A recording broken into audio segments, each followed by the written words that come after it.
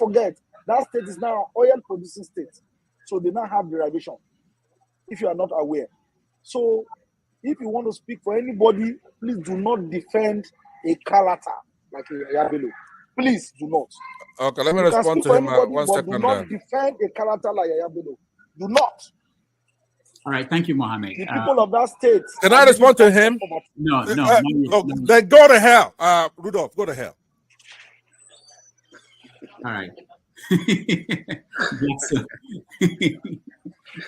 I hope that Nigeria wins. I'm never going to wish any president evil so that I can say I told you so. No, I won't wish them evil. I hope. You see, I'm not praying. There's no point. I can't pray for Nigeria to be fine.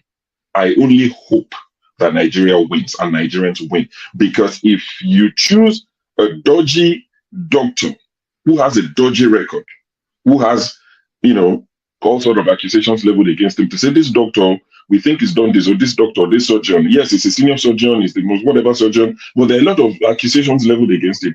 If you choose him to operate on you, and you tell me to pray for you that it doesn't kill you surgery, what's the point? I can't pray. You might make it, you might not make it. My prayer won't change anything. So I hope Nigeria and Nigerians win during Tinubu's 4 years. Thank you. Thank you. Thank you so much for watching. Thank you. Have you subscribed? Yes, you. Have you subscribed? You. Yeah, before you go, click. It's free. Click. Just that's it. Have you subscribed? You're laughing. Have you subscribed? Have you subscribed? Thank you. Hey, madam, thank you so much. I can see you. We have to get to 100,000 subscribers. By the end of the year, how are we going to do that if you don't subscribe? Yes, you. Yes, you're about to click off. Why? Have you subscribed? It's free. If you don't, ask your son, ask your daughter how to. Just one click. Thank you. I see you. Aha. Thank you very much. I'll see you tomorrow. Okay. Children are born and put on the rubber stool. No, I tell people, Dr. Damages, you need to come, if you want to know the level of poverty in Nigeria, you need to enter the Nigerian hospital. You'll be walking at the doctor, sometimes you cry. Sometimes we use our money to give patients. So when people see doctors go on strike, I get mad. I had to leave. It's painful. You see a child that you're taking care of. After a few days, the child is retrogressing. The child is getting worse by the day because the drug you recommended, you prescribe for the child, they cannot take the child's prescription to the pharmacy. There is no money. They don't have money in their account. The little baby that is so fragile, you manage to take their blood sample. They cannot process the blood sample because the person at the lab said no, they don't have the money in their account. They will take my salary if I process this sample. So you watch the innocent baby go retrogress. What do? You take our money from your pocket and give that parent, madam, please go and put in this account. Let me see this child get better. And we're here defending thieves because they give you $5,000, $1,000. What is $1,000? Children are born and put on plastic chairs in Nigeria. Are we not ashamed of ourselves? And we'll call Obi stingy. Let him be prudent and let us have functioning hospitals. Let us have good roads. Our people are dying. Children are dying by the day. I had somebody when I was in Calabar, and when I was still a medical student, the man I used to buy something from at Amaya Market, his child was born premature. Guess what? But the child was older than the other child that survived. Why did his child die? Because the child missed the last incubator that was available. The other child that was born that was weak and had the incubator, his child did not have any incubator. They had to wrap the child and put a lamp beside him. That child died. Oh. And you people have the effrontery to come here and defend Tinubu Atiku. Oh no, it's so sad. It's so sad. You want to know poverty? Enter the hospitals of Nigeria. You don't know nothing. So we have to be very careful what we say. Very careful. There's poverty in the land. There's poverty in the land. A lot of poverty in the land. People die by the day. Wow, thank you. Blessed are those who know how much they need to know before they know how little they know. Blessed are those who know how much they need to know before they know how little they know. And tonight, this gentleman will be making his network television debut. This is his most recent album right here. It's called Spirit of Love. We're very pleased to welcome Majek Feshek.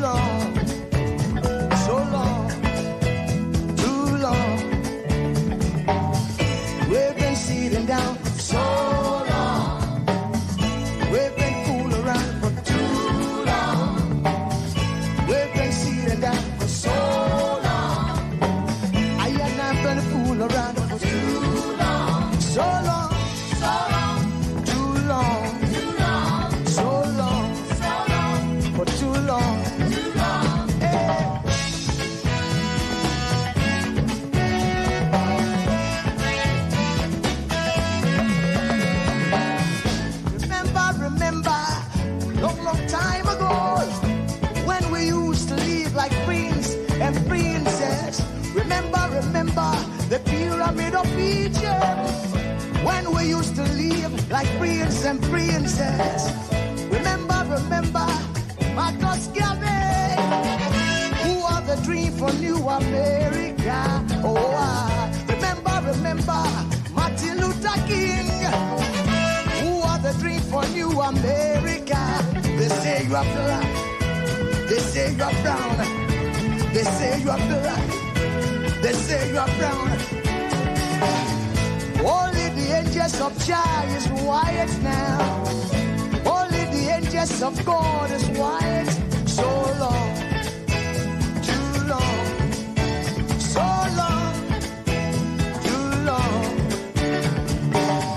We've been sitting down so long. We've been a fool around for too long.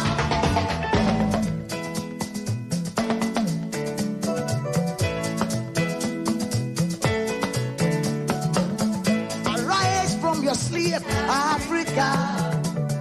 Arise from your sleep, America.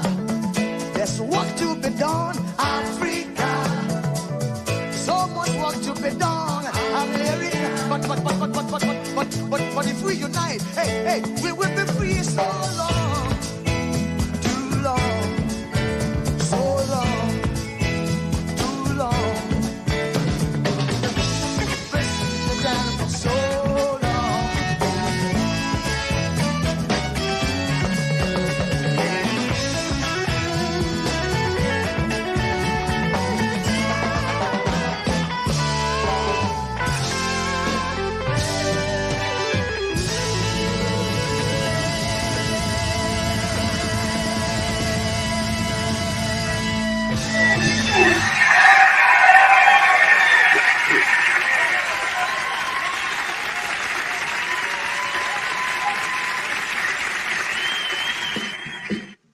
Awesome. You are welcome once again, good people, to this holiday edition, special edition of Dr. Damages, Have Your Say. And today we are coming to you not because we don't know it is a working day in some parts of the nation, of the earth, but because we are also having a holiday, which is Workers' Day here being celebrated in my location. So we decided to put up a special program for you just to update you on what is going on. And what is going on is nothing other than the fire that has been raging over some time now in the nation we all love so much and call home, which is Nigeria. And the constant gaslighting of a certain tribal group or ethnic group in Nigeria. And we are going to touch a lot of base today. And we're going to annoy some people, you can be rest assured. But we are going to constantly not join forces either with the Igbos or any other group. We're just going to state it as it is and hope that you will make a sense out of this nonsense. I want to warn you ahead of time because you see, our people have a proverb that when you wrestle with a pig, there's two things that happens there. One is that you either get your hands soiled or you yourself begin to look like a pig. So we're going to try to wrestle with the pig today, but we'll try not to get the whole of ourselves to become soiled. We just hope that people can make a sense out of nonsense. And having said that, I want to lean very much closer to what our very legend has said, which is that arise from arise to your feet, Nigeria. Arise from your slumber. Arise from your ethnic divisions. Arise from your tribal divisions. Arise from your hatred for one another. Let us come to a place where we all can build a nation that we'll all be happy about. How long shall the late Sonny Okoso continue to sing Which Way Nigeria? When shall we come to that place where we have all been able to define where we're supposed to be as a nation? When shall we be called a nationhood? Today, I have an important task in my hand, which is that I can choose to continue to follow that trend that is being set for us, but we will not go that way. Rather, we want to present a very balanced case. Balanced in the sense that we all know, if you read the history of Nigeria, when tribal politics started in Nigeria, and that tribal politics have been always skewed against certain individuals. We all know that. So, but we will not go in that direction. We also have an update on the Amaka's issue. So if you stay with us, you are going to, we're all going to follow that development together, and we'll see where it leads us. But for now, let us allow you to see a man, who has played a lot of role, and his role is always controversial. Hear from him. And let me assure all of you, not while we live, anybody will take away the structure of PDP from us. Not while we live. And let me tell people, I hear that there are some governors, who say they will take away the structure and give back to somebody. I pity those governors, because I'll put fire in their state.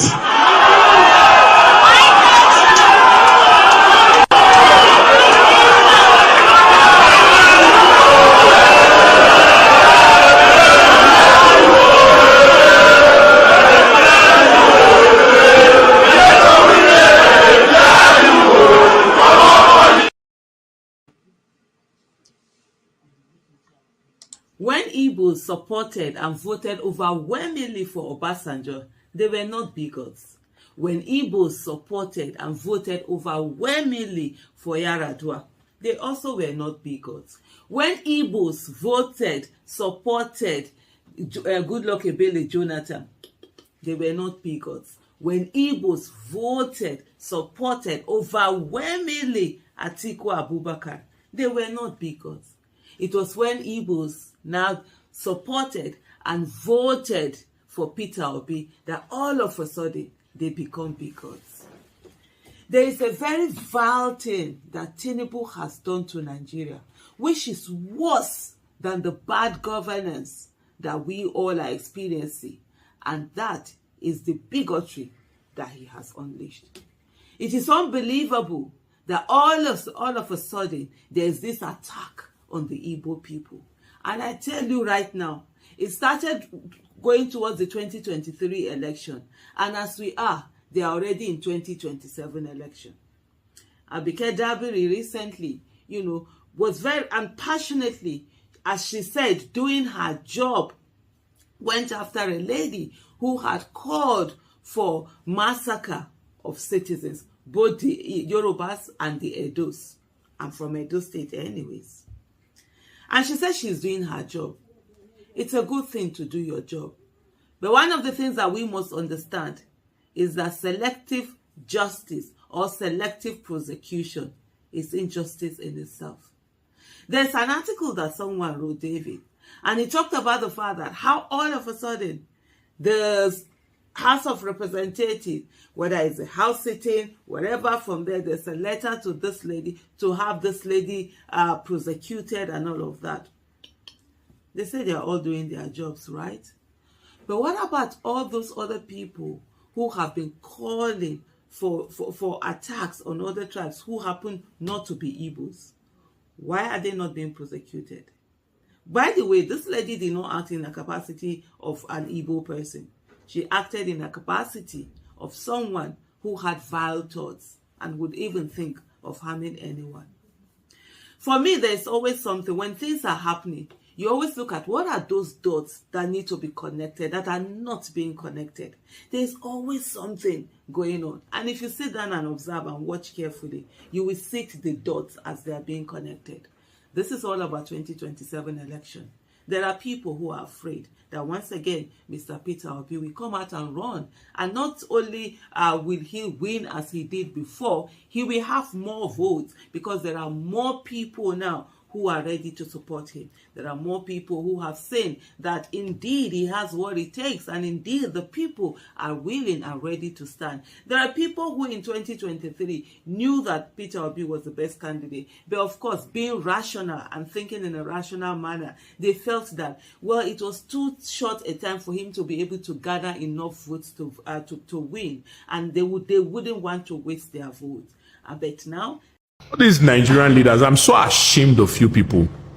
The way you people go about solving issues, your body language also shows that you are in support of this tribalism that is going on in this country. Because sometimes body language tells a lot. Now, first of all, I am not in the business of hate and tribalism. Everybody who knows me and knows my page, I don't support it in any way. But I must tell you that our Nigerian leaders have a way of directly or indirectly promoting tribalism. And I will explain why. Your body language tells a lot. Now, I am not in support of what Amaka said about her hate on the Yorubas and the Edo people. So whatever action is taken against her, fine, I have no problem with that. But my question goes to the level of hypocrisy in the Nigerian leadership. Since 2023 to date, it has been all about Igbos. Igbos must go. This, that. But if you go to the internet, you can't stay 2 minutes with some kind of tribes. Igbos must go. This, that. Igbos are this. Igbos are that. Igbos are that. There is no action that was ever taken against any of these people. But just one lady who got emotional about the whole attack because of the pressure that has been going on since 2023 to date, all of a sudden, vroom, you people have taken action. Why didn't you take action against the Yorubas that have been saying Igbo must go all these years? No action taken against them. But one Igbo lady just said one thing and brrr, you people have taken swift action. That body language tells a lot about your tribalist nature. That body language tells a lot about your level of hypocrisy. If you want justice in Nigeria, just as you punish this lady, you are supposed to be punishing every other one that has been preaching hate on the Igbos since 2023 to date. This hypocrisy is too much for us to bear. If you don't like the Igbos, let us go. You don't want to let us go. You don't want to let us even have peace in the land again. You want us to stay. What kind of hypocrisy is this?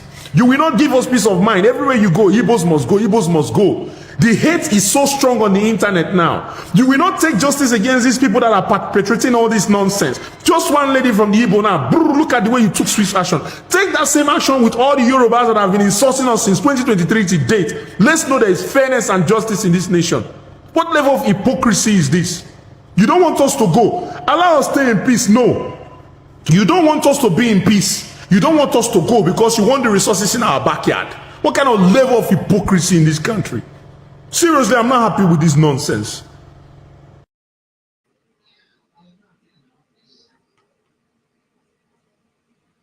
This will be the last time that a Labour governor will govern Abia State. I say it without missing word. The next governor of Abia State will be APC governor. Yeah, I say it without missing word. So we are friends, yes. We work together, yes. But I will not be number 6 citizen of the country and another party will govern my state. The next election of 2027, the APC governor will be there. I have told him in person, I have told him publicly and privately that APC governor will be the next governor of Abia State. How it will happen, I don't know, but it will happen. So why are you not confident? I'm confident because we are working hard. I'm confident because my government is working hard. The president is working hard. And Abia will repay the president. Abia will repay the president.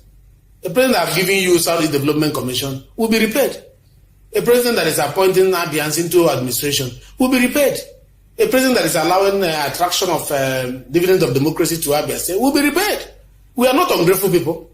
Monkey will not work and baboon will chop. APC will not help the state to be strong and then Labour will take the credit. And no. APC will determine who become the next governor of Abia State. I don't care about who the person is. But one thing I know is that the party platform, APC, will be the next governor of Abia State. Go and write it somewhere. That we are ready to work for Abia State. And we are tired of being outside government, the government at the center. We need to leverage the power of the center to, increase the development of Abia State. The governor is my friend and he's doing well. Comparatively speaking, from other governors, he's not doing badly within the 100 years in office. I give it to him, and I'm proud of him. He's my friend. In fact, we spoke today.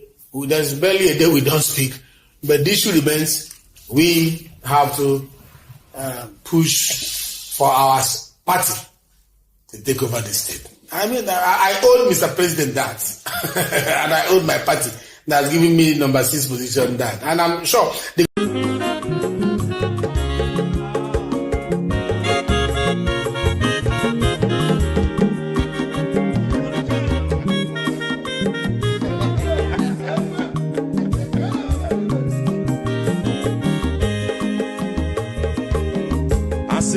onye ọma zoro bio akwa nwa zoro bio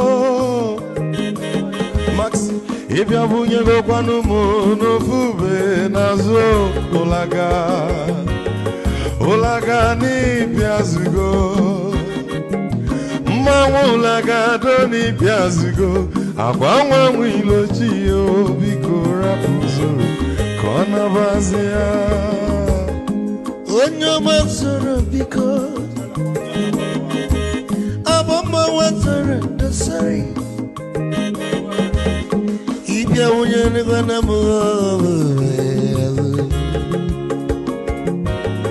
ụlagado n'ịbịa zigo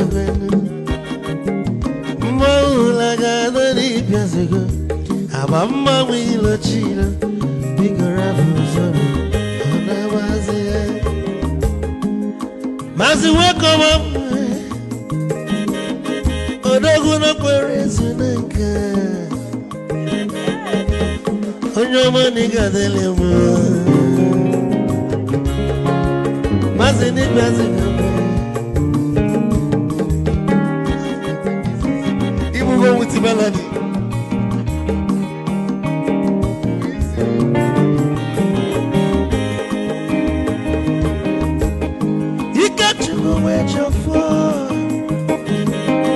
Odogu nachala noka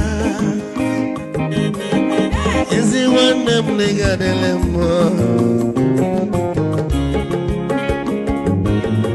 Olagado ni pezigo noe Ma olagado ni pezigo Amama wilo chilo Bigora muzoro Anabazi Te Onyama zoro de Mama was sorry. If I were to go on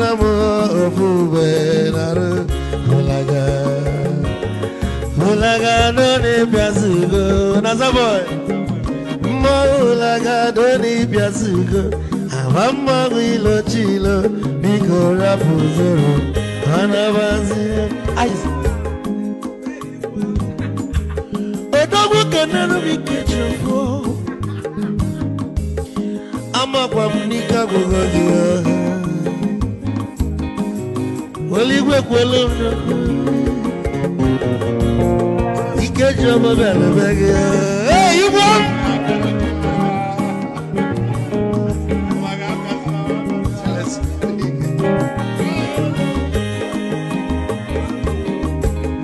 Eku Kampune Kene. Amaka ndị nsọ Chukwu emekalumo ike Chukwu negaji esi nwanne m ekene ịlapụlụ ife niile na-eme wee bịa ka gosili na anyị na gị bụ nwanne Wisdom gaji ka nye gị maịkị ka ogobanya bụ egwu esili maxi ọ bụ na-etiri egwu a malụkwa malụ n'imego m ife ọjọọ wee sị gị nwanne m ife ọkụ na ịchọlụ na ngeme Wisdom onume ekene gị gbamanwe iyo iyo biko lapụ na-abasị ya zoro zoro zoro zoro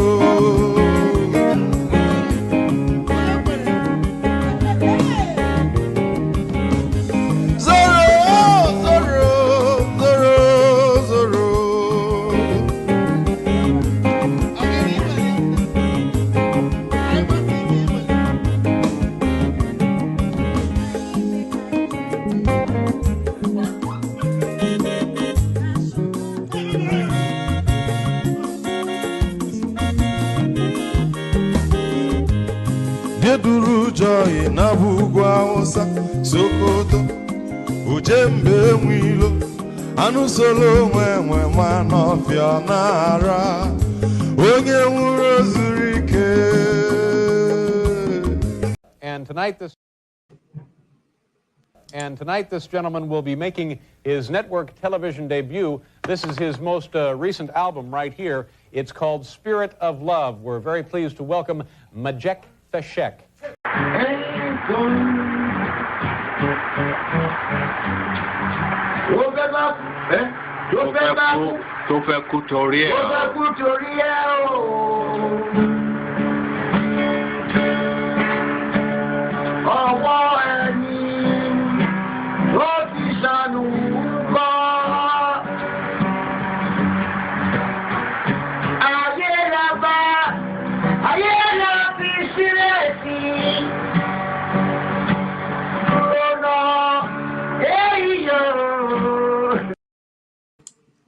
Thank you very much for staying with us, and we are welcome to this special broadcast.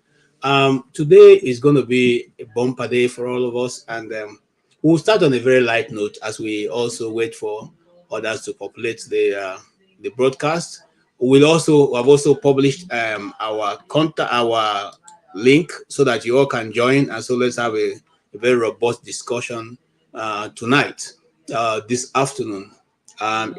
Where you are, maybe night, but where I am is getting to the evenings. Okay, so we will start from the visit of the young man called Rema, who touched the down in Nigeria, and also who is from Benin, who is from Edo State. Give me 1 minute. Let me sort out something here.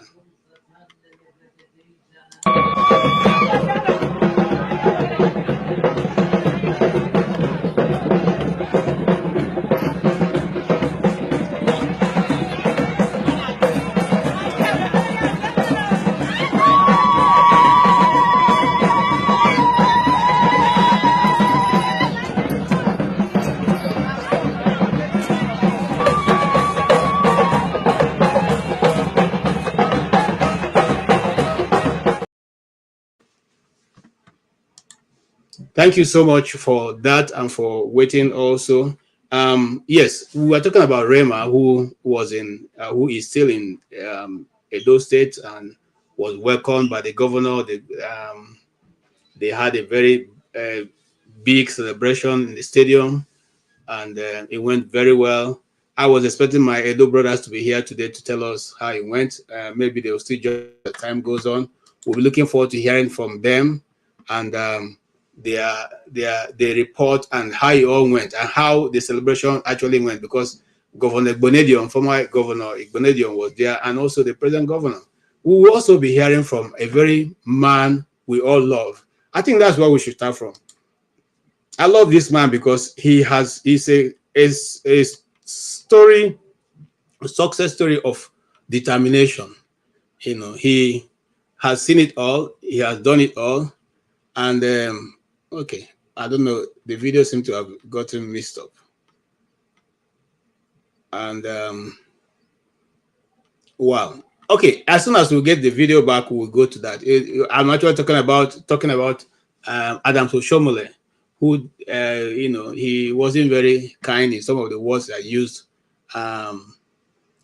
concerning statement made, and as a statesman, we would have expected that he would respond in a different manner, but he responded in such a way that's very statesman-like, very un-elder-like, and not very kind at all. And while we wait for that, I'll search for that video. Please, I am from the great state of Abia, and sometimes we remind ourselves of who we are. Let's watch.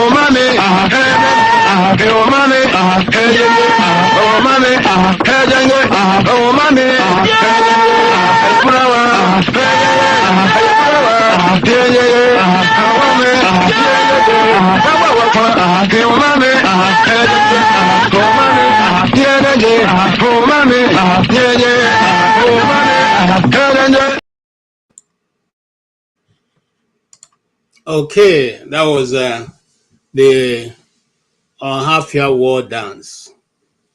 Those days, they used to tell us that if you're not a man yet, you can't dance that dance. It's only meant for the brave and the strong-hearted. It's a dance that shakes all your bones and everything that you have in you. In fact, you watching that dance, you think it's a simple step until you try it.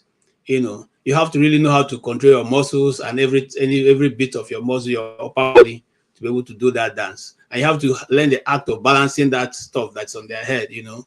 We were growing up and we were told that, well, I don't want to say what they say it used to be, but they said, it's a representation of those days that they used to go to, to war. And when they come out that way, they are fearful and they are indeed frightening, okay, to the enemy. Right, let us go there.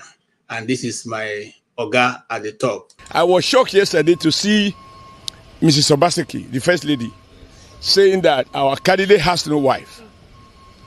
She is the most... I'm sorry that she had to say that, because here is a woman who has no child. Between him and Obaseki, they have no child. They are childless. They are even not ready to adopt. I mean, I don't blame anybody who don't have a child. But people who have love for children, they go to motherless home and adopt children. They have not adopted. They are both in their 60s. So you married with, I don't know whether it's a contract or whatever it is, but they have no child. Now, our candidate not only have children, he has invested in the education of those children such that you watch them on live television, covered by your media stations, where the first one that spoke is a lawyer, the second one is a medical doctor, and they address the crowd in Edo South, in Edo Central, in Edo North, and their mother was there. Okay, so just we're going back to that video. You see, these are the kind of things that bring issues. You have just not ended in talking about the woman and her husband's whole life story. You've gone all the way to say they don't like children. How do you know they don't like children? This is the kind of rhetoric we put in our nation that, at the end of the day, you say a young man has risen up and insulted you. When an elder, those days we used to grow up, they were told that elders know how to speak. You should, the Igbos call it onyele menka. That is, you have an understanding of how to use words.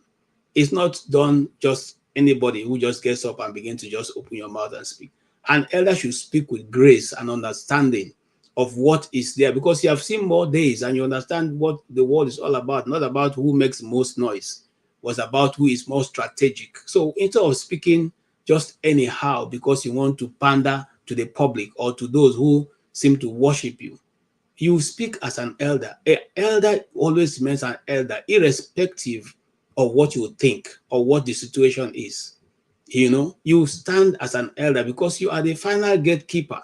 When you refuse to be that gatekeeper for the society that you have found yourself to be an elder, it becomes problematic for both the young and the old. And that's what I see here. And I didn't think I like it at all. I have no love for the governor because I don't think he has governed Edo State as probably as we expected, because he's a technocrat, well-known, a very good hand in the private sector. Why can't he bring such and develop Edo State that is, Benin especially, that's an Asian city, So we feel a bit sad, but talking to his wife in that order, it is below the belt, and I don't think anybody can appreciate that. I was shocked yesterday to see Mrs. Obaseki, the First Lady, saying that our candidate has no wife. She is the most, I'm sorry that she had to say that, because here is a woman who has no child. Between him and Obaseki, they have no child, they are childless. They are even not ready to adopt. I don't blame anybody. So what has made you now better than Obaseki and his wife? Because you have even gone further away than the woman, if she even made that statement, because I searched for it, I can't find it. But even if she did make that statement, you should have always risen up above her, because you are an elder. You're not standing the same pedestal with her. You're not on the same pedestal. You are a much older person. You are more elderly. You have handled more governmental positions. You are a senator of the Federal Republic of Nigeria, for crying out loud. Certain things should be beneath you. To drag yourself to a point where you begin to talk, to a woman because she doesn't have a child, that is what is causing, problem for the vice president of picked vice president J.D. Vance here, because he was even making a joke, and these are not even married people, But today, no matter what you see, no matter what the situation is, you cannot drag Obaseki's wife into the action, into the arena of the fight. That is fighting dirty. I don't think you will like it if young men begin to attack your white wife, and say all kinds of things about it. Because you too have a lot of skeleton in your cupboard, sir. With due respect, you have a lot of skeleton in your cupboard. We just don't want to unveil it, because we see you and want to give you at least once in a while you speak out for the masses of Nigeria, whether you mean it or not. We want to see you as that. And so we will not like it for you to continuously, let yourself be dragged into this rough fight. You do better when you stand out as the bigger person in the fight and speak with grace. Sir Senator Adams Oshomole. We like you, and so we want you to. I was shocked yesterday to see Mrs. Obaseki, the First Lady, saying that our candidate has no wife. She is the most, I'm sorry that she had to say that, because here is a woman who has no child. Between him and Obaseki, they have no child, they are childless. They are even not ready to adopt. I don't blame anybody if you don't have a child. But people who have love for children, they go to motherless home and adopt children. They have not adopted. They are both in their 60s. So you married with, I don't know whether it's a contract or whatever it is, but they have no child. Now, our candidate not only have children, he has invested in the education of those children, such that you watch them on live television, covered by your media stations, where the first one that spoke is a lawyer, the second one is a medical doctor, and they address the crowd in Edo South, in Edo Central, in Edo North, and their mother was there. So, the man who you are supporting has children. Praise God. Okay? But it doesn't take away from the other woman who does not have children. And having children these days is by choice. It's not mandatory that you must have children if you don't want to. And it's not a contract marriage, sir. That is going too far, because we have not talked about your recent marriage, whether it was contract or not. We have not even shed any light, because we think that's your private affairs. Okay? So, but going to that extent to say these things, Haba, Oga, with due respect, I think it's going too far. And I think you need to call the lady and apologize for that. I think so. As a honorable senator of the Federal Republic of Nigeria, I think sometimes we should guard our mouth, because that's what is bringing us all to this point where we are today. If people guard their mouth, we'll not be where we are. But let's not get into that. Like I said, we're going to go deeper into that, and we'll be trending on the path of trying to bring the rhetorics to a close and trying to lower down the temperature, irrespective of which side you stand. Now, let's dive a little bit closer. Recently, President Ahmed Bola Tinubu appointed Adeola Ajayi as the new DG in charge of the Directorate of State, DSS. Now, we all have witnessed, what has gone on in the past, and we have seen what the DSS is capable of doing if unhinged. So every Nigerian looks forward to a place where he will say to himself, okay, the DSS has now put on a new lease of life. Is that what we should expect? Or do we also keep looking forward and believing that these things may never happen because somebody who is there does not respect the rule of law? I have the report, and I don't know what's happening to the videos. I have a report coming from the Nigerian court today that the people that demonstrated in the last demonstration have now been charged for treason. They've been charged for treason, and treasonable felony means that you can be executed or killed or whatever, or put in life imprisonment for the actions you have taken. The question I want to ask our president is, if Jonathan has taken hold of all of them who wanted to occupy Nigeria and put them in prison and charge them for treason, will he be today on the seat of government of Nigeria? If Jonathan had taken, because every other apparatus of government was in his hand, if he had decided to take all of you, Bola Ahmed Tinubu, Dr. Tunde Bakari, Professor Wole Soyinka, Feli Fanano, and all the other big men in Nigeria who are supposed to be peoples of the later, who took that march, occupied Nigeria for almost 2 weeks, and Jonathan did not do anything. If he had taken you people to court, will you be in position today to be the president of Nigeria? What is good for the geese is good for the gander. The Bible that I believe says what? It says that do unto others as you will want them to do unto you. Jonathan did not carry people to prison. Jonathan did not even release the DSS and all those people that you guys used to, destabilize Nigeria. We allowed people to have a peaceful march. You occupied Lagos. You occupied Abuja. You did all that. You marched with Buhari leading the charge. Even Atiku, all of you, those of you who said if this doesn't happen, the street of Abuja or Nigeria will become the baboon and the monkey will come to display. Those are there. They are records. It's just that we don't want to go back in that part. We just want to remind those of you who are in authority today that power is transient. It does not rest on one man. It does not rest on one man. The siren is blowing for you today. It will blow for your neighbor tomorrow.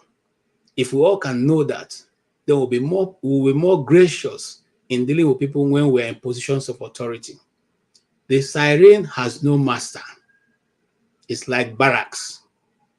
Army go, army come, barracks remain. I want to tell you, please, sir, with due respect, try and temper down. Bring it down. Bring down this tempo. It does not make any reason. It does not take. In fact, it will even help your government, because all those people that have been charged, are you not going to give them food? Are you not going to make provision for them to stay? I don't think it's necessary. You have much more work to do. If it's the judiciary or the whoever that have decided to put this burden on you, call them today and tell them, no, I don't agree with this one. Release these people. Release all the political prisoners, those who have been taken in for, what they have not done, what they don't. Some of them don't even know what they've done. Talking on behalf of the journalist who is still in the detention of the DSS, sir, Sir Ajayi, sir, of what use will it be to you? It doesn't make any sense. That is not the problem for Nigeria. As a journalist, you only tell what is happening. Where has it been a case? How has it been a problem? Where has it been an issue to do an investigative journalism? The journalist is the fourth realm of the government. It's only in that enclave that journalists are not given their due respect. The journalist is the only one authorized by the Constitution to hold government and government officials accountable to the people. In other words, just as you have been elected or appointed, so is also the society have given that mandate for a journalist to do the story and tell the people of Nigeria, who are the true owners of Nigeria, what is going on. Sir, with due respect, please release the journalist. Release the guy, let him go get treatment. If you think he has committed an offense that is beyond being let go, let him stay in his house and continue to attend the court case until, because whatever he has done is not beyond what others have been doing. And those people are still walking free. He has not done even anything except on reporting a story. If the people who has written about feels that it has cost them libel, let them go to court and ask him to bring his evidence. Or if you feel that what you have written is against your country so hard that it cannot be forgiven, you go to court and tell him to come and tender his evidence. That is the way people do it in a place we think is a civilized nation. Journalists in other enclaves write stories that are used to make policies, write stories that make their National Assembly or their Senate to do an investigation to find out whether what that individual had written is true. And so most times they come out to be true. And what do? They hold the people whose stories have been written about accountable. How do we bring accountability to a society if we continually brutalize those who are giving us the story? If you continuously to brutalize those who are going behind, risking their life and their time to go behind and get those informations across. I appeal to you, we all, those in diaspora and Nigeria, appeal to you, sir, DSS director. We all have celebrated you of your resilience, of your dedication and tenacity to remain in that system to the point where you are now at your top to be able to make an impression of good governance. Sir, I beg you, do not lose it. Do not lose it. Write your name in this, with a platter of gold. That when you leave that agency, just like you are dancing for your predecessor, that God had removed him finally, they will not have a reason to dance for you because you have stood above board. What will it profit a man to gain the whole world and lose his soul? That's what you should keep asking yourself as you sit in that office. What shall it profit you if you do all the abracadabra and in the next 4 years or 5, somebody takes you out and then they replace you and then they have to dance their cultural dance to say, thank God, this evil has left us. My late father used to say something.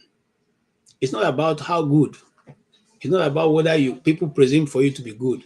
It's the good name that you leave for your children, leave behind. That when people remember you, like he's no longer alive now. Whenever you talk about my father in my community, everybody say, oh, that man was an awesome man. He was straight. If you're looking for the truth, you go to him. So let people also remember you for your service, that you are a man above board. You do not allow the system to push you up and down and make you drunk. Like one man, we're going to play his video here, who is constantly drunk of power. And this power is only used to oppress his people. I don't see him fighting the center, because the other day it was just the simple governor of Sokoto State that floored him. He had not been able to fight him. but he's able to fight people in his community, in his state, destabilize the state, and thinking that that is the way to governance. What shall it profit you if you are the only one who is a millionaire in your community? What shall it profit you? You are the only person who the system acknowledges. In a situation, in a place where there are hundreds of people gathering, you are 100 of you there, and you think you are the only one who tells the truth, just you alone. Every day you stand and tell people, you know, I'm the only person here. If you don't know, you don't know. If you didn't know, you didn't know. That is all. You think that's what it's all about? That is why our communities are still the way they are. Because once one monkey gets on the tree, he makes sure the rest of the monkeys can't get on. You know, is that governance? Is that what we want? Is that what it is all about? So, sir, as you come into this new office, we ask that you go bearing in mind and knowing that the Constitution has given you the power and authority to do a lot of things. But also, the one who is more than the Constitution is the God that you worship. And he has called you to account. So even if you are not thinking that the system can hold you accountable, sir, we think that you should hold yourself accountable to your God. And at the end of the day, you can say, I have done a good job. And I walk out with my head high. We know a lot of people who walk out with their head high as DSS, bosses. We remember with fond memories of Alhaji Umaru Shinkafi, who was also a DSS boss. Everybody loved him. Everybody loved him. I don't know much because I was a very young man at that time. I was still in primary school, I think, or thereabout.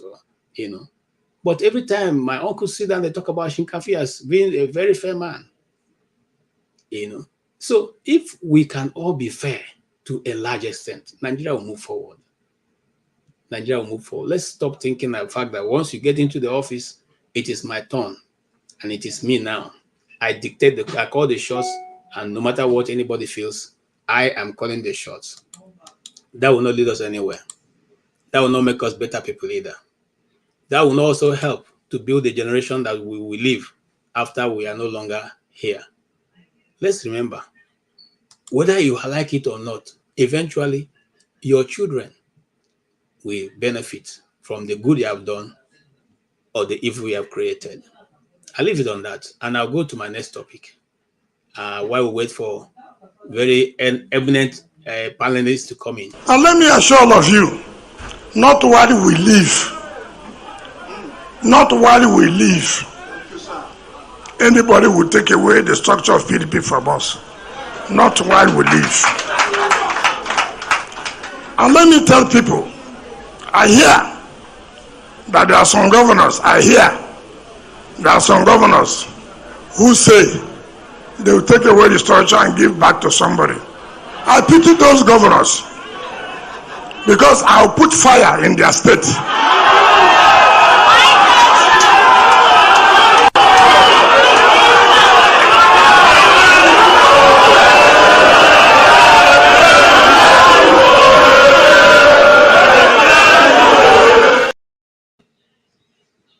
Guys, you see what I'm talking about? A man who is being paid by the taxpayers' money, a man who is put in a position that the people of Nigeria are the ones paying his salary, is telling you that if anybody ventures to take away the structure of PDP from him, that governor state will become destabilized. They did not arrest that man, no, because it's not hate speech. They did not arrest that man. It's that's why I say many times to myself, hate speech is a narrative that the government cannot control. But if it's coming from government, it's okay. But if it's not coming from government, it becomes hate speech because they find out that they don't have control of the narrative, the truth that is not being told according to them. Those days when we were growing up, they said it was NTA. 30 million Nigerians watch NTA. 30 million Nigerians cannot be wrong. Irony. So now, those 30 million Nigerians no longer tune in. Who even watches NTA? So 30 million Nigerians realized that they've been wrong for so long, and they've said to go elsewhere to look for their information, to look for news. And that's why the government invented another word called hate speech. So if they don't like what you've said, they call it hate. If I come here today, I praise the government from high heavens, that speech is okay. If I call all their political enemies thugs and thieves and everything, they are happy with that. But the moment you speak the truth as it should be said and say be fair to all, it becomes hate speech. Now, he's calling that nobody can take away the structure of PDP as long as he lives. Yes, Wike is not the chairman of PDP. By the way, we don't even know which party he belongs to, whether he belongs to the APC or the PDP or LP. But he's boasting with his hand on his chest that neither Atiku Abubakar or any other person of note that is in PDP can remove him from the PDP. Not why he lives. And if sometimes when people do that boast, you ask yourself, do they know something we don't know? Is it that they know how long they're going to live? Because you can go to sleep and not wake up tomorrow. You don't have the power to wake yourself up. So when they hit their hand on their chest and say those things, I just goose pimples on my body, because you get yourself a power that does not belong to you, an authority you don't have. However, it's an open challenge to those of you who are members of PDP. It's an open challenge to those of you who want good governance in Nigeria. Just like Aisha Yusuf said, are you going to allow yourself again to be played into the corner? And I like that lady Aisha, and I think I praise her because Aisha Yusuf, because I don't have that kind of courage that she has. She is really a fearless person. Are there women who have stood up at the cost in the course of Nigeria building as a nation, have taken the bull by the horn and faced the consequence? Many of them, but few. The about women rights comes in mind when the British wanted to oppose unnecessary tax on the people. The women in Aba took the bull by the horn. Mrs. Fumi Ransom Kuti was one of those who also took the bull by the horn. He said to tell the government at that time what they were doing wrong. If you go back in time in history, you find that a lady called Queen Amina of Zaria, I don't know how many of you know her, she also was a woman who led men to war, and she did a lot of exploit at the time that it was very rare for you to see women in battle. She led the people in battle.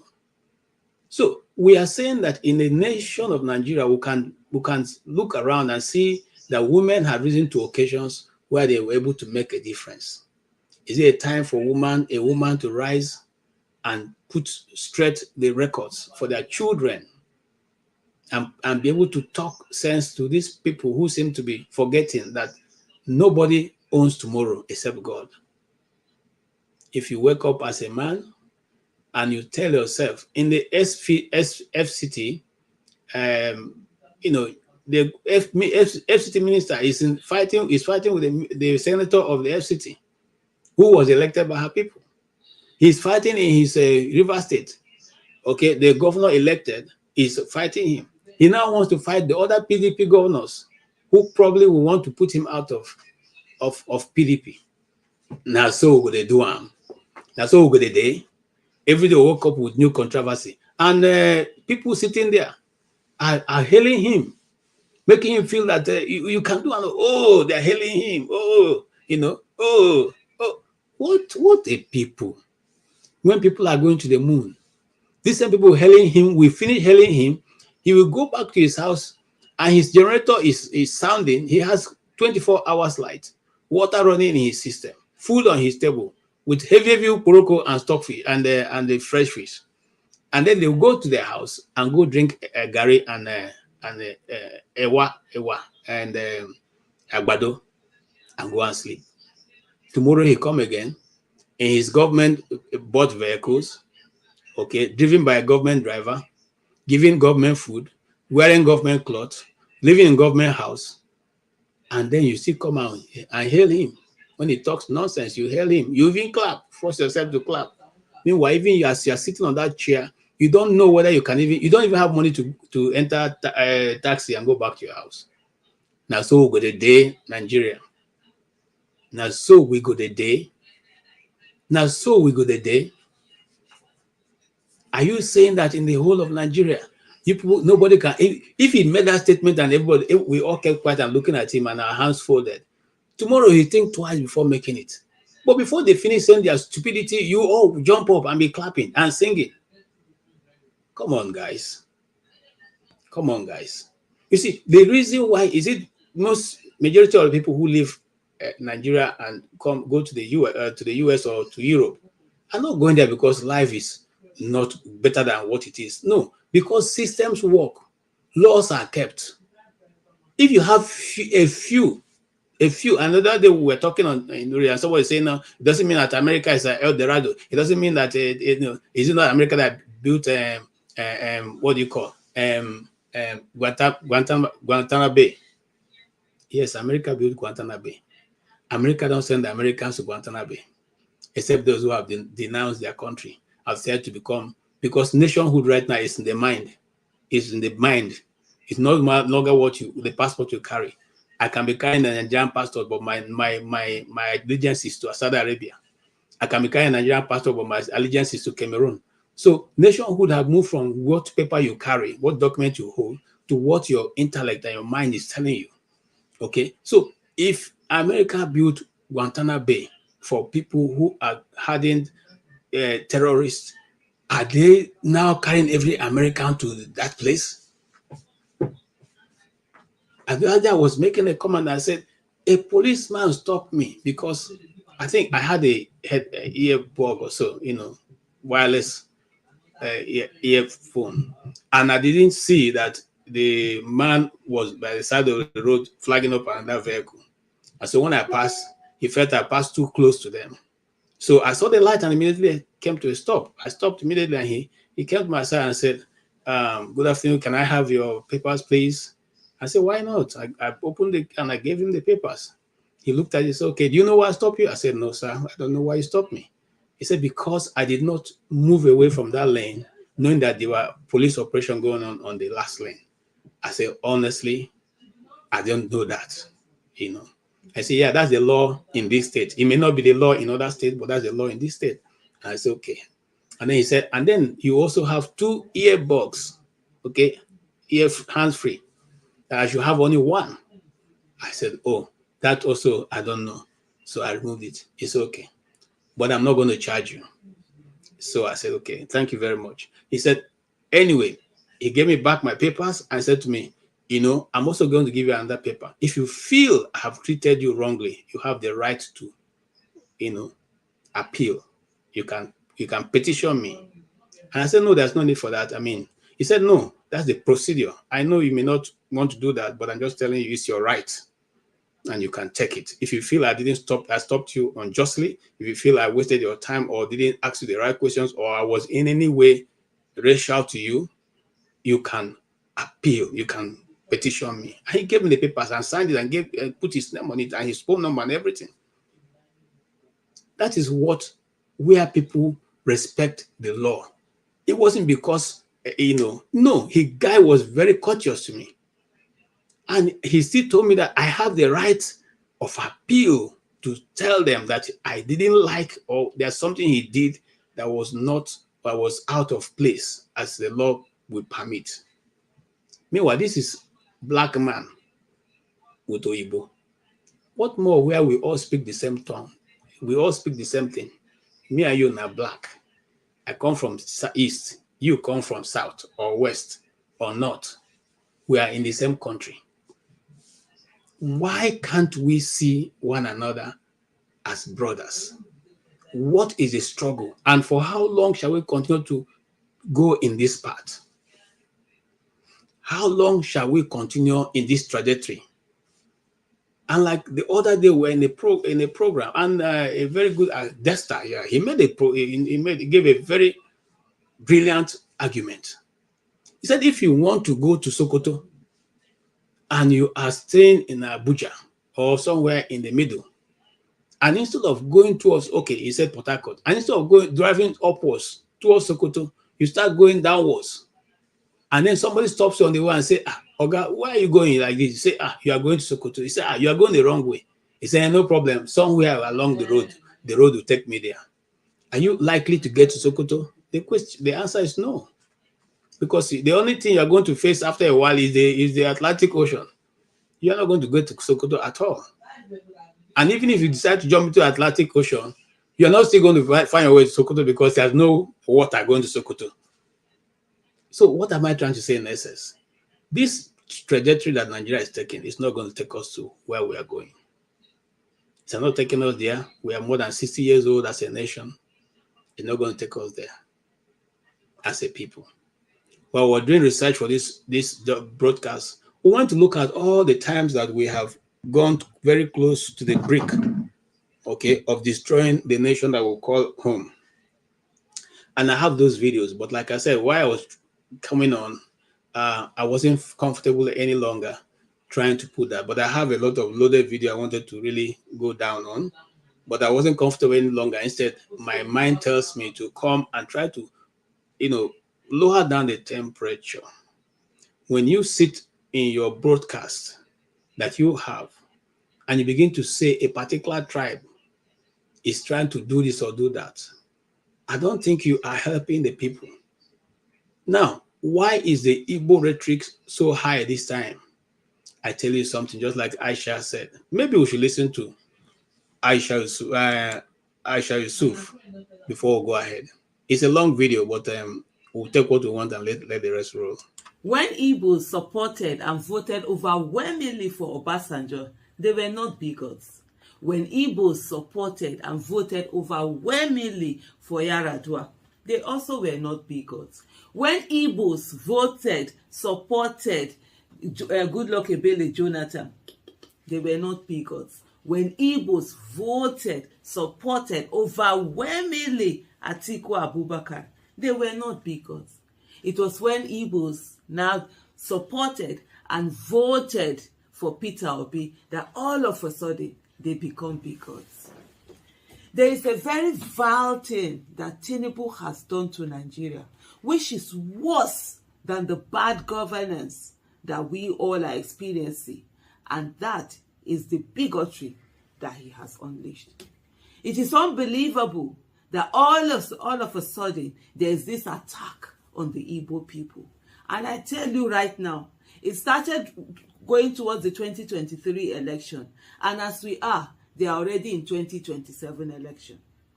Abike Dabiri recently, was very passionately, as she said, doing her job, went after a lady who had called for massacre of citizens, both the Yorubas and the Edos. I'm from Edo State anyways. And she said she's doing her job. It's a good thing to do your job.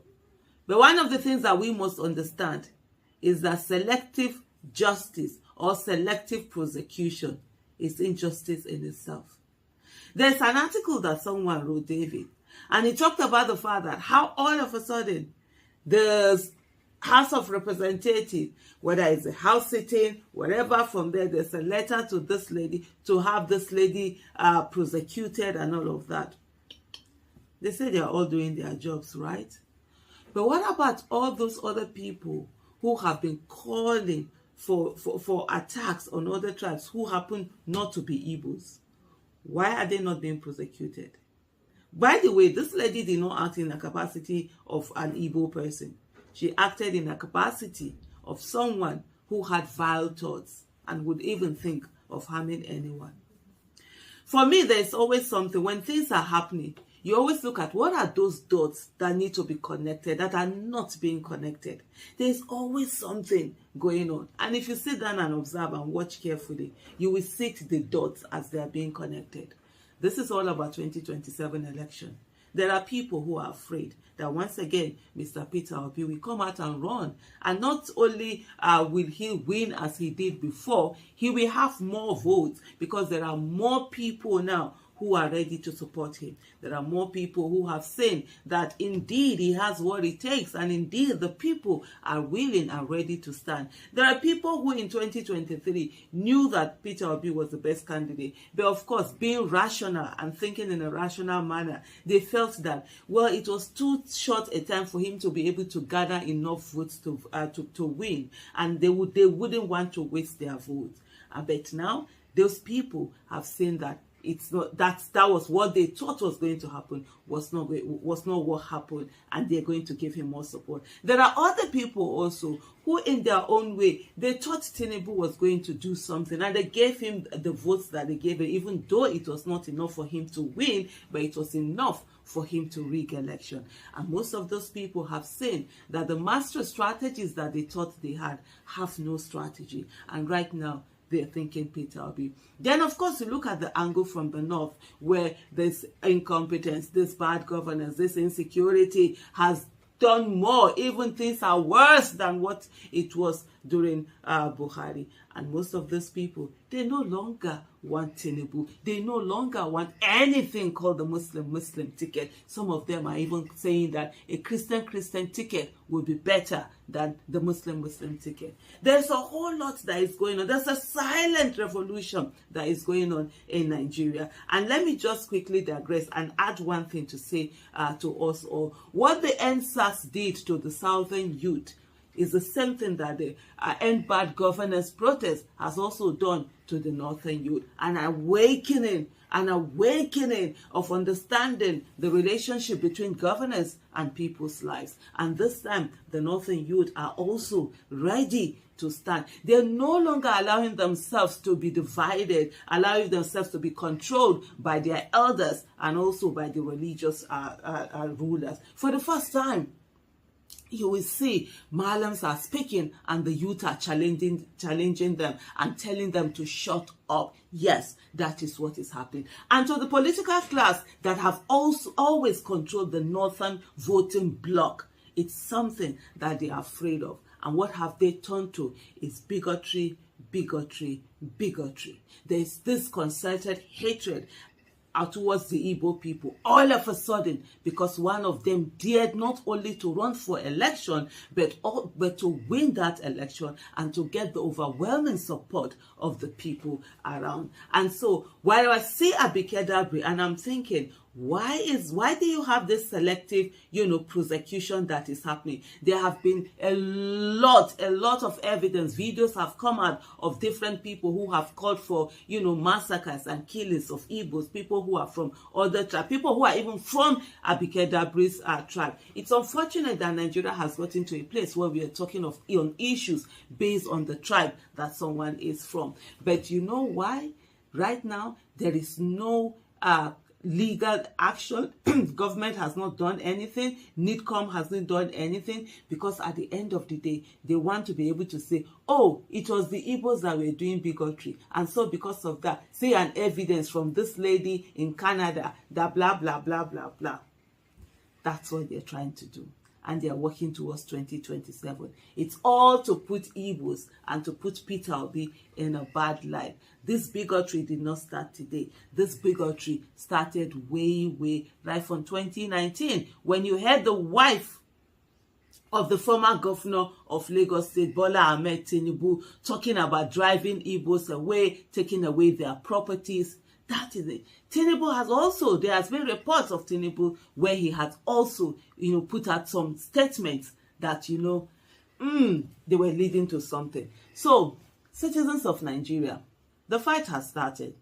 And one of the things that I always say is that good must be more tenacious than evil. For those who want the betterment of Nigeria, we cannot afford to be tired. I did a tweet earlier and someone said, I'm tired. We are tired. And I said to her, I know, I understand that they're doing everything to overwhelm. But the fuel that we must always take, and we must always imbibe it and inhale it, is that those who do evil, they are tireless. They never give up. They are on. And so those who want the betterment of the nation and of the people, those who do good, must also never be tired.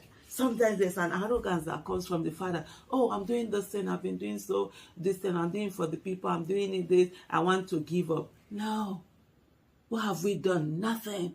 And so until we get to that place where there's good governance, accountability, and transparency in Nigeria, until we get to that place where the child of nobody can become somebody without knowing anybody, we have no business of being tired.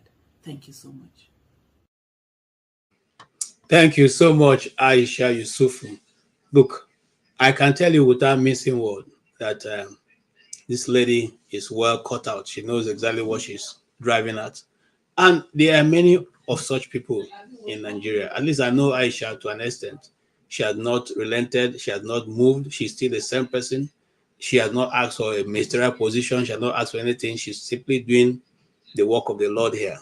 Because if the society is better, we all will all enjoy. That is what Europe has built on, build their country on. That's what America has built their country on. That's what Canada has built their country on. It's not necessarily because there's no corruption there, not necessarily because there's no evil people there, not necessarily because there's no bad cops there, not necessarily because there's no bad legislators or politicians there. But the moment the system catches up with you, you will pay for it. There is nothing like and the system itself is not cued to, like I keep saying, it's not cued to the fact that once you go to the court, because you are the face that reported, you must be the one judgment to be on your behalf, or because you have a cousin or this. Look, let's take for example the recent issues with Donald Trump here. Donald Trump went to court. All right, they took him to court, and the whole people, the whole nation were those on the left or the Democrats were rejoicing. Other people were, eventually that case went, why am I quoting this case? I read what the Supreme Court said. The Supreme Court argument was that you are looking at one man. We are looking at the future. We don't give judgment based on one man, whether you feel good about him or not. We give judgment in what will happen in the next decade. Okay? So if a judgment is given just because of one man, what do you expect will happen in future? Judgment most times in Nigeria have been queued to suit one man. That's why Abuja have become, now we have 37 states, because we thought we had 36 until Bola Ahmed Tinubu came forward, and the FCT have become a state because of the judgment for one man. How long shall we continue to make policies that will suit only one individual? Sorry, excuse me.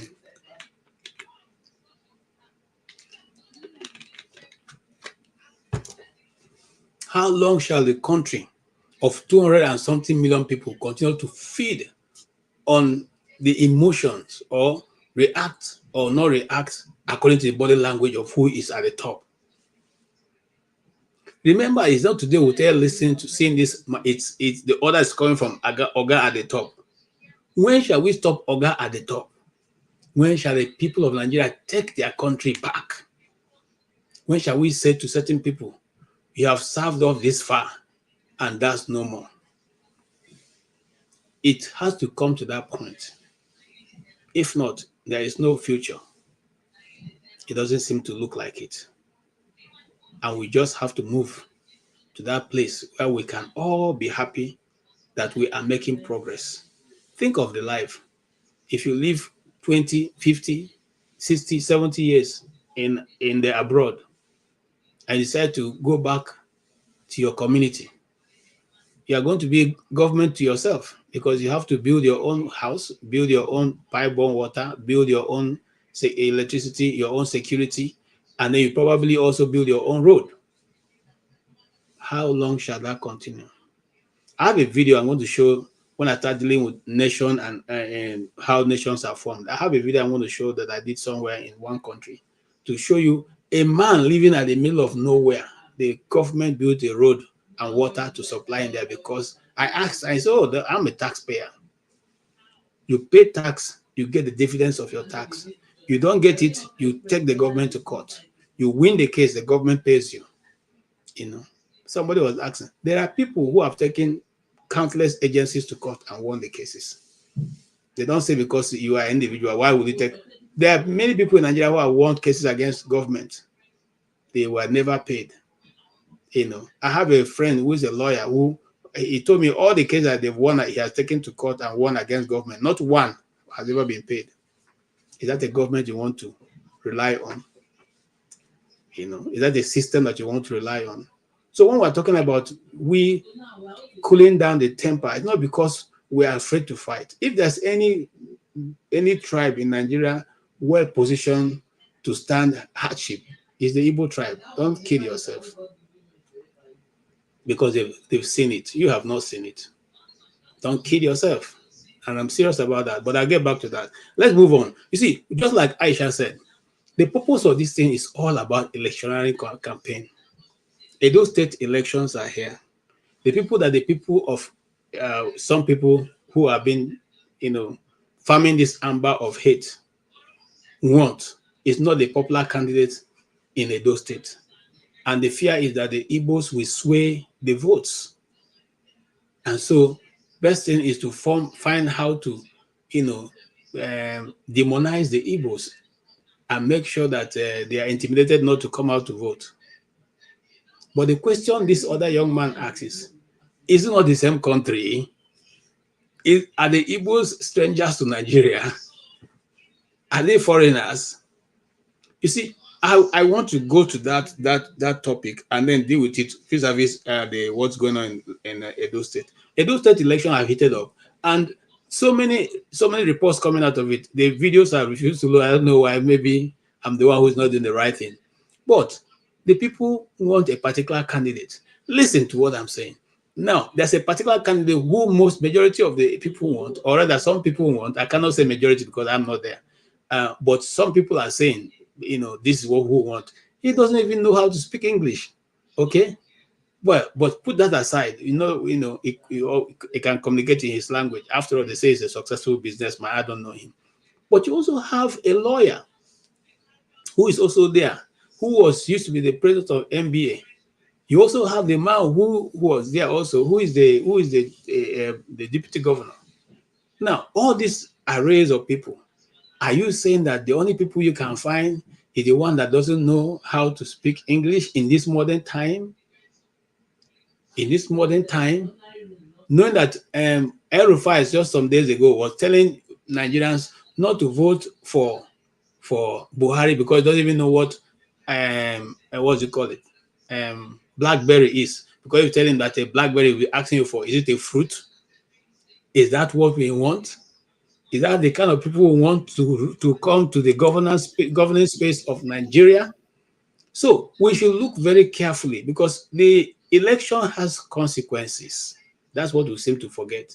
Election has consequences. The moment you give the man the power, it is what he knows that he's going to implement. He will not implement other people's idea. So if what he knows is to keep government money in his house, he'll continue to do that. And if what he knows is not to separate government purse from his own, he will continue to do that. Nigerians, Edo people, make una wake up. It is time for us to change this trajectory. We're not saying vote for somebody who is not from Edo. We're saying look for the best candidate that will serve the interests of that great city. Some of you don't know that Edo State, the Edo Empire, Benin Empire was one of the ones that had the longest war that ever existed before the China War. And that was all brought down by the British. Funnily enough, none of you is fighting the British or fighting other people, like Igbo people that they fight. Let us tone down these rhetorics and do the right thing. Here with me on the panel is a very great man, Mazi Prince. He is in California, and now his network is decided not to allow him to talk. When we connect with him, we will eventually get him to speak. So what am I saying? I'm simply saying that the system is skewed in one direction, okay? And they make you and I to begin to fight each other whilst they are, doing away with the resources of the country. How long shall we continue in that trajectory? How long shall we continue to do that? How long shall we continue to be, an observer in the affairs of our own nation? How long shall the elders and the people of Nigeria not be able to give these people tell them the truth about what they are doing to the Nigerian people. We must have to come. We must have to come to the place where we can realize that these things has consequences. Election has consequences more than any other thing that you can think about.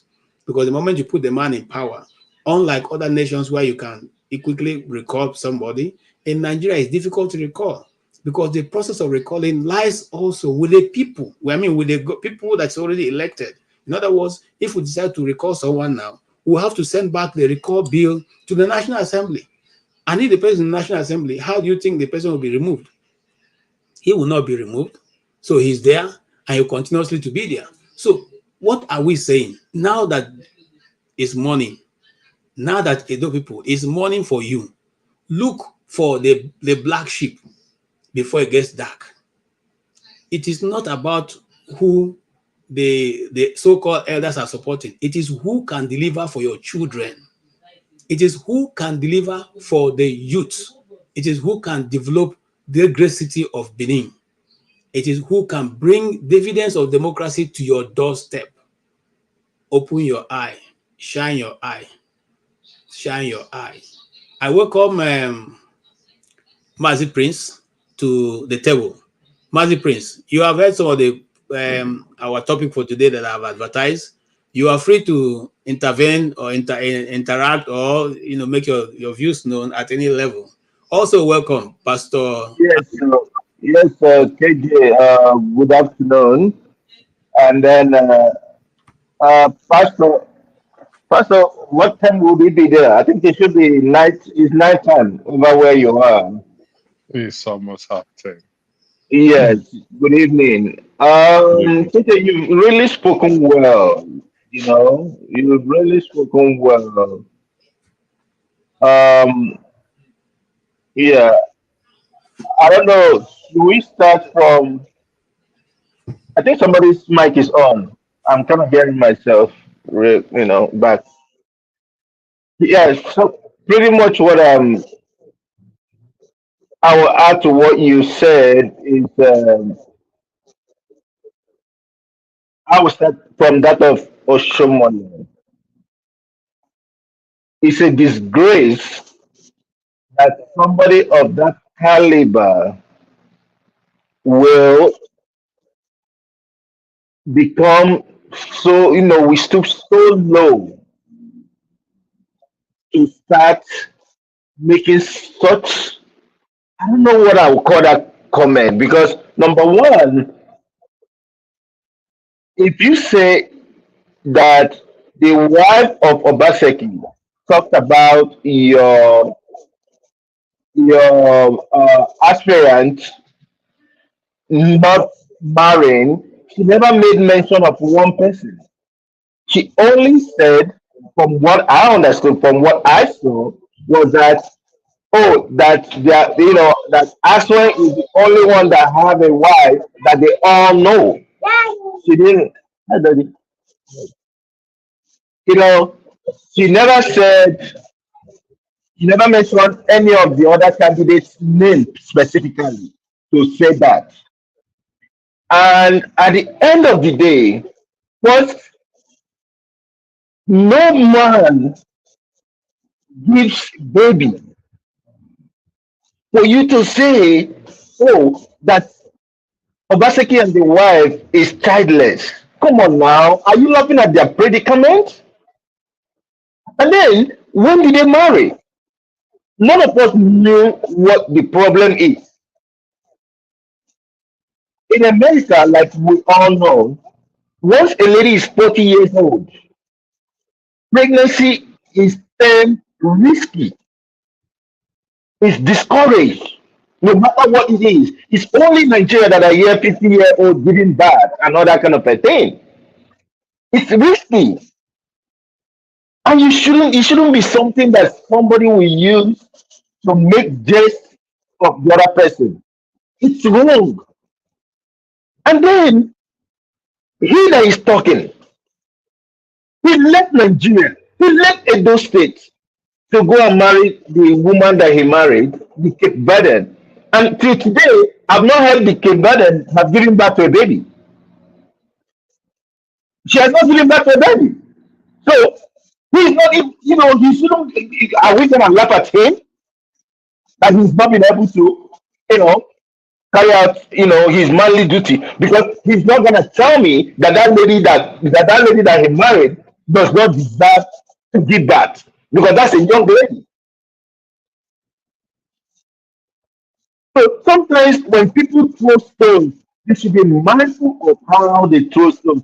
The same Obaseki told a widow to go and by herself. The same man told a widow to go and buy herself and be careless. The people of Edo State needs to understand that this election is about them. Whatever Ajara says does not matter. When has Oshomole turned himself to a spokesman of the candidate can't speak. He can't even defend himself. And now he's turning it into a fight, of what I could term as the fight of the what do you call this stuff? What do you call them? Is it what do you call them? The benefactor, or whatever it is. What I don't. It's kind of like escaping my head, you know. But at the end of the day, it's just unbecoming of that. The other one, I think I aligned myself, like I said the other day, I aligned myself with what Kenneth said, which obviously is the same thing that looks like Aisha is also saying. You know, I'm not saying what the woman said is the right thing, a matter of a lady is the right thing. But if we have to come to equity, everyone that has spilled any atom of bigotry needs to be brought out. That's where I stand. And that's where I'm going to stand. Okay. Thank you. Pastor Andrew. Thank you. I was a bit distracted with your last when you were making your last statement, Mazi Prince. Good evening to you, Mazi Prince. Good evening, KJ, and to the audience. Could you repeat yourself in terms of Kenneth's position, Mazi Prince? I didn't get what you said. You're muted, KJ. In terms of what is said about Kenneth's argument. Okay, no, he said that he seems to align with what Kenneth said in some time ago and what Aisha also said, which is that they only call the Igbo question when You're frozen. I don't know if it's me or KJ. Mazi Prince, is it KJ that is frozen? Oh, can you hear me? I can hear you. I think KJ is frozen. Oh, okay. Can you see him moving? He's not moving. Yes, I think it's KJ that is not moving. Okay. Okay. Sorry, my network went off. Go ahead. Okay, I think you've offended Tinubu, so your network just decide to switch your network. At the time that I'm just going to make he said that the Igbos are used only when it suits them. So when they are dancing, when they are doing what the people say, just like Remu Tinubu said, you either do what we want or we adapt you and adapt your property.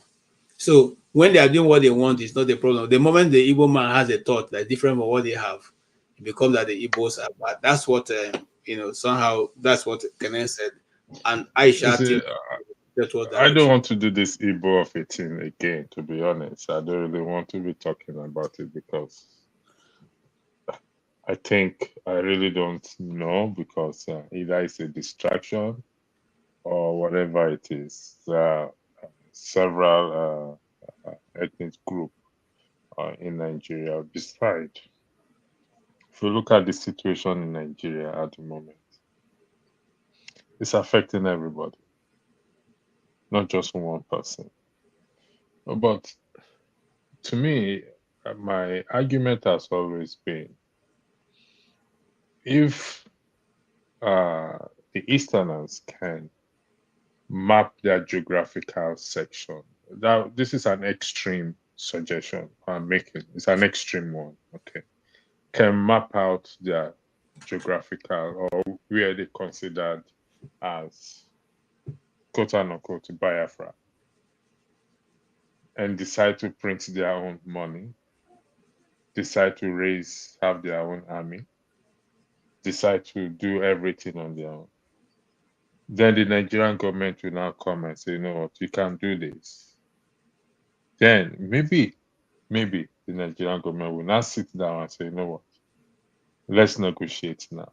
Because this talk is taking nobody anywhere. Yeah, like I said, it's an extreme suggestion. Extreme. Maybe the last resort. Because truth be told, we have legislators that are from the eastern region. What are they actually doing? Nnamdi Kanu is used as a pawn by everybody. It's going to benefit him, they use him as a pawn. And I've said this over time. So if, again, I repeat, I know this guy, is the guy in Finland? What's his name? Samuel Ekpa. He's the prime minister in absentia or whatever he call himself to be. If they can do this, I believe the Nigerian government will sit up and say, you know what, we are now having an issue of these people now printing their own money, trading. They will trade with Nigerian government because people go, if I want to go to Onitsha to go buy something now, I have to either change my Naira to the Biafra currency to buy products there because nobody's listening. And even if they are listening, they are not willing to do anything. And for me, going forward, I think our focus should be who is that individual that we want to, that can unite us prior to 2027? Because this is a circle that will keep going on. If you listen to Wike's speech threatening other governors who wants to fall PDP, you'll be sad. And people were actually praising him. So where do we go from here? That is what I'm trying to say here.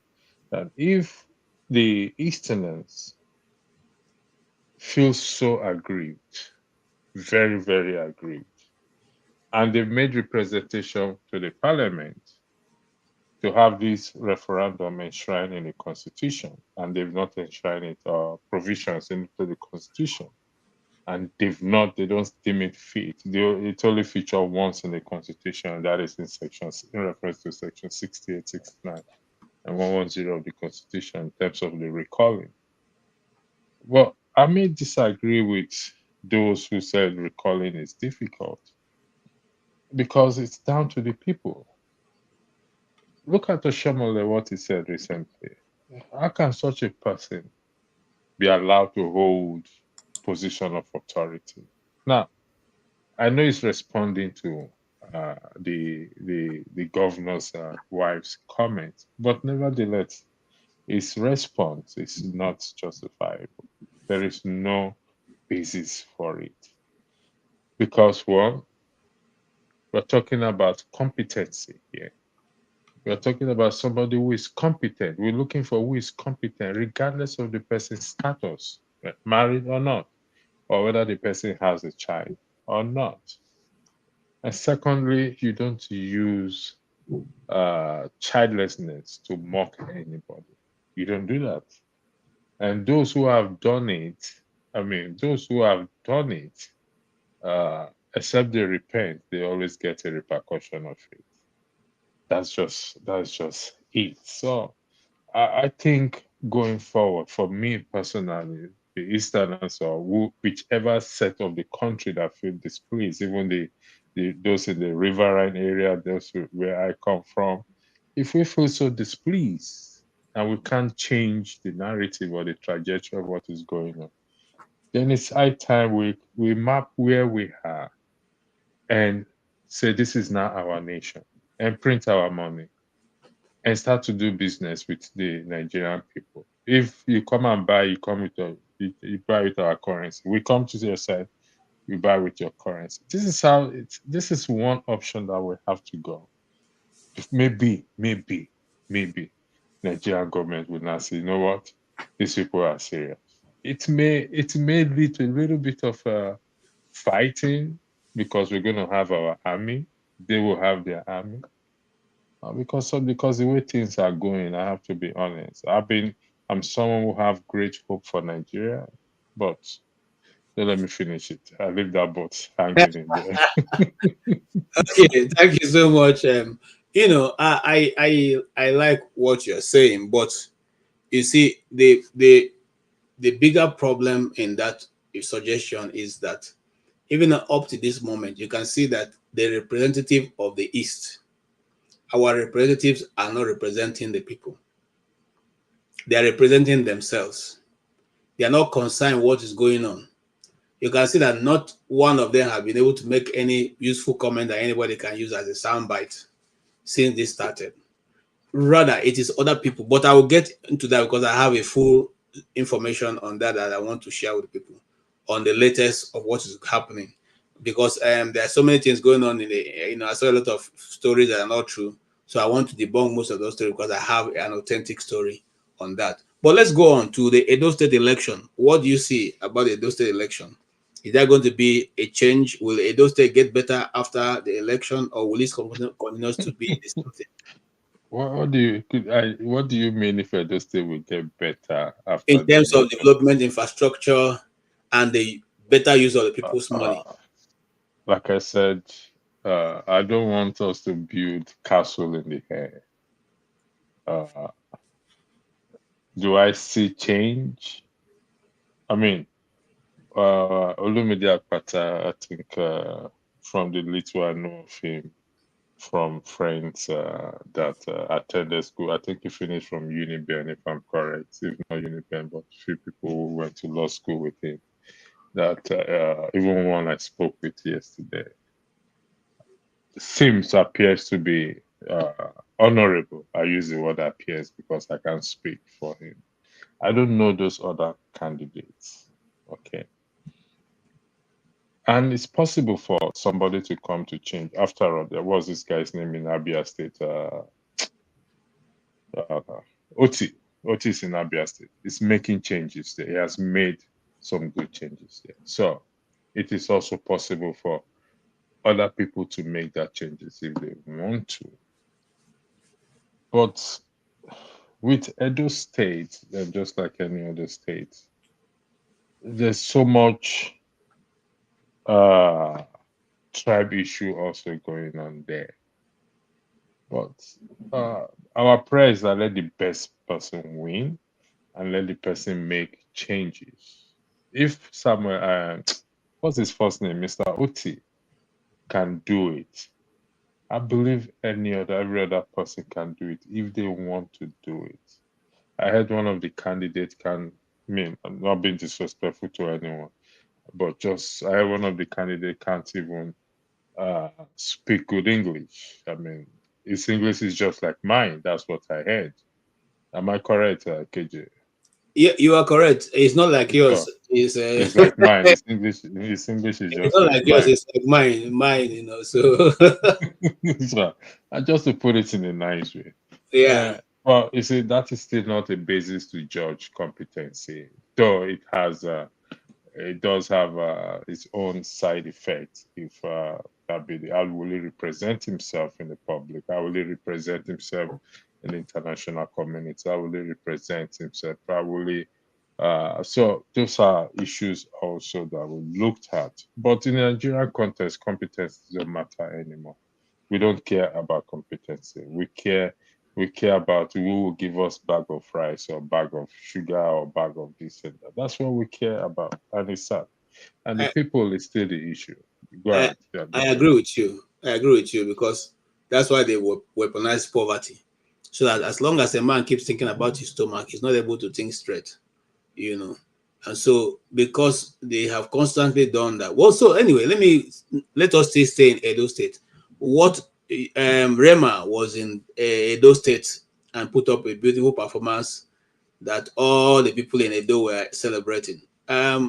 Does it mean that Rema is about to develop Edo State because maybe his money is able to do that? When you say Rema, you mean the young musician? Yes, the young musician that have turned the state, into a celebrative mood for the past 3 days. In when you say put the state into He came into the state. He had a concert. Yeah, he had a concert that, and he sang for them. Was there, yes. And they dance. Of course, they dance and they clap.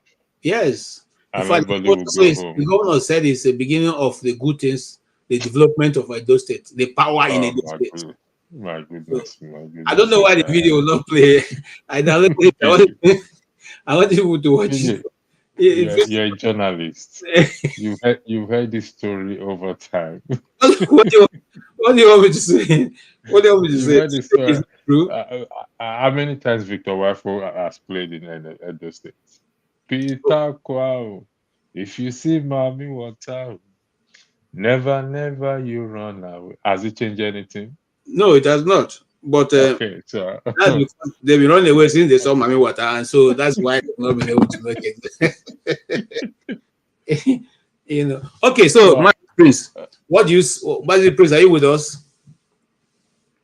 Okay. I don't think it's with us. I think it's lost. All right. Yeah, so let's move on. Also, the new DSS henchman.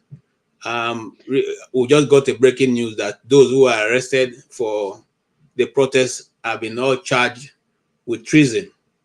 They appeared in court. Arrested? Which protest? This 10 days. Yes, the last protest. They were all in the court today, and they are all charged with treason. I had why are you laughing? Why are you laughing? You're making it look serious. I had their pictures. Let me see, but it's not agreeing to come up. So they have been charged with treason and remanded in the custody. So, what do you have to say? If we continuously to charge people for offenses that are irrelevant, okay? If we continue to take people to court for things that is not important, beyond, if there was good governance, young people will not be in the street to protest because they will not even have time. Everybody will be working, but they don't have food. They don't have money. They don't have houses. And you said they should not protest. And now when they protest, you take them all to court. I'm looking for it. I don't know. I don't know what's happening to this side. I don't know if it. Now, they all were charged, and the consequence of treason. What do you have to say? Because these are young men. If I go by the topic, will illegal detention come to an end as Adeola Ajayi takes over the helm of affairs at DSS? Now, based on what you just said, that those who were involved in the 10-day protests, some of them have been arrested to be charged with treason. That answers the question of the topic, meaning that illegal detention will not come to an end, if you understand what I'm saying. Because the Constitution, the provision is there for people to gather together, the right to gather together. Okay. If they are even involved in got themselves involved in violence, that doesn't mean that is treason. How is it treasonable? How is it a treasonable offense? That's a question people should not be asking. Asking them, how is that a treasonable offense when they did not go to Aso Rock to invade Aso Rock or to invade the chambers of the lawmakers? They gathered in a place, Eagle Square, if I am correct. I don't think they were even allowed to go into Eagle Square. So they have a designated place they gather. How does that constitute to treason? Or is it the case that they don't understand the word treason anymore? So if he's starting on this note of arresting those who participated in a peaceful protest for seeking for the end of bad governance, that tells us what the rest of his tenure will be like. Illegal detention will not end. In fact, it is the beginning of detaining people. Treason? Do they know? Do they understand the definition of a treasonable offense? So that is the question people should be asking, and that is what these human rights activists should be jumping at to say, what is a treasonable offense then? So if I join the protest in Eagle Square, how does that constitute a treasonable? After all, the president came to address them. He never said their action is treasonable. So who arrived at that conclusion to say their action? Is it the Chief Justice of the Federation, or who is that individual that arrived at that point to say their action is treasonable? And what basis did they use to they file that case? So, I mean, KJ, yeah, if what you are telling me is fact, when you go to court and your lawyer, must have filed something. So what the lawyers have filed, the government lawyers have filed, is what the judge we read out. That's what we read to the people. So somehow the lawyers have read out as the charges they brought them into to the court for. It's not left to them to either, you see.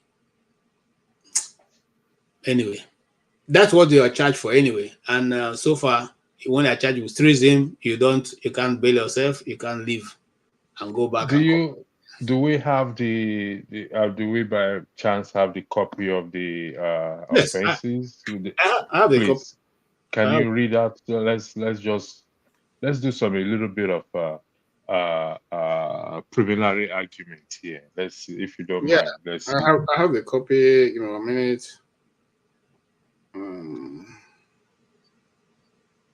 Because I was actually going through the Constitution yesterday, and I think it's high time we need to talk about our Constitution and challenge our Constitution in the court of law. And that is the way forward for us now to get it. And like I said, for the Easterners, if they can go by my suggestion, they will get this what they want. But if coming every day to the screen and say, oh, they don't want to let us go, set my people free, this and that, nobody's ready to set anybody free. Okay, Mazi Prince, while I was searching for it, what's your take, sir? Okay, here is it. Let me read it out for you. Breaking news: Nigerian government arraigns charges and bad government protesters demanding good governance for treason in Abuja. Sahara reporters. It's a developing story, and I don't know if you can see me. If you can see my screen, this is the story.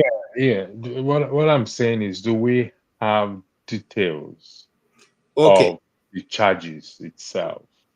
That's what I said. They just rounded up as saying the charges is treasonable felony. They didn't explain what it is. Okay, it's something I will search, because you can't just say you charge somebody treasonable offenses. Also, I'm reading from David Hyundai's page now. Tinubu's regime has just filed treasonable charges against 10 people. 10 protesters arrested last month. Treasonable treason carries a death sentence in Nigeria. We are on the process. We are on in an uncharted, unprecedented territory.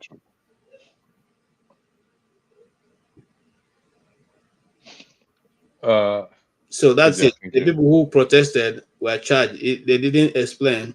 But you see, that's just the charge. The charge we read to them, and then eventually they'll go and prepare for defense. But that simply means that they are going to be in detention or in prison, in this case, until they are able until God knows when. Because they're able to file a case, which may be next year, which may be this year, which may be sometime 2 years from now, which may be when they file a case, and then when they get to the court, the government lawyers will increase more, and they have to go back and adjourn because more have been added to it. That's what our weakness with Nnamdi Kanu, and it may not be different from what's going to go on.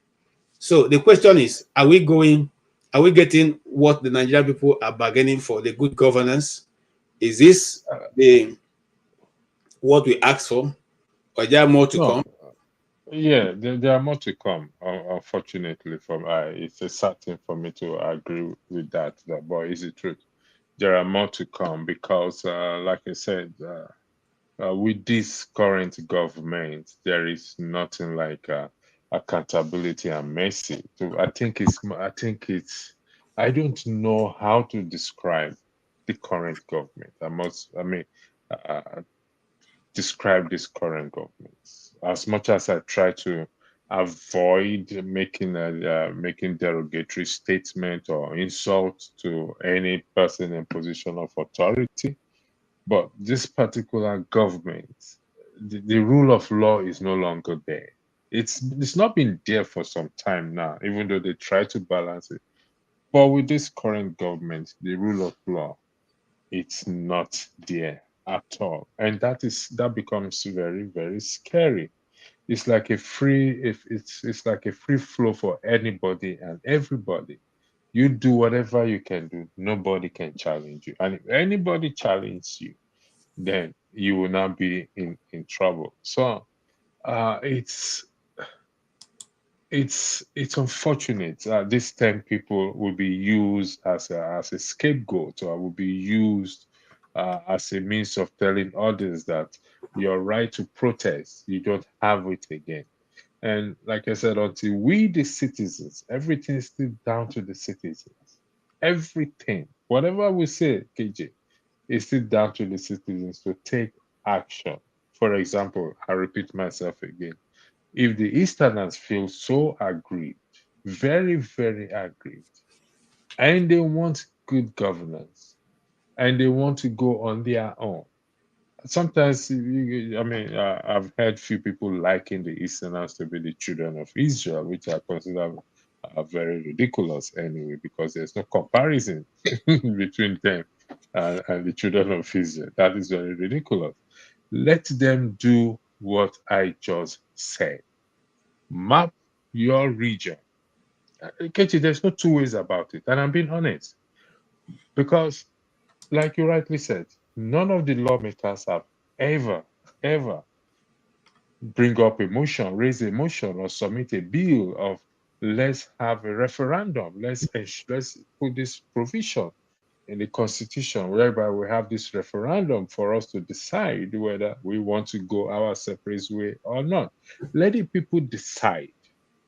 Just the way they decided in Scotland, and the people said no, we still want to remain within the United Kingdom.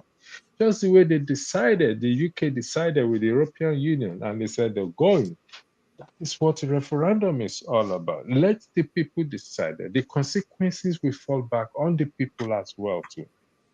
But that is not the case. But like I said, going forward, I will be preaching this. I will be talking about this mode of separation. I repeat, mode of separation. Map out your region. Map out your territory. This is now the boundary between the Nigerian government and the Biafra government. We're printing our own money.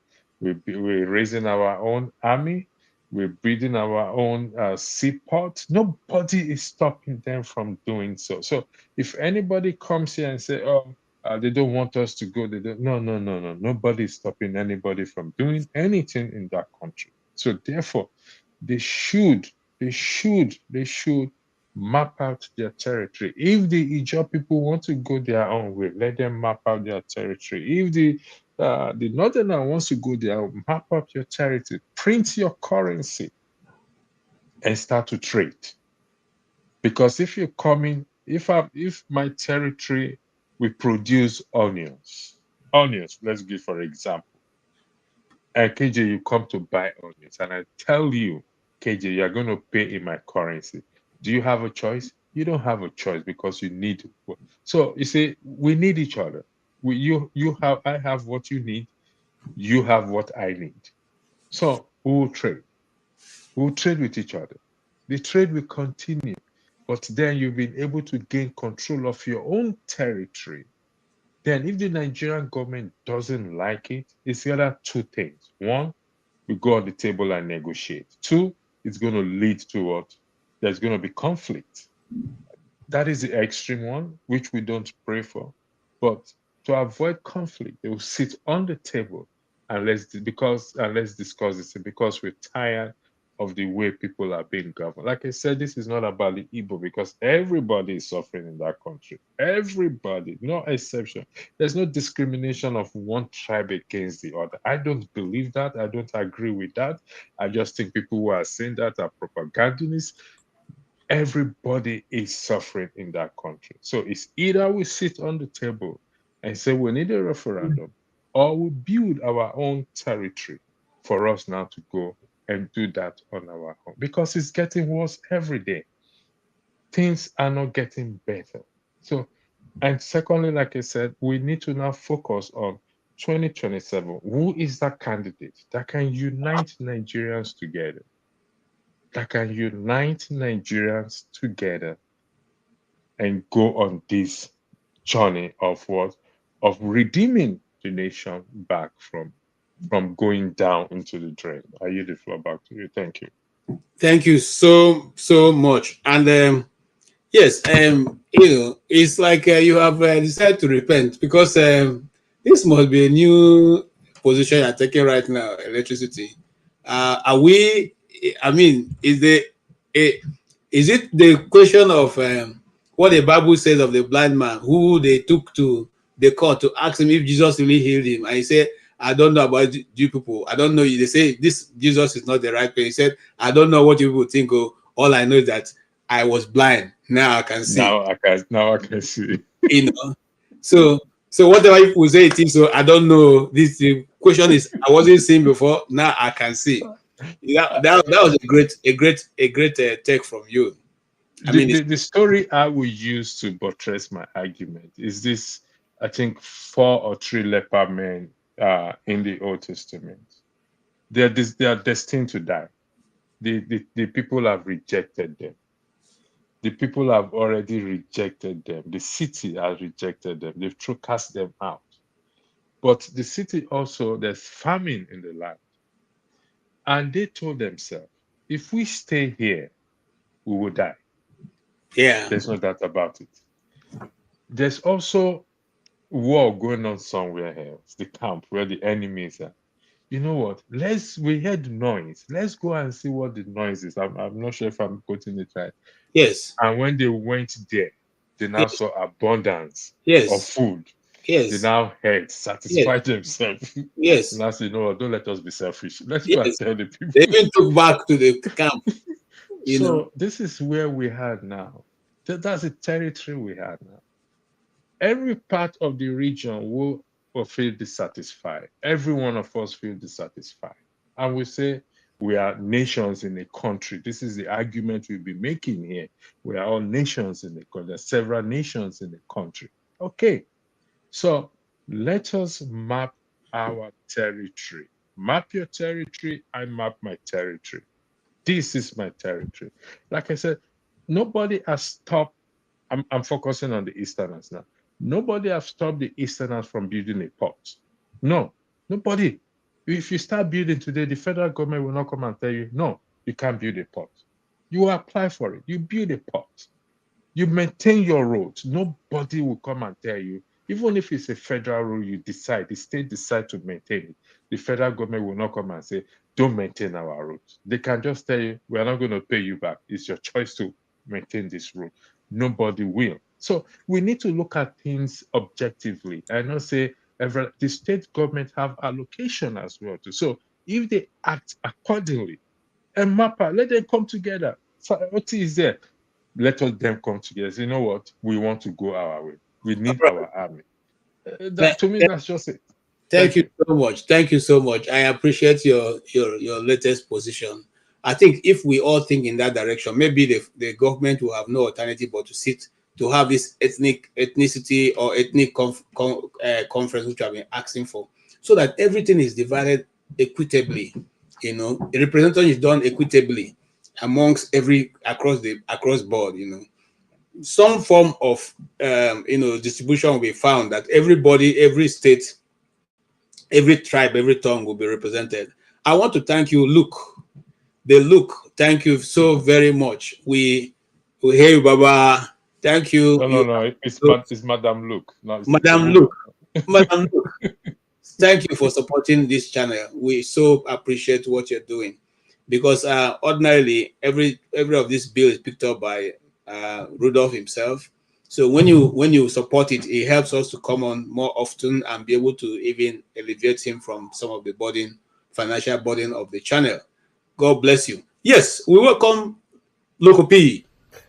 Hello, everybody. Dr. Chidi here in Toronto. All right, thank you so much. That's going to come up very soon. But let us welcome Local P, because Local P is good that you are here, because we are totally dealing with the Edo issue, and I'm sure that you have a lot of information to give us. First and foremost, even though I see you some resemblance with some Magic Fashek, but I don't know if you ever sang, if you play guitar or something. Tell us what you see about this, the coming of Rema in Benin. It was said that it is the development of Benin that have come. It was said that the people of Benin have hit the jackpot. In fact, the two governors were there embracing themselves and saying to themselves, at last, we have seen the light. Will Rema coming to Benin give that push that we have been crying that Edo should take? Hello everybody. Mr. KJ, Mr. Andrew, how you all doing today? Happy Doing New good, Month, sir. Happy New Week. Yeah. Happy New Week to you. Well, for your questions, for me, my school of thought is calling the shots when it comes to whatever group or society you find yourself. So, and I, for one, I've seen entertainment not to be a thing that cuts shots. You can be popular, win all the Grammys in the world, all the Oscars, wherever. You have influence in some certain area, but you don't have a say on what the direction your country can go. You understand? Burna Boy is having all the money to do this and that is biggest, but he cannot decide. He can't use his influence to change the narrative of society. So, of what use is your celebrity, your status? Nothing. You can only command people like you who think your direction and do the sagging, do the tattooing, the piercing, the spraying of money, the popping of champagne. In a society, how does that live for society? Nothing. So that's just entertainment, just to ease your mind. After days hard work, after you've cracked your brain to progress, to beat something tangible that will make a mark in life. You can just look at entertainment just to while away. Yeah, okay, serenade yourself with music, and that's it. It never takes you from one place to another. It never takes you from where you are to a higher place. It never takes you to say, okay, now we have this big artist now. I can now call the shots. I can now say, okay, I have a say in what my people, my fans, to making them having a better life, from being not being able to access good hospital to start accessing better hospital care or having good roads or having pipe water. None of them can influence that. So what is the use of their done? Nothing. So yes, they can go in that aspect of entertainment. Wow, well, good, no problem. Hey. But when it comes to calling short of the way life should be, they have nothing to offer, nothing to say. So, well, it's a good thing for the boy, recognizing where he's coming from. Some will get the money and just abandon and start, flying private jets here and they're going to America, UK, and Bahamas and not go home. So it was a good thing he went back home, touched the motherland since because the father is from Delta. At least touch the motherland and this and that, pay the homages, he can pay, give them his entertainment, support his give back to his supporters, and entertain them very well. And for me, he's done well. He's they are happy, at least for that day, the problem of Nigeria was solved in the mind of some people. For a short while, they weren't having any problem. The entertainment was okay for them. They were happy, so fortunate after the entertainment, go back to reality and start your hustle again. Even politics was not even discussed. Yeah. The suffering, the tribalism or whatever. Okay, tribalism is not even much in a day like that. But if at all it's not, it wasn't existing at that time. The poverty, the suffering was not existing at that time. So it was a good thing he went there to at least suspend that suffering, that bad governance for a short while. But unfortunately, they have to wake up and the next day and face reality of doggy dog world. I agree with you. Okay, what about the Edo election? The governor that seemed to be gaining popularity, being supported by, Mr. Adams Senator Adams Oshomole, seemed to be the one who doesn't know, but his children are doctors and lawyers, but he himself is not able to express properly in the word of English. But Oshomole seemed to have confidence that he's the one the Edo people want. I don't know where you are from, whether you are from Edo or Delta or Rivers, but will you at this point recommend that Nigeria should have a governor who does not understand the real economics of this world right now? As Paul Father will put it, the current trend of the trend of things as it's pushing against all nations.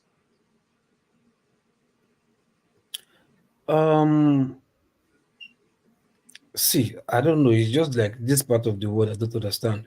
Governance is not rocket science. Do you understand? Luckily for Africa, right? They can say there's a template out there that they can copy from. History will always tell you, if you do research, it will always give you one or two hints of how to govern very well. But it's just that the people, I'm not even sure they're even ready to be governed properly. Because if they do, many people will not be having the money they have right now. Yep, I agree with you. Yes, sir. If there's proper governance in Nigeria, many people will go broke. Yes. Many people will even go to jail. Yes. You get my point. So they are happy the countries like this so that they can profit, champion their negative vices and make money overnight without anybody questioning them. So for the both of all the candidates, so to speak, right? It's a shame Nigeria is a place where you can even sell failure and people will buy failure. Just be talking and talking and talking and talking and be cracking people up, and before you know, they start dancing to your side. Foolishly anyway, not because they have anything to think about. Yeah. Just because, so like don't see a situation. I don't understand a situation whereby you are a governor. People expect you to come and speak to them when it comes to rally. You make your plan, you give your manifesto, whatever agenda, 10-point, 20-point agenda you have, you state it out, but you don't see to say anything. It's just Oshomole that is speaking for you all through back to back, wherever you go, place to place. And when it gets to your own village, then you can speak your tribe because it's your village, whatever. Once you go outside your village, you can't even communicate with English. You can't. You can't even tell the people what you want to tell them. You just say one, two things and that's it. Then before you know, Oshomole takes over the microphone and Oshomole is a good orator. I give it to him. He knows how Yes. to Oh, he's good. He's good.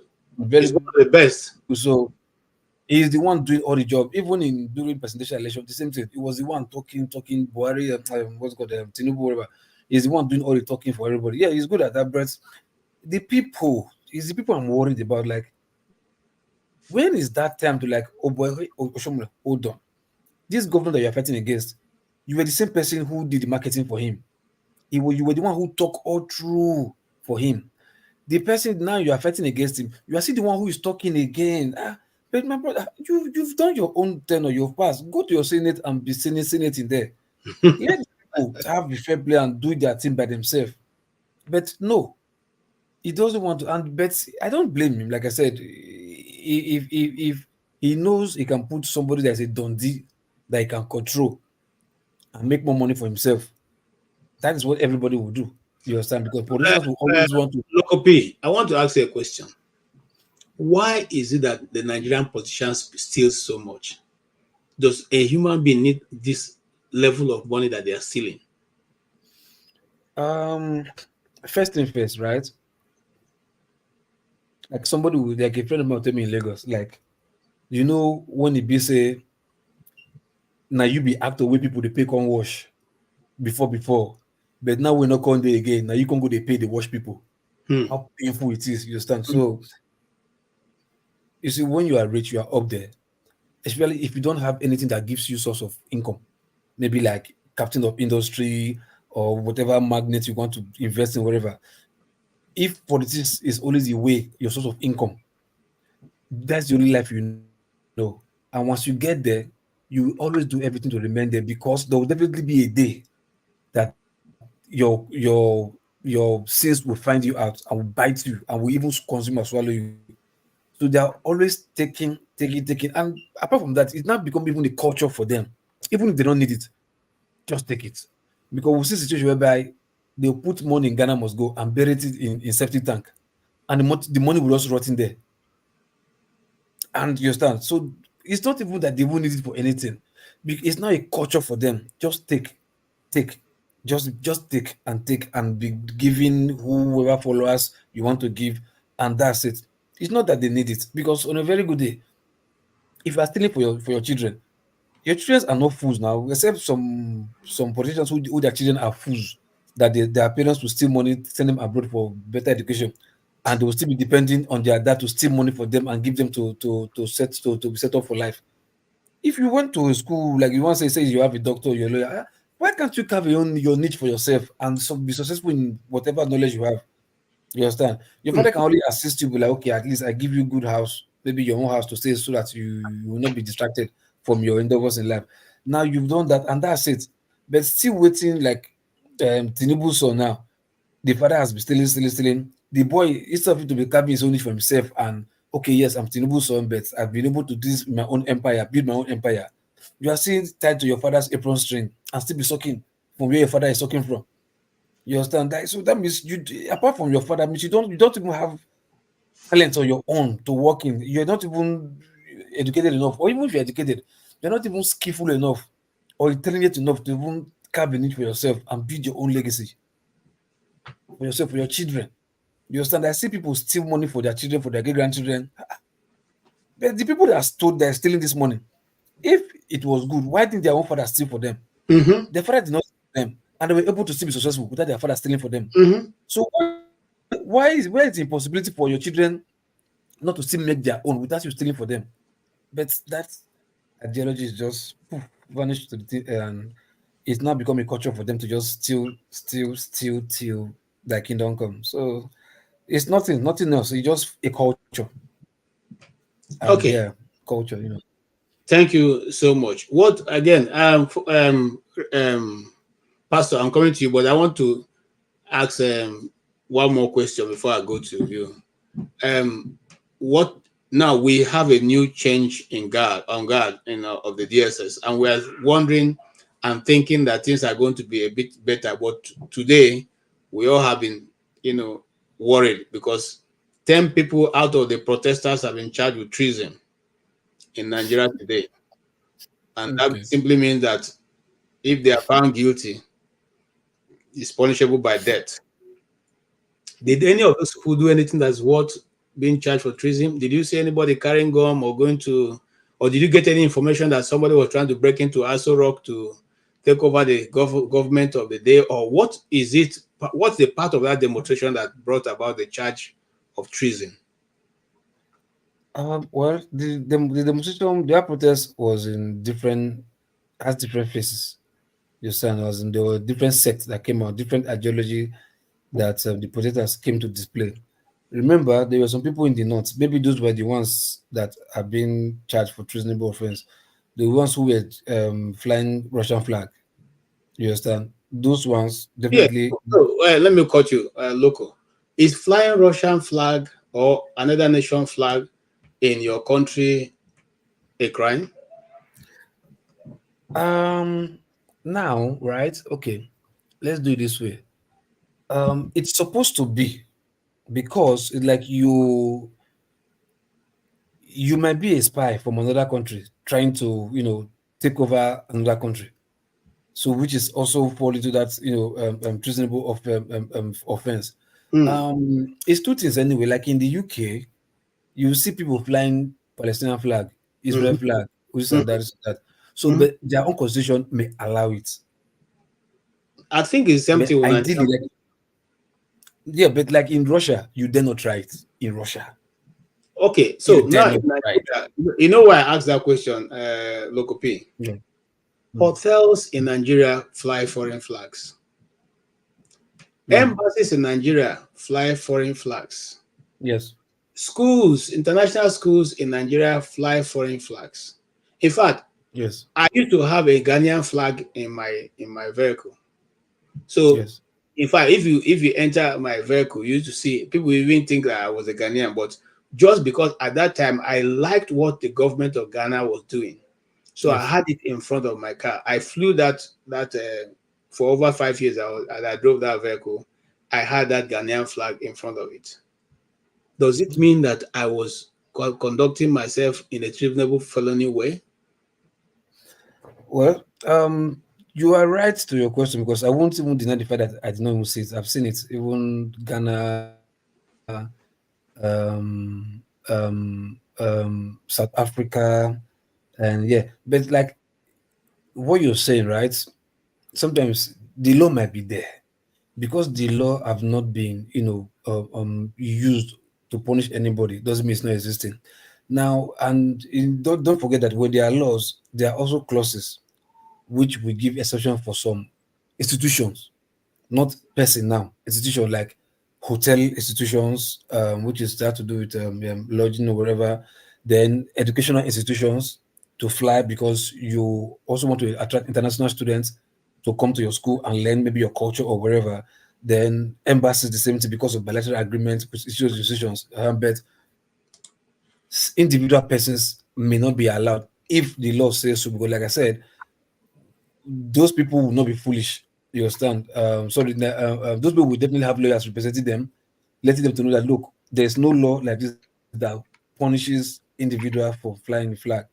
But because we've been, judicial system, we know how judicial work in Nigeria. They act when they want to act, and they decide to sleep when they want to sleep. You understand?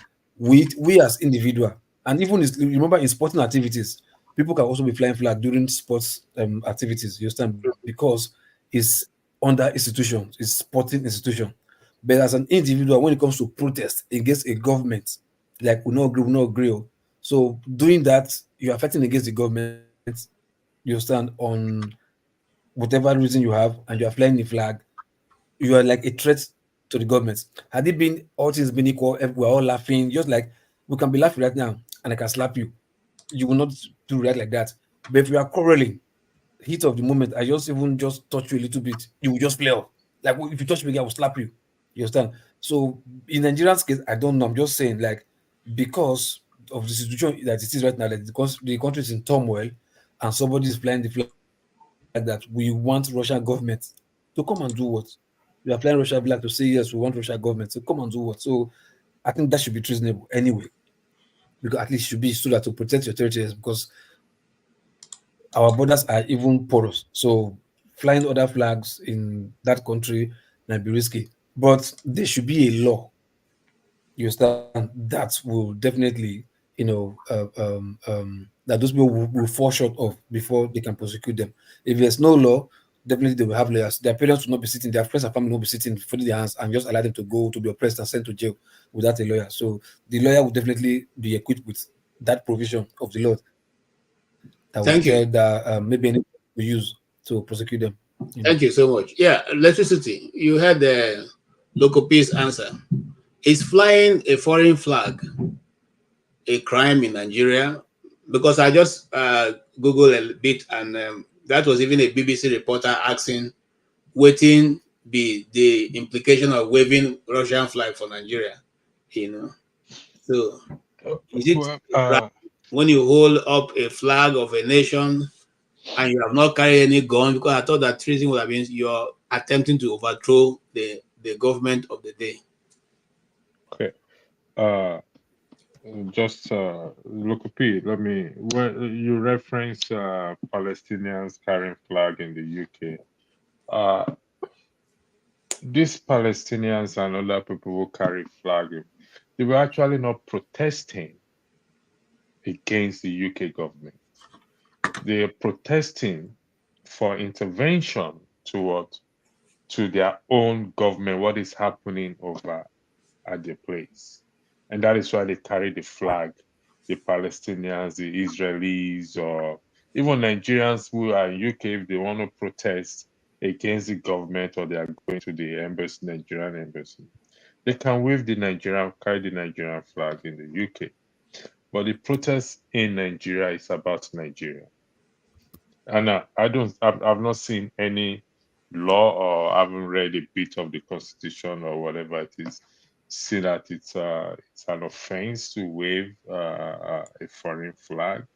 But in the context of that protest, the question is, why were they waving that foreign flag? These are the questions. Is the intent we need to now find out. What is the intent of waving this flag, Russian flag? So that is what I personally do not know. Is it a signal for something? I will condemn it because it's a protest that is happening against Nigerian government on its own, not a case of it's against the Russian government or they wave the Russian government flag asking them to leave Ukraine or whatever it is. Really, hold on. What was it? Was it protest against the government? End bad governance. Yes, the protest is end bad government. End bad governance is to draw the government attention. Not end the government. Bad governance. No, end bad governance. So, but it is directed at the government. End bad governance. You're protecting. Hold on. You just like no. Hold on. Just like you calling your leaders back. Now you're using the Senate like what you're always advocating for, that they should do session, whatever. I don't want you there anymore. We want you back. Is that you're calling? You're exercising your right to call back. It's a protest. So you're not fighting against the government. You are asking the government lead us well, end bad governance. But we change your governing method. We're not saying live there. Why should they raise the Russian flag in the first place? Yeah, no, that's what I'm saying. Like, so it's not a protest against, but like I said, like the analogy I gave, if we are laughing and I slap you, you might not react, swiftly immediately. Like, but if you are heat arguments, angry, insulting each other, and I just touch you a little bit, you might as well punch me in the eye because you are angry. So, because the state of the country at that time, anything is a suspect. You will not be trusted at that time to raise the flag, or whatever. Like, oh, why is this flag there at this point in time? You understand? Is Russia trying to, come into a country that is an ally to America or the UK or to the West? So it's always like that. So okay. you know what I feel, Local P. Why is it? And I'm asking this question honestly. Why is it that whenever something is going on in our country, the first thing government think is the negative? And I see a difference in the foreign country here. I'll give an example. I was working in a place and I had 2 checks at the end of the day, and I wanted to withdraw money from the bank. Now, I was on the phone talking, and I put in my hands to my pocket, and I brought out the wrong check, and I put into the ATM. And I noticed that the ATM wasn't paying me, and I now checked. I saw that the check I had put in was that of the company and not mine. Okay, so the ATM was saying wrong check. I couldn't bring it out. I don't know if you understand what I'm saying. I'm just giving an example. So now I took my phone. I called the ATM company. I said, this is what has happened. I have a check which is not going to come out. The man just laughed and said, oh, it's not going to come out. I said, well, I need it to come out because it's a check I'm supposed to, lodge in the office. And I don't want them to accuse me of a fraud. And he just laughed from the other end. He said, what fraud? Come on, man. What fraud? Fraud for what? It happens, man. It's a wrong check. It's a wrong check. Leave it there. I'll get it out for you the next day. I said, but I need to submit. He said, come on, guy. I mean, we can't get it out today, but don't worry. It's not a problem. The next working day. Yeah. Now, what I noticed was in the first place, when I said, I don't, because the mindset of a Nigerian that they will say you don't carry somebody check, you won't go cash them, can't come out. That's what will happen. Now, because of that same mindset, I'm giving an example of myself. I drove back to the office. I want to meet my boss. I say, look, I have a problem. I saw me, so I said, what's the problem? I said, look, there's a problem. And I said to him, I wrongly put your check into the ATM instead of putting my own. But your check is so amount, and this one, my own is even more than your own. But hold my own. When you get your own, then you can give me my own. The man said, what are you talking about? I said, I repeated the same to him. He said, so you put a wrong check into the ATM and you're coming to give me your own check? Man, go home, man. We'll sort it out, whatever it is. Don't even call me. Whatever it is, they sort it out. When they sort it out, they bring the check here. If they don't bring it back, we'll ask the person who wrote that one to write another one. What am I saying is, I drove to the house feeling sad for my fellow Nigerians. Because I know that the first thing that would have happened if it was Nigeria is that they will accuse you of trying to steal the money from the company. So why do we always run to the negative? That's what all this question is all about. We first see the negative before we think of the positive. Why? Okay. Let me ask you, just like you going to Nigeria right now, all of a sudden, somebody just dashing you money. You will not take it now. You feel like, someone's got dashing money, so you just say, not be rich, but I want you to do so. You understand? But this happens because of a system that we've built over the years. And that system have ended up damaging our way of thinking, our way of life. You don't even your church member that's in this, you don't even trust the person. Despite both of you are shouting, Shibaba, Shimbobo, Imbobo, Imbaba, after church hours, you don't even trust the person anymore. Pastor, at least your church member doesn't even trust yourself. You self don't even trust your church member. In Nigeria context anyway. So that is the system we found ourselves and we built ourselves. It's so sad that we still don't trust ourselves till now. But who will you blame? Everybody's greedy. Let me just say everybody's a thief because everybody's greedy. Everybody wants to bite from your neighbor. Everybody wants to bring their neighbor down.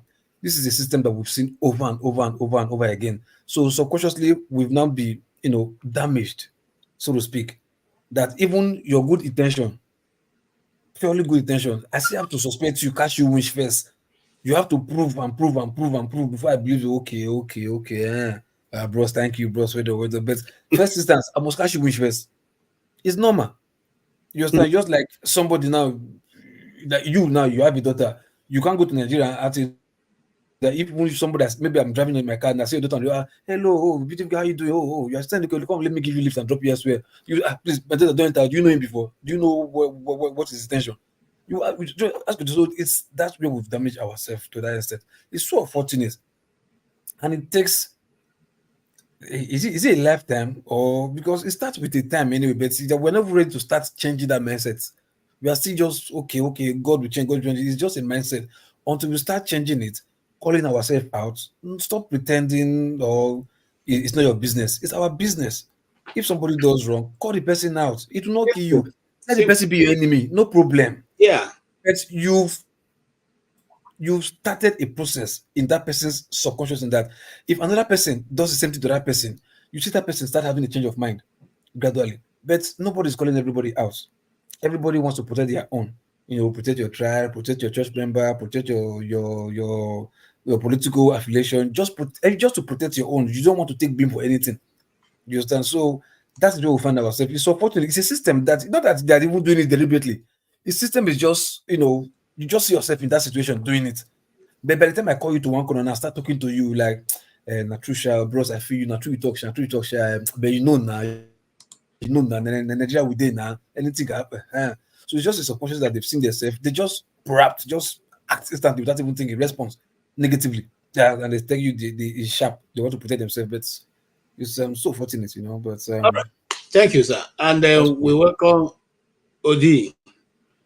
It's good to see you. And I'm sure you've been following the discussion. Oh, yes, we'll come back to you later. Pastor Andrew make an input. Yes, Pastor Andrew, go ahead.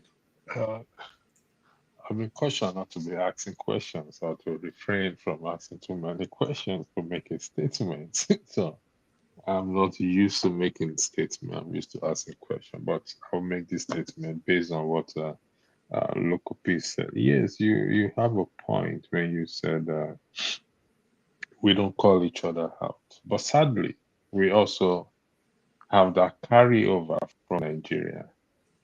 And we bring this carryover even onto platforms where we call each other out. And as soon as we call each other out, some people will come and say, why do you call this person out? Why do you call this person out?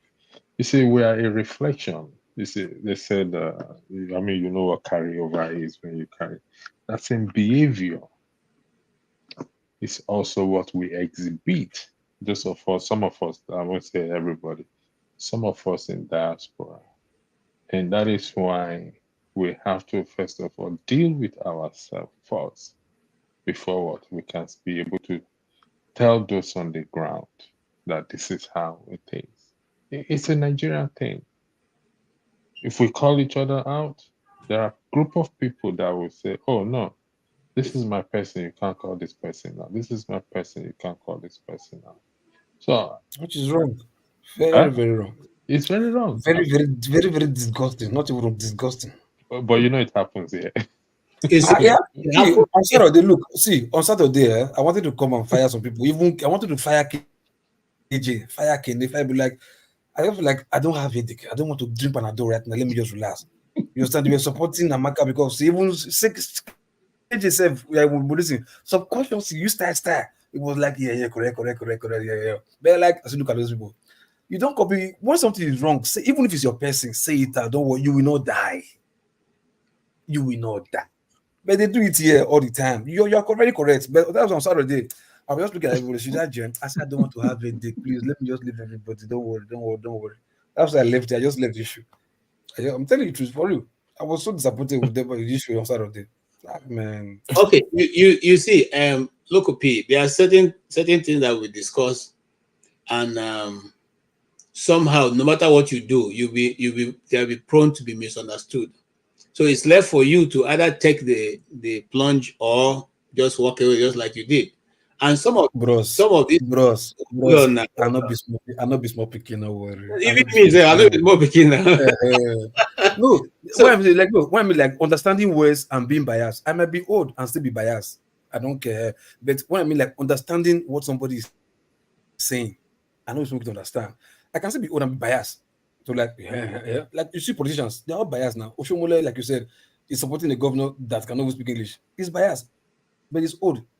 Despite how you get it, so you know what you are doing, or you can know what people are doing and still be biased. So sorry to continue.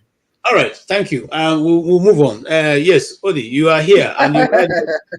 Yeah, I want to move on. I'm going back to that because like I said, the next weeks or so, we're going to be dealing with topics that will probably push everybody's button. So we'll see how we all react. And but it won't be today. Mr. Odi, you are here, and I love your t-shirt, and I wish I was close so I can collect it. However, you followed the discussion so far, and what do you say? What do you think about the whole topic we have raised so far? Well, thank you, fellow panelists and people on the comment zone. We're back in discussing Nigerian issues.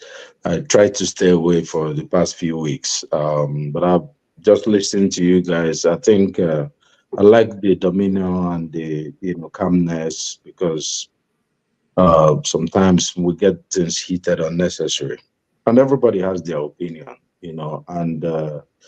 but the truth is the truth. So I believe in a world where there are truths and there are lies. A boy cannot become a girl tomorrow, no matter what anybody says. Thank you. Look,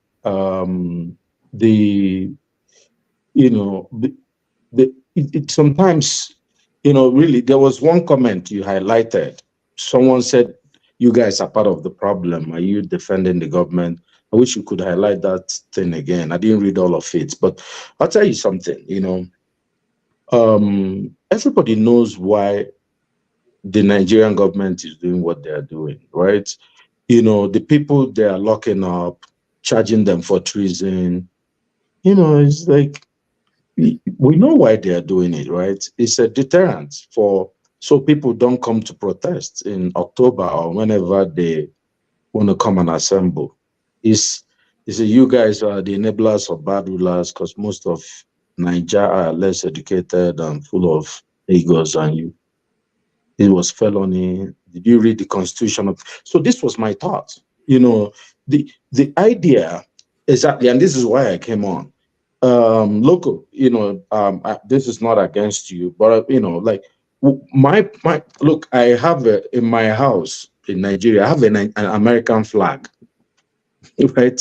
So I have dual nationality. I'm American, I'm Nigerian. I'm proud of both countries, right? I have equal rights in both countries. I have actually more rights in America than I have in Nigeria. Look,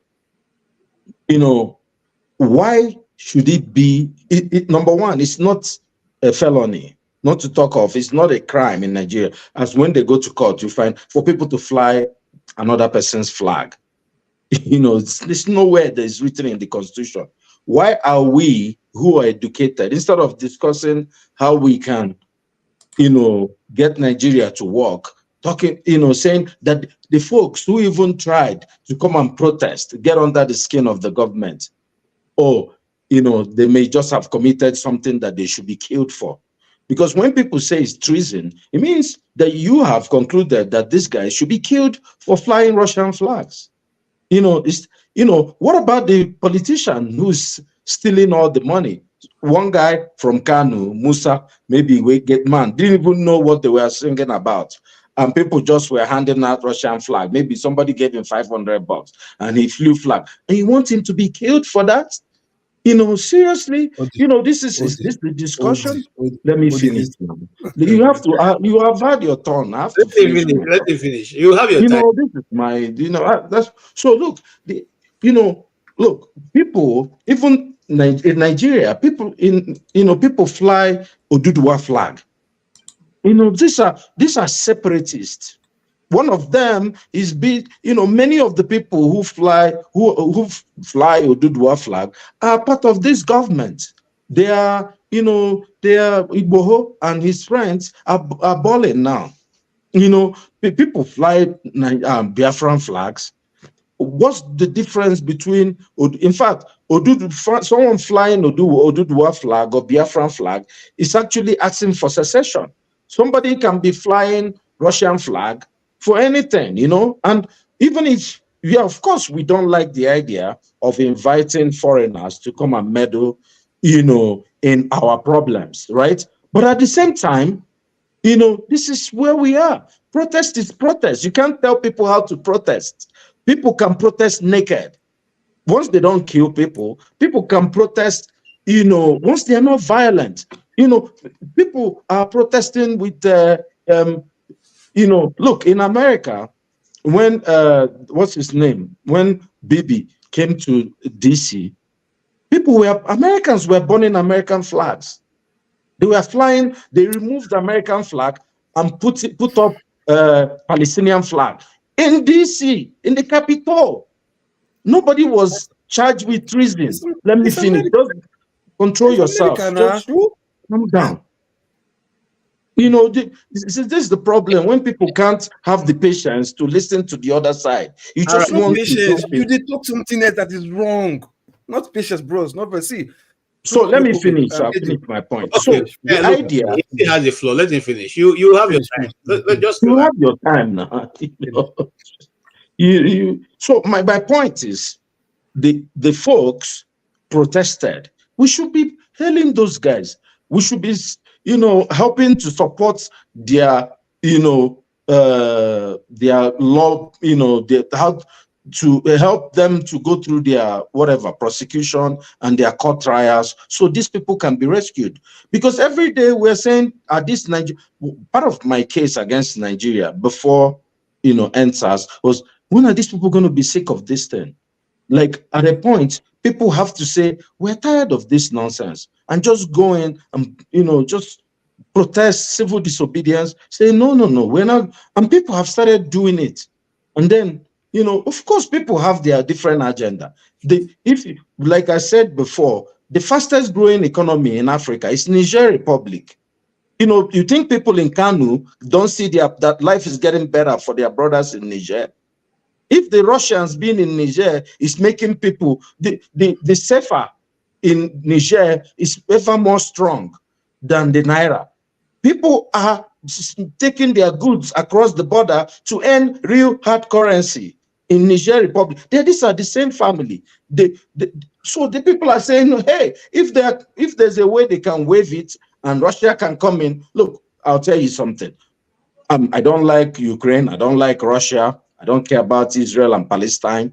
I've said it before. I'm Pan-Africanist.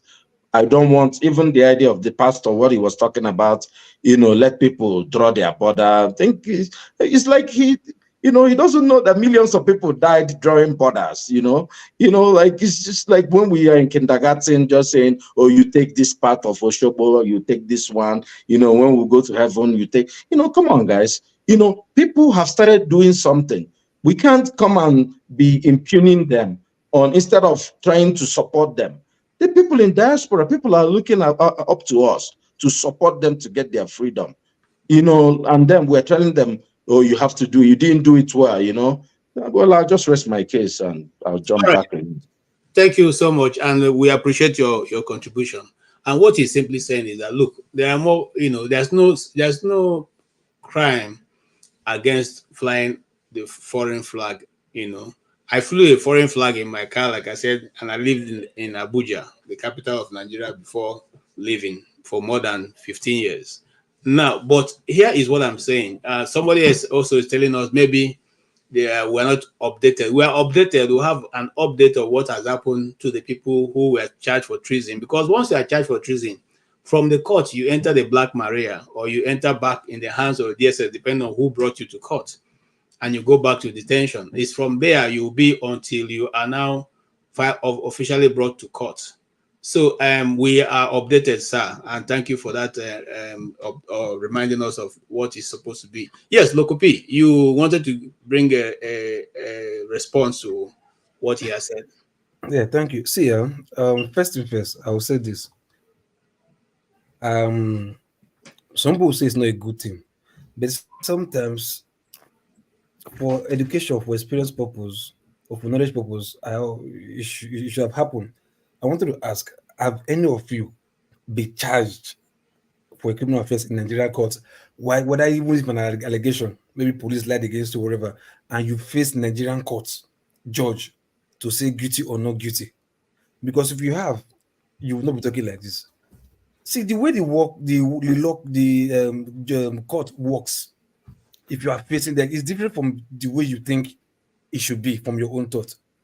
Because by the time they charge you for something, what you will not, the narrative you will not expect that it can be painted to, because it's all allegation, assumption. Or is it that you are trying to do this or you're trying to do that? So all the one the lawyers are arguing, they will bring all possibilities of your offense. Sometimes it might even be like, oh, I just say to, I'm joking. No, you still have to prove that you are joking, even if it's not within you. That's why you should have innocent people being in jail, because some were not able to defend their case, convince the judge properly, even if they were on their own right. You get my point? So that's why I say the law is blind.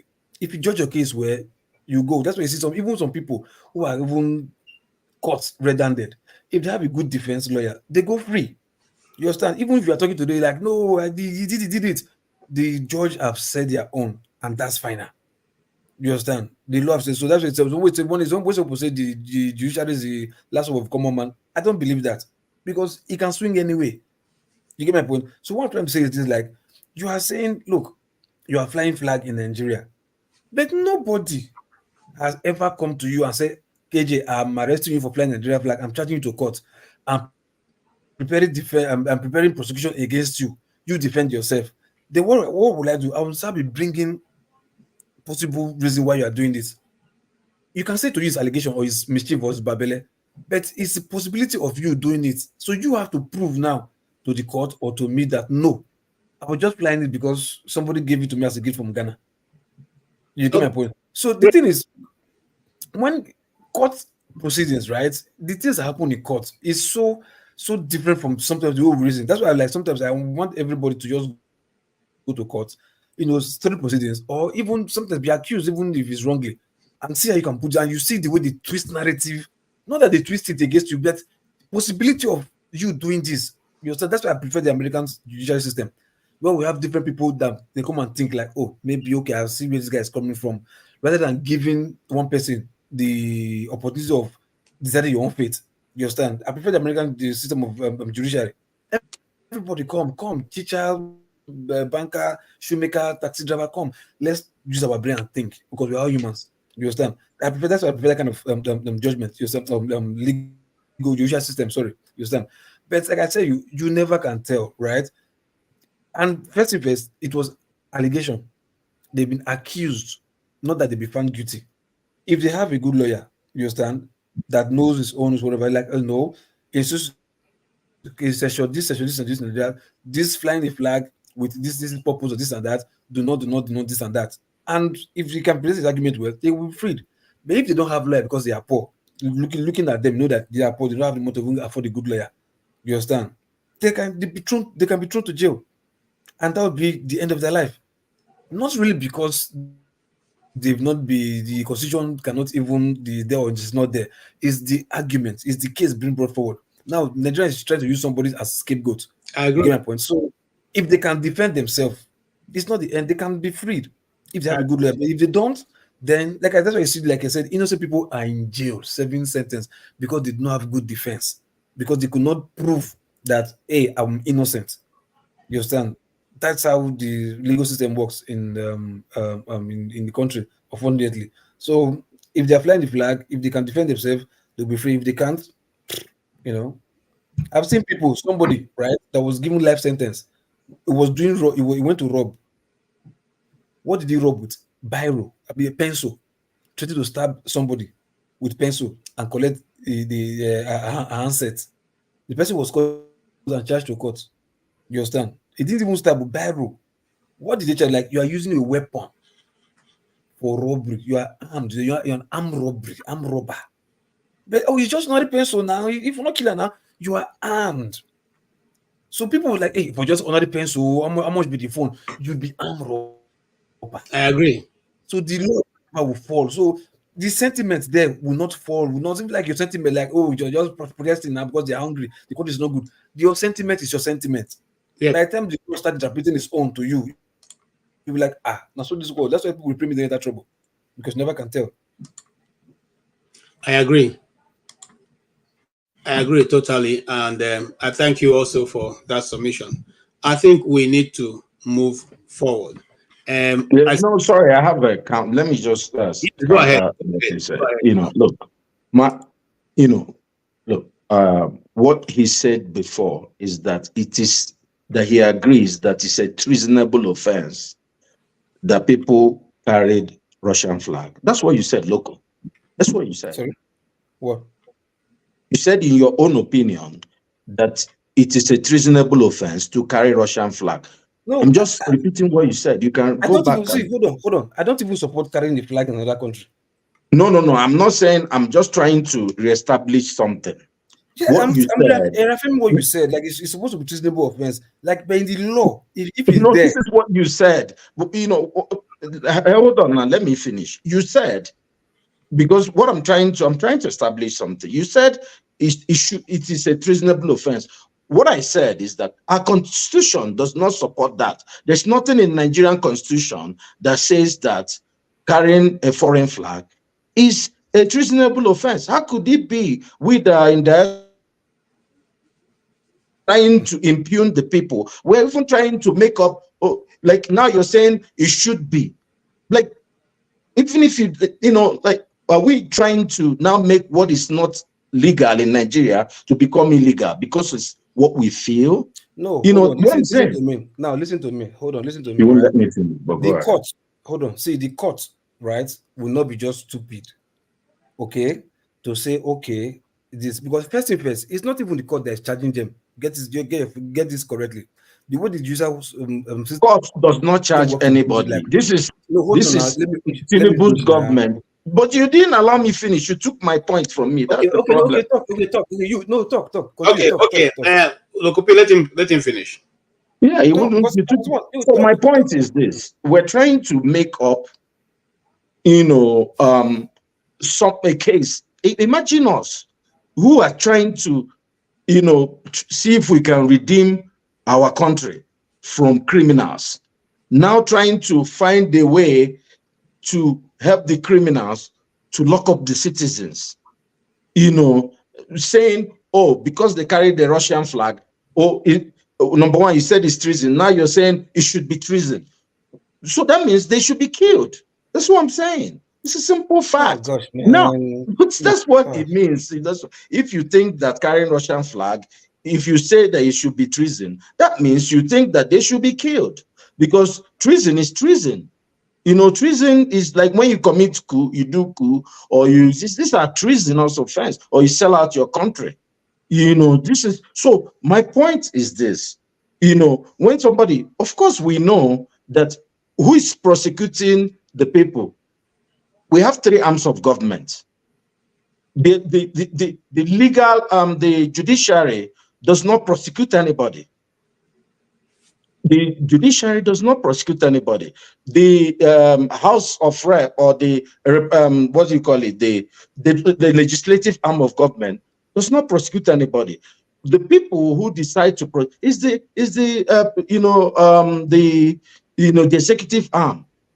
The Attorney General of Tinubu is going to say, well, we're going to bring a case against you. That's why I get in the current case, they're saying, tell them to withdraw the case. If the Attorney General goes and tells the court, we're no longer interested in this case, the judiciary will say, thank you very much. They'll just go away. So it's not like somebody from heaven. It is Tinubu, because he's the executive person. He's the representative of people that have said, these people have committed treason in their own opinion. Let's, let them face the court. Now, judiciary, what do you say about this? If you agree with us, we're going to do what we need to do to people who have committed treason. Kill them. So my point is, we can't be, we need to know the weight of our words.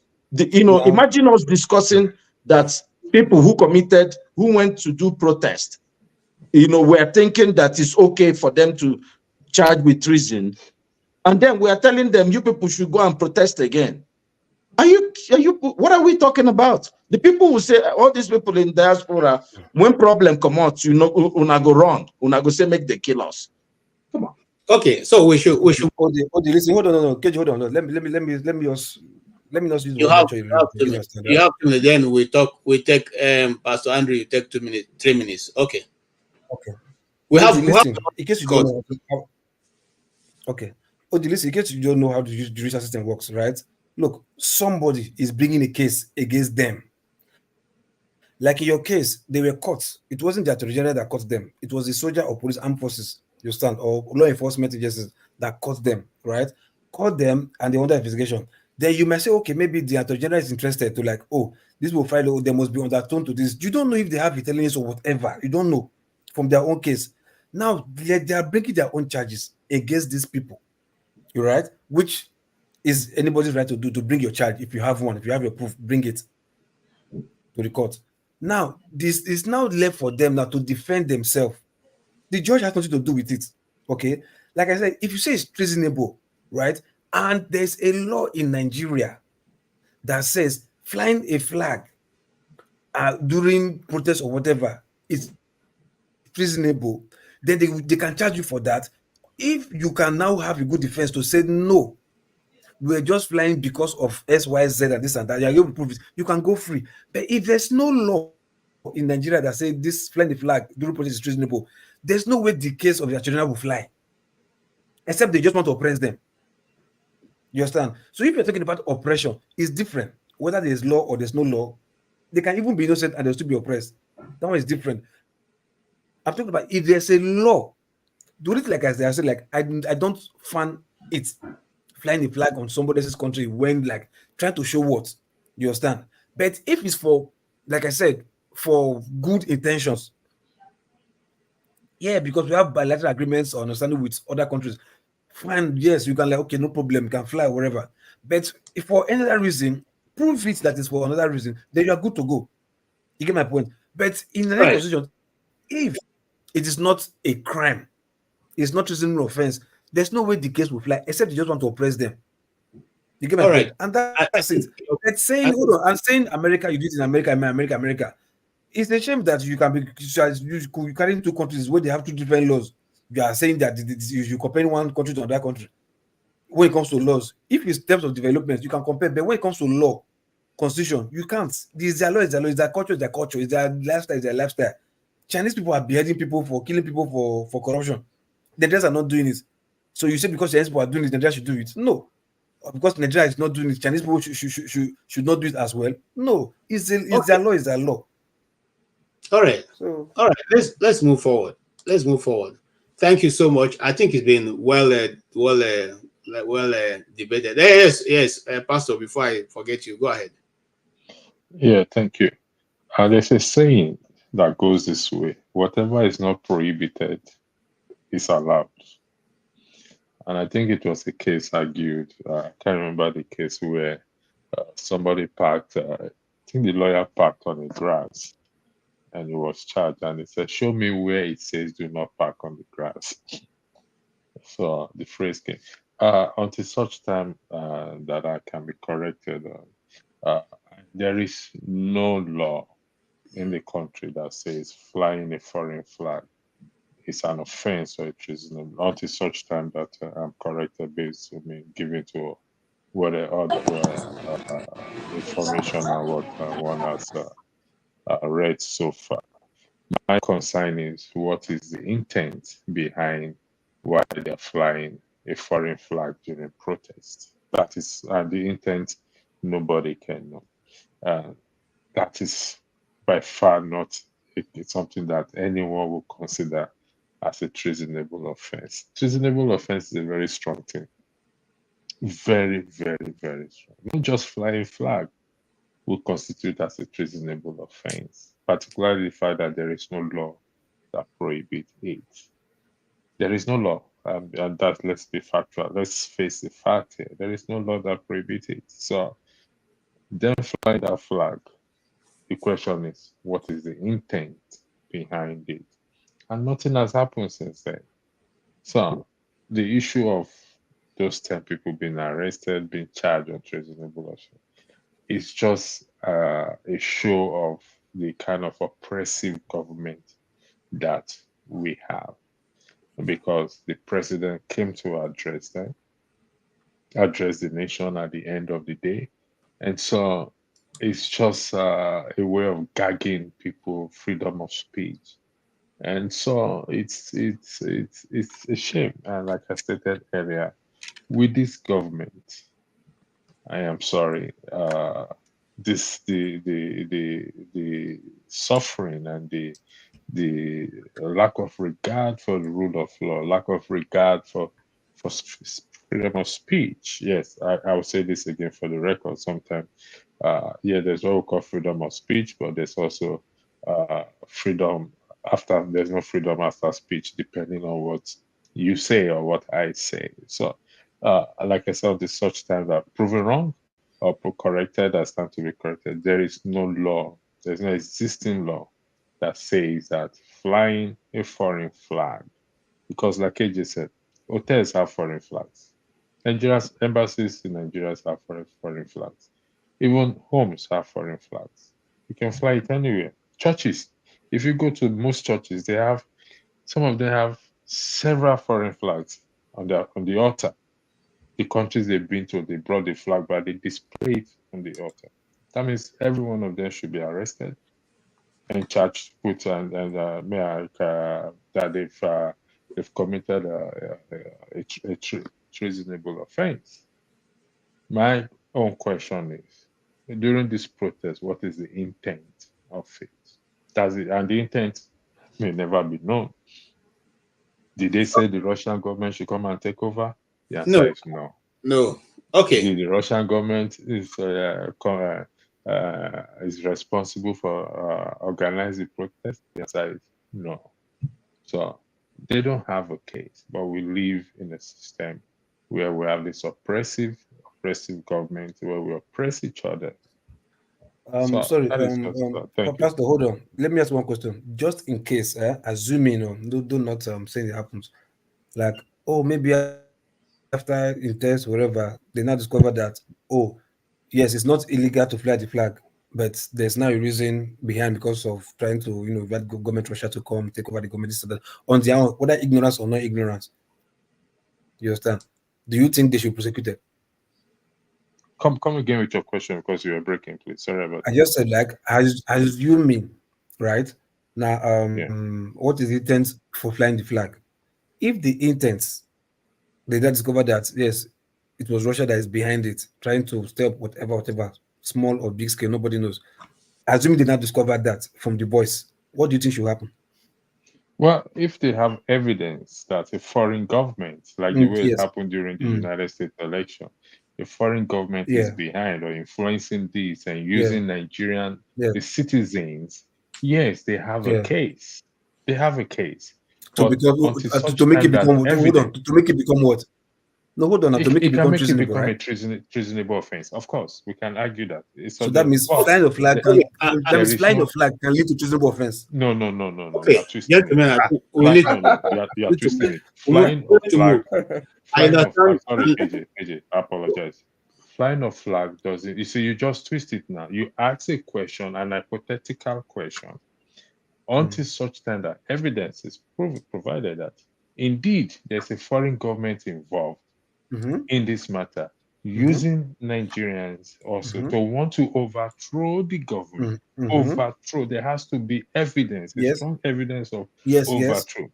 But that is not the case. This is just flying the flag. Hold on. I'm asking you a question. I say, what if they investigate and find out that happened? Until such time that they investigate and find out. As at now, that is not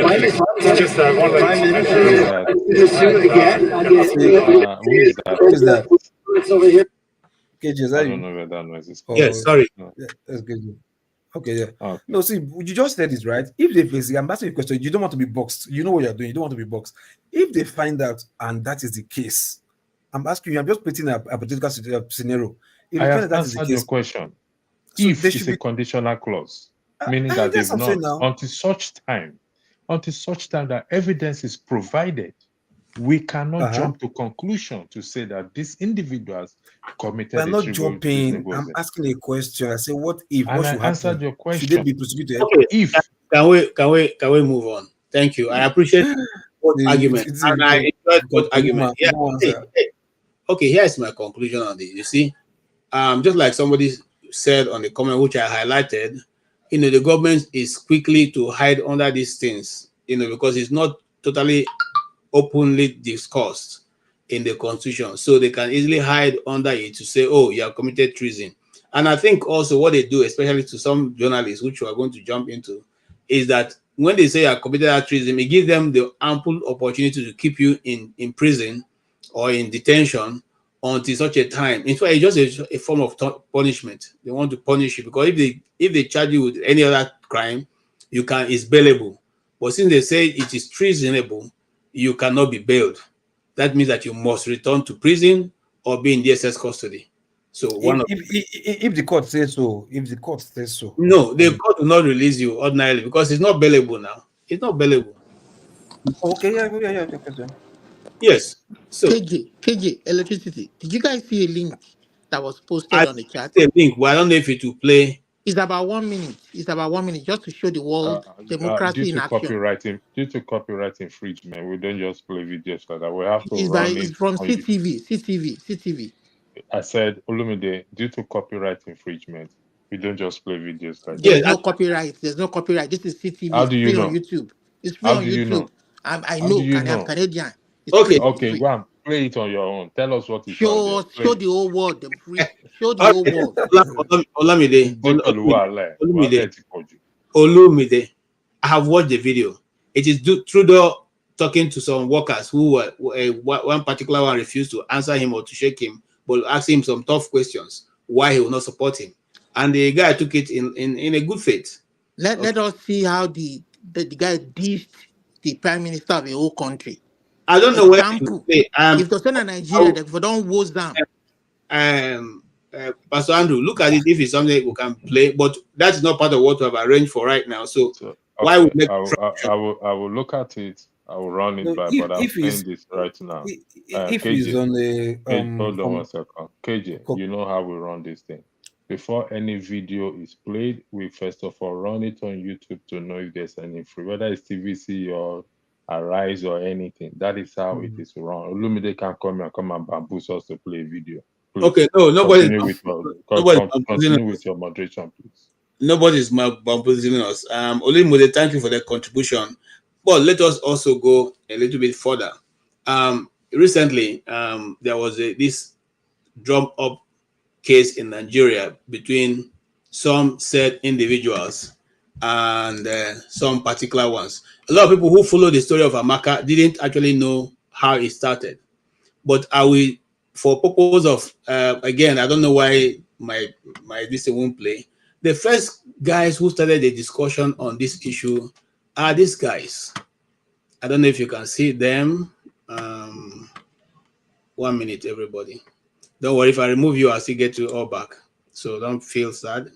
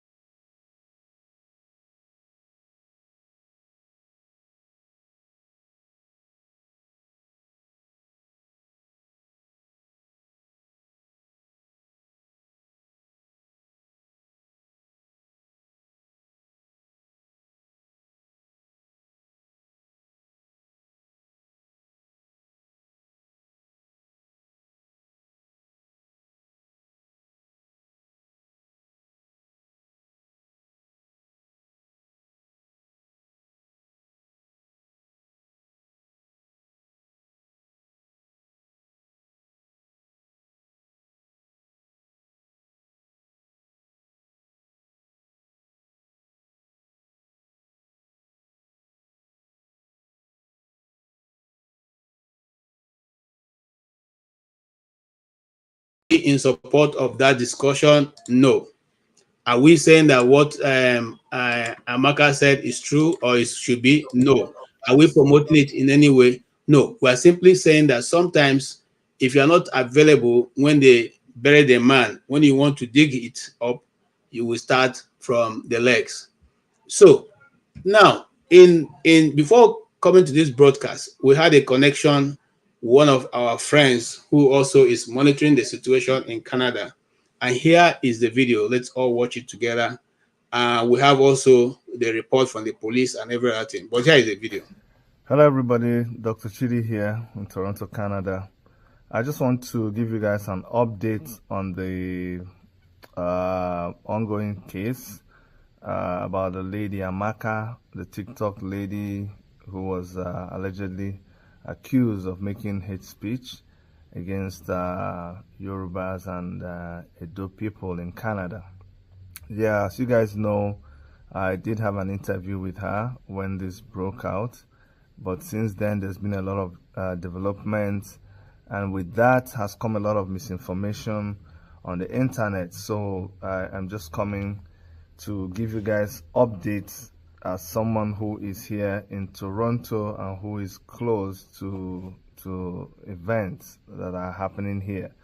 And all of you, I mean, some of you have also reached out and you keep asking what is the Igbo community doing here in Toronto. I'm also going to touch on that.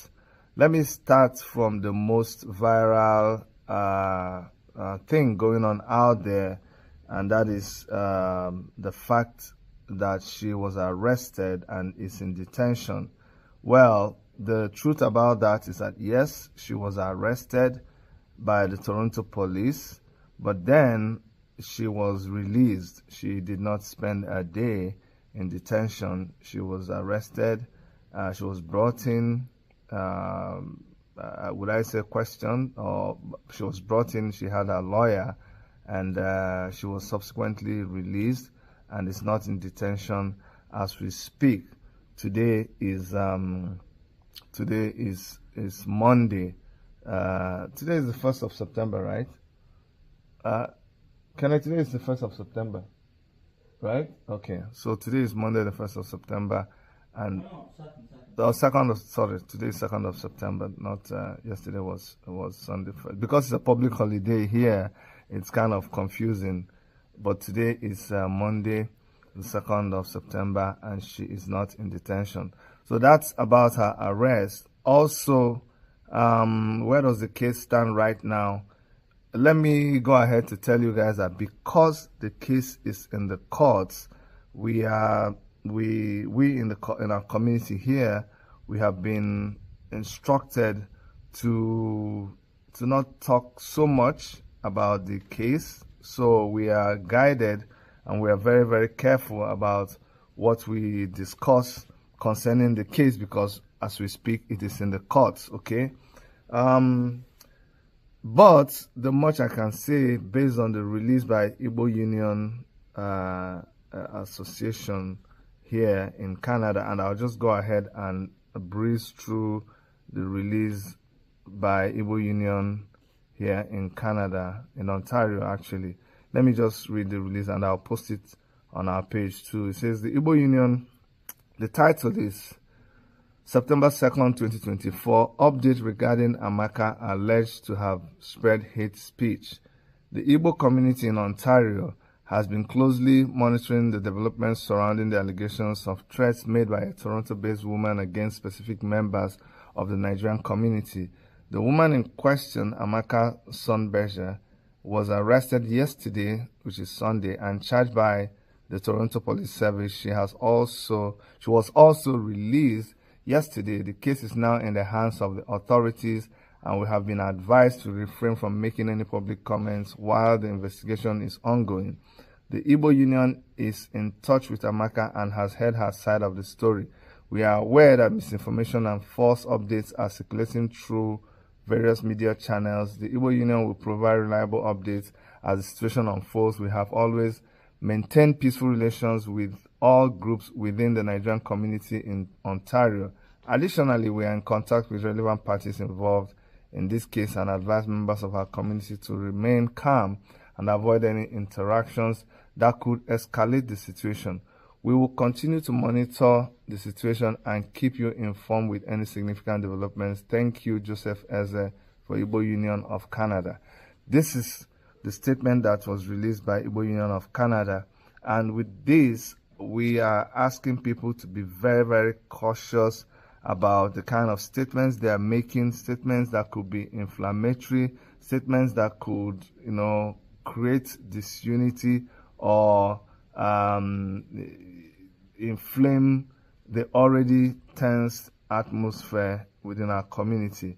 There is no need for that, okay? We've all existed together in peace. We know what our problem is. We know where our enemies reside. We know who are our enemies. Our enemies are not those of us that are here, although some of us here want to play that enemy game. But we know that the government in Nigeria is the people that are our problem. So let us focus on the people we should focus on. Well, that is the update that I have for you. A lot of other people are doing so many things. People are meeting with each other, but I will encourage that any meeting that people are holding, any efforts you are making is in the line of peaceful coexistence of all parties, is in line with not promoting hate, is in line with not creating division amongst us. We are living through a very sensitive period in our lives as Nigerian people, and there is no need to mess things up any further. All right, so here you have the update. We will also keep you informed, and if we hear anything, we will let you guys know. From Toronto, this is Dr. Chidi signing off. Bye-bye. All right, that came from Dr. Chidi. who Imo na nigga is on ground in Toronto. And I think the reason it was very important for us to bring that update because there were a lot of misinformation going on and disinformation as usual. And some people have also taken it upon themselves to play out, even play, pander to the ongoing, like a broadcast. I wouldn't want. Hey, electricity. Play my video now. Let the whole world see Hey, come on, democracy in don't action. tell us. No, don't do this. Don't do this, please. Don't do this. Sorry, KJ. Let me say this. Olumide, I watched the video, and you're actually behaving opposite of that video, right? And for that reason, that video will not be played. If you have watched that video, you will behave, you will act decorum, like the guy that was speaking to the prime minister. You will not come here and be passionate. That video will not be played until you learn to act decorum. That's it. Okay, End of sorry. story. No, it will not be so played. That's the end of the story. What if I want to watch the video? Go watch it. Go to YouTube. Because of Okay. distraction. Go to YouTube and watch it. Okay, relax. It is there. Relax. You see, No. KJ, I'm not playing it. Hold on, guys. Listen, what Pastor is just saying. We should have we who are running the program will have our own outline that the way we have done it. You can't just jump in and say we must play the video I brought. We're not depending on the video. Before. So relax. Let's deal with take a mess that we have started with, and then we can get to your video. All right. So now there's been all kinds of broadcasts. Some people have gone to the air. They've even taken it to another level. There was a video trending. A particular person who most of us know here said it is now the Igbos have gone to the market in Lagos and they are now using otapia in beans that they're selling to Yoruba people.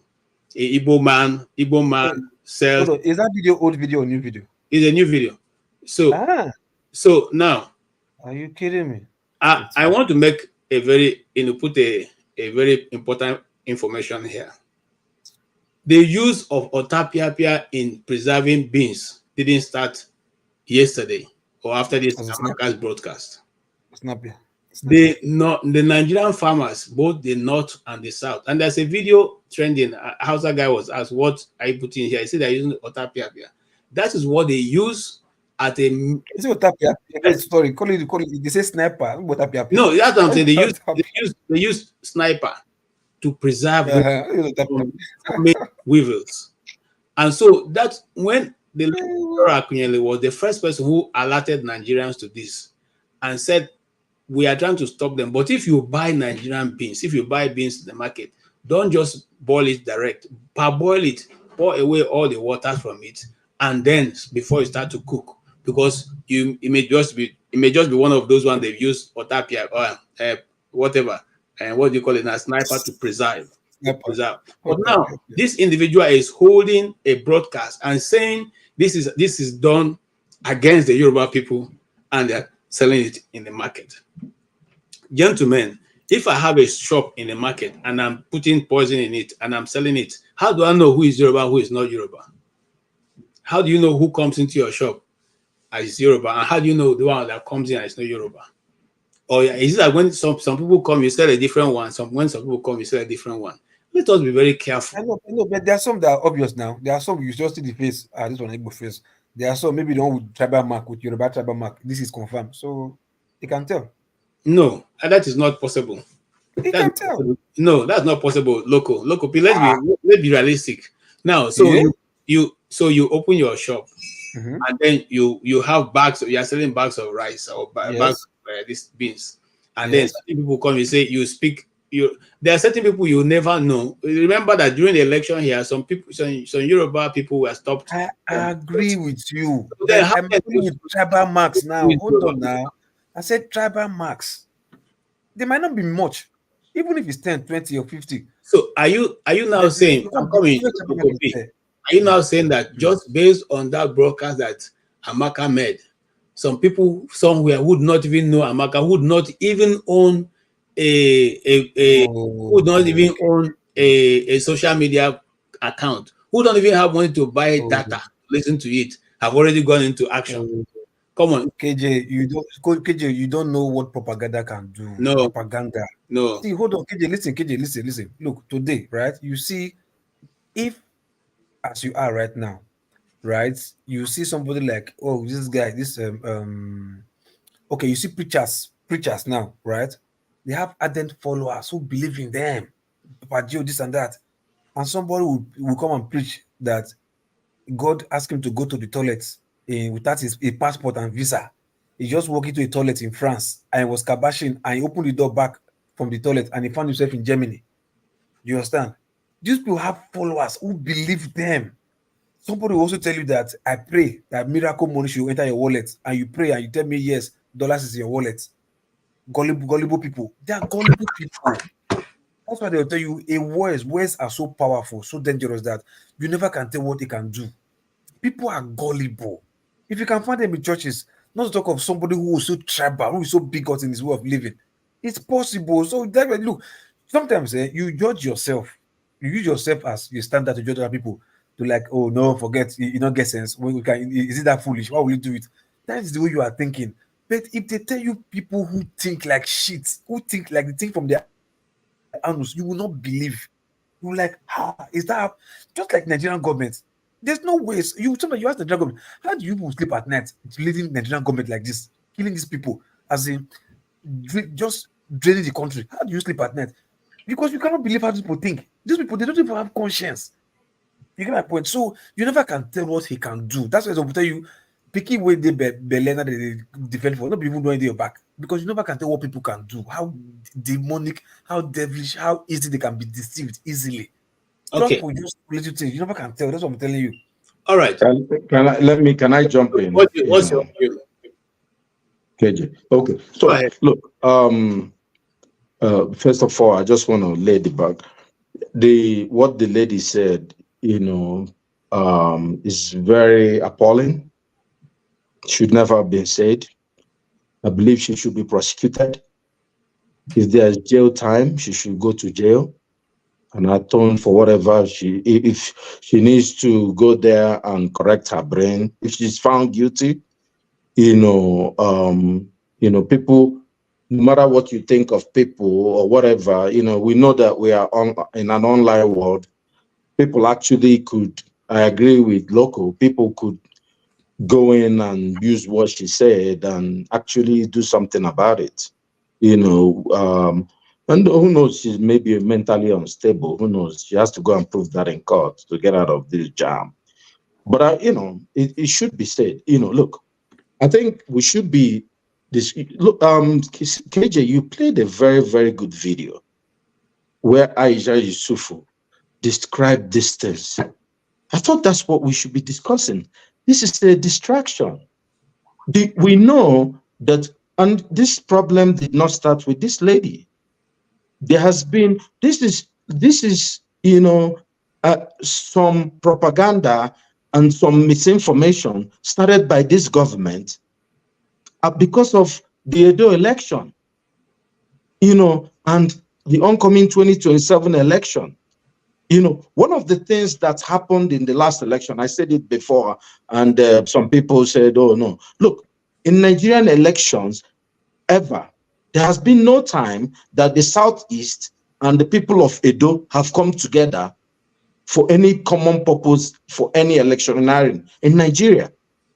Look, I've always said that the most advanced, not in I'm not sure how to put this correctly. The most advanced tribe in Nigeria, or the most exposed tribe, is the Edo people, Bini people particularly. We know that they have been exposed to the world even before the rest of Nigeria, doing business with the Portuguese for centuries, before what befell them happened to them, right? But we know after the British dealt with the Edo people or Bini people, because I'm not sure what Edo is actually, because I know Igodomigo person would not want to hear anything about Bini and other, Ishan people and all that. But the idea... The word Igodomigo, you know what it means? No, I know. I'm just trying to say, like I've heard all these things. But my point is this. This is about election. That we in diaspora should be given this oxygen. This is not even an issue. I think we should just say, this lady should never have said this.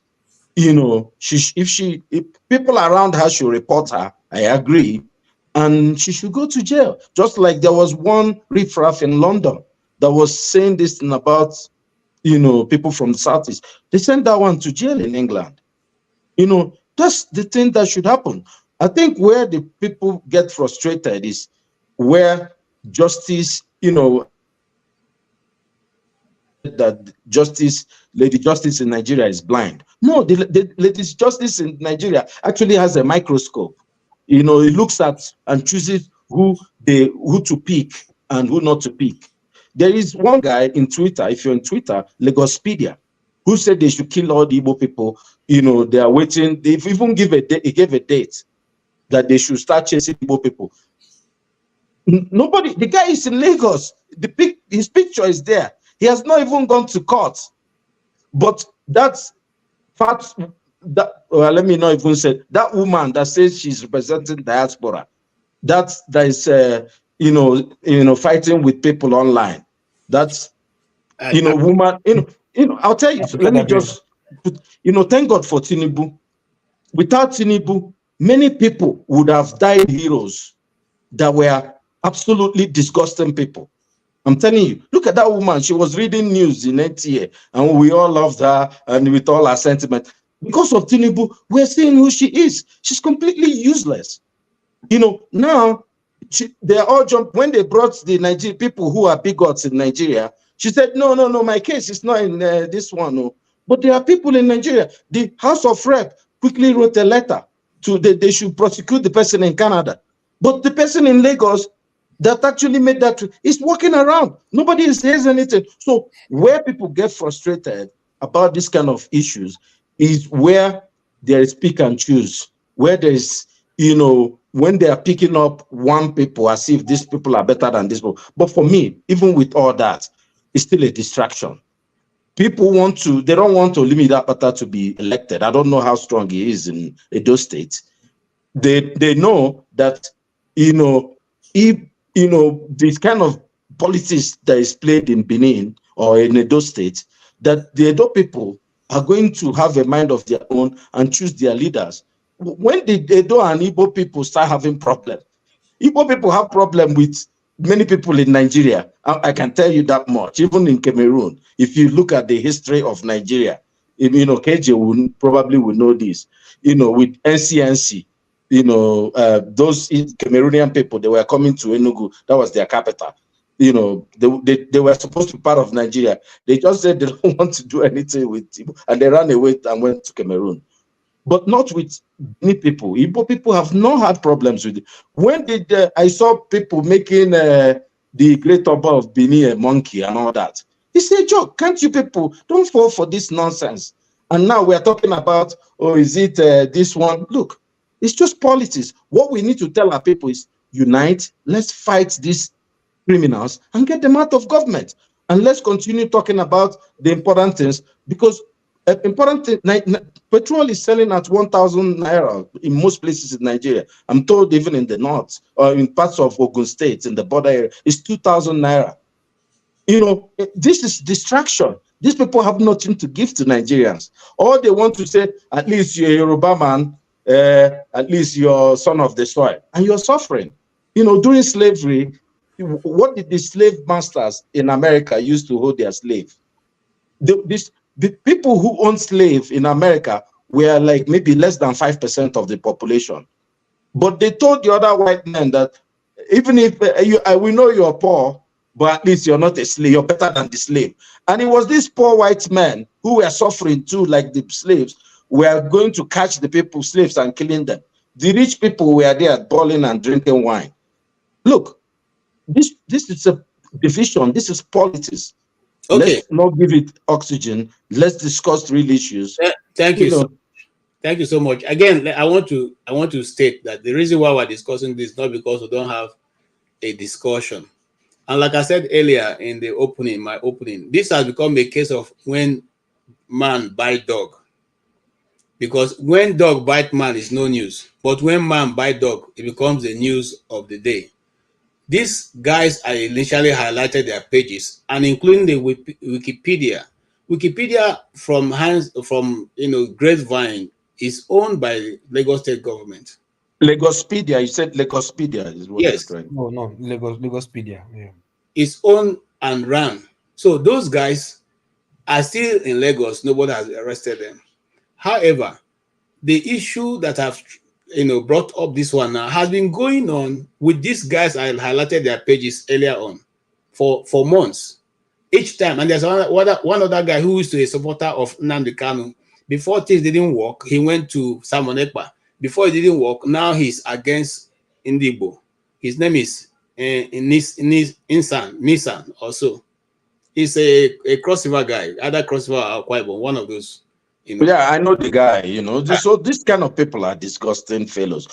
Sorry, KJ. What I'm saying is, I think it's a great discussion, but I'm saying we can channel the discussion how you like the way you're going. Yes, it's good. But the people you highlighted, I think the highlight you did wasn't very good. We didn't see them. I don't think if anybody saw it, I didn't see the highlight. Maybe Pastor can help you. Okay.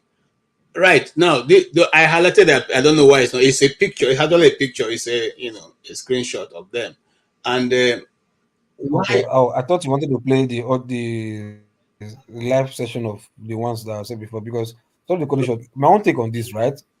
Let me. Is this KJ? If you allow me to, and I wanted to tell you to the place I want us to go to. The place I want us to go to. We're not here to find fault. And we're not here to support Amaka either. Yeah, a lot of people have said Amaka don't sound Igbo. But the Igbo community in Canada have decided to say, whether she sounds Igbo or not, we will stand with her. And I have a police report here, which I will also read out, so that those people who are, probably thinking that more than that happened, this is a police report from Canada, okay? And it's saying the Toronto Police Service is making public aware. Can you share it? I can't share it too. I can't share it. Because I don't know why my phone will not, it doesn't agree to go to. Okay, I'll try and share it and see if Show can get it up in there. We can all look at it. This was released on the 28th of August 2024. The police had received a call for a threatening incident. So somebody called them and said there was a threatening incident. It was alleged that the accused posted online contents on or about August 25th, 2024, threatening death to some specific members of Nigerian community. On Sunday, 1st of September 2024, the police arrested her, and she's 46 years old in Toronto. Old girl for that matter. She has been charged uttering threats. She is scheduled to appear in Toronto Court of Justice. Okay, they put the name, the court venue, and all that on the 2nd, which is today, by 10 a.m. The investigation is being treated as a suspected hate-motivated offense. In other words, they are going to look at the other thing she said was what triggered her to say, making the statement she has made. I want us, while we're discussing this, to remember, in the West, here, if you decide to attack somebody, you cannot tell a person how to respond. If you feel the first to hit, you cannot ask the person, okay, I slap you once, why don't you slap me once? The person can slap you and kick you and blow you. It is at the person's prerogative. And that's why they advise you always never to touch anybody. Don't touch. You can insult, you can do whatever, but don't touch. So it is now left to those people, the police, to pick up the case. And if they feel it's important, they can take it beyond that point.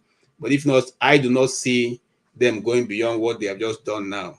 But however, you guys are the panelists. I'm just here to try to steer the discussion. So okay, go ahead, sir. Okay, KJ, for me, my honest opinion is easy. Look, what most of us are failing to do is we are putting emotions in what happened. You understand? Because my own or not be my own. You understand? No. You're getting it wrong. When I said the Igbo community, The Igbo community have totally condemned the fact. But they look, let's get it. Hold on, because I'm not saying a people. Hold on.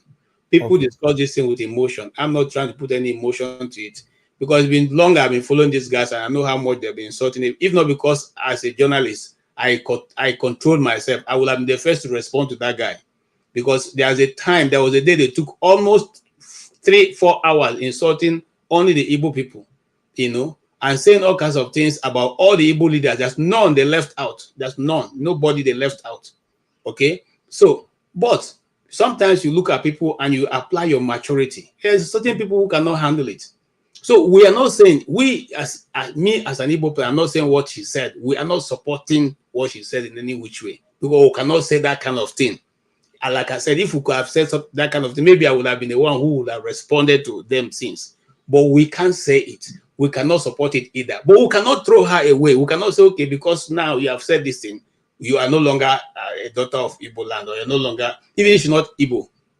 Nobody. Well, I mean, there's no need for that. There's no need for that. Let's not put emotion to it.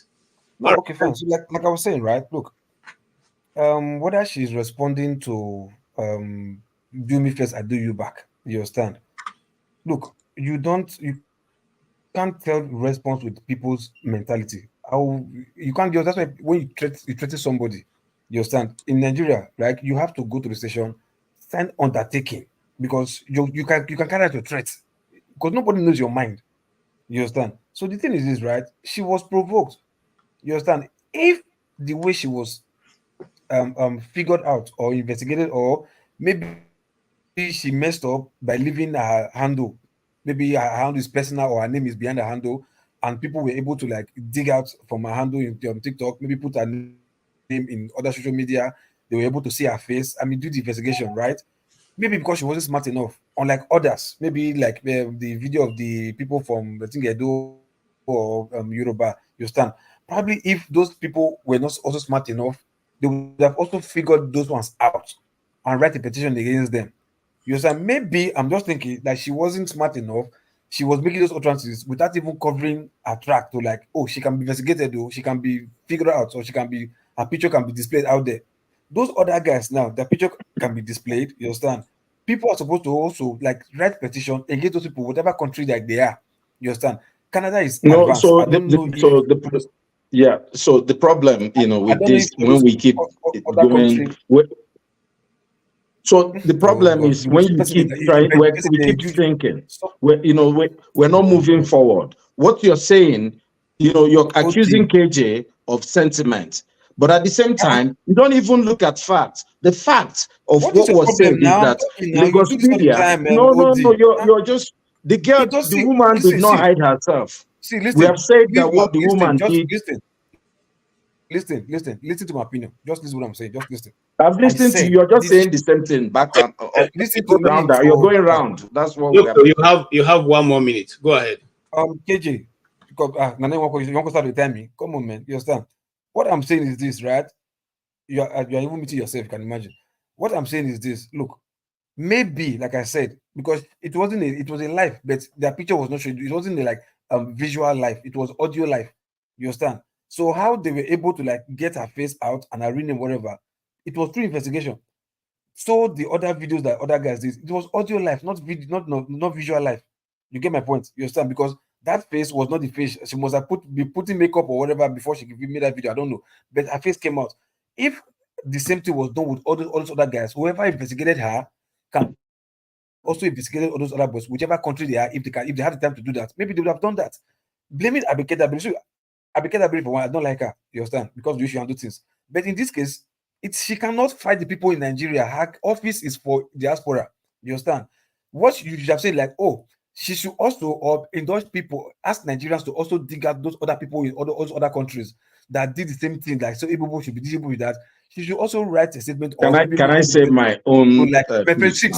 Don't stop now, please stop. Can we contribute? Please stop. What is Can we contribute? I don't finish. We are not onlookers, please. Okay, it doesn't matter. You wait. You just come in. Hold on. So what I'm saying is, like, you understand. So please round up. If it's for diaspora matter, whatever, she's an office. Then the Senate that what's it called? The Senate that responded was the Senate Your Son Matters on diaspora issue. So the people that responded was for diaspora. If she was in Nigeria, I don't think anybody would have responded to her. It would just be doing their normal banter, Igbo Yoruba banter, or Benin Edo banter, or whatever.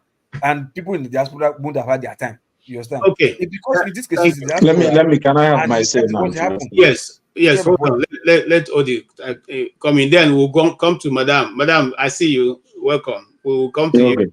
So look, many times, I forgive ignorance, but when people see truth and just jump over it, and this is why it's a hard discussion, and this is where the politicians want everybody to go. This tribe is you or me. You say, KJ, you shouldn't be talking with emotions. I just presented to you the fact that you said, oh, the lady may not be too smart, and she has shown herself. The lady, of course, showed herself, said, I'm here. She said her name, where she is. And she exposed. But another person, we just mentioned, in that Lagos video, Media. is it in that same video? Can I just finish? The problem If is it's that that video, there was nothing like that. Stop lying. If it's that video, there was nothing like that in that video. Oh no, stop now. Let's have a conversation. Let him finish. Can you imagine this guy? No. Now you said Don't go there. Just leave it. She didn't say her name on her place. She made another video. She made another, on this Twitter Spaces. She came again and said who she was on the second one. She said she's not, or even on that one, she said, I am this person, I'm not afraid. But that's the point I'm making, is that, when people say, you tell people to take out the speckle in somebody's eye, but when you have a log of wood in your eye, you can't see it. This man, I just said, there's somebody in Lagos, Lagospedia, which KJ said is even run by a Lagos state government, that made even worse remarks. Should you expect Abdicate? Can I just finish? Can you just control yourself? Can you control yourself? Can you mute Loco, please? Loco, Can you Loco, let you're this not guy? respecting What is people's this time, nonsense? please. No. Oh, you complete your this thing. Loco, let him speak now. He gave you an opportunity to speak. Let him speak now. So we said this guy is in Lagos. The state government, the governor of Lagos, have come out to say this. What he said is not good, but nobody has prosecuted him.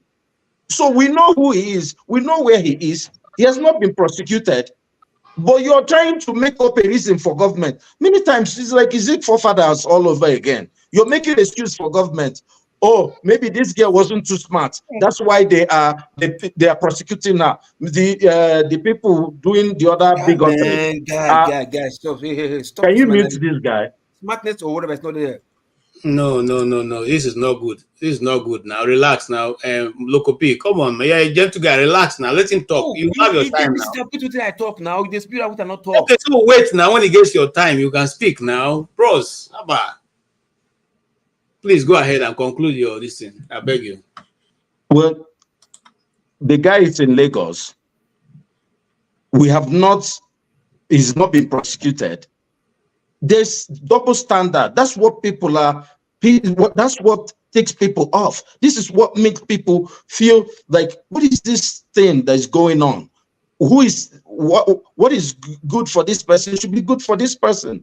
And when people are seeing it and they are trying to just reel in one person, one set of people, you just get disgusted with the whole thing. And when they are trying to put a face which you can see through them, and you just wonder, what are these people doing? My point is, I said it before, the woman is disgusting. What she said is disgusting.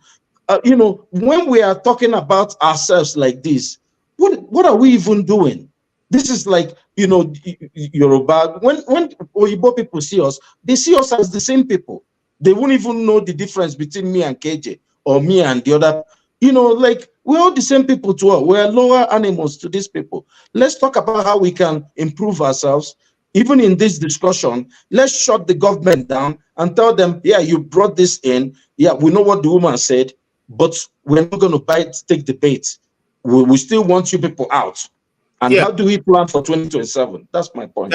Thank you. And I agree with that. You see, Madam, I'm coming to you. One of the reasons why the Local Peace argument is that the guys they are not in diaspora, they're in Lagos. Okay, Local P, they have another guy who is in Austria, who also have been on this for almost 2 years. They have two other, so there are two in Austria. There's one in South Africa. And all of them are on this issue of always raising to speak. And I'm not going to come to you now because I want to go to Madam Look. So, Madam, you heard follow the argument. Me, I'm not here to say whether she's Igbo or she's not Igbo, because I grew up in Tiv land and I know the Tiv people, they can take your fight. If they see injustice, they don't need to know your tribe. They come in and fight on your behalf. So if this lady have taken this fight on the behalf of the Igbos who couldn't maybe speak up the way she may have thought, what's your own take? What do you think she's driven by any other thing apart from the fact that she felt this injustice is too much? Go ahead, ma'am. Hello. Good to be here. Nice to meet you. Good to meet you, ma'am. Welcome. Yeah, I was listening all this while, and Nigerian politics is such that it can be very scary. So at this point, this is very scary. Every time you showcase something,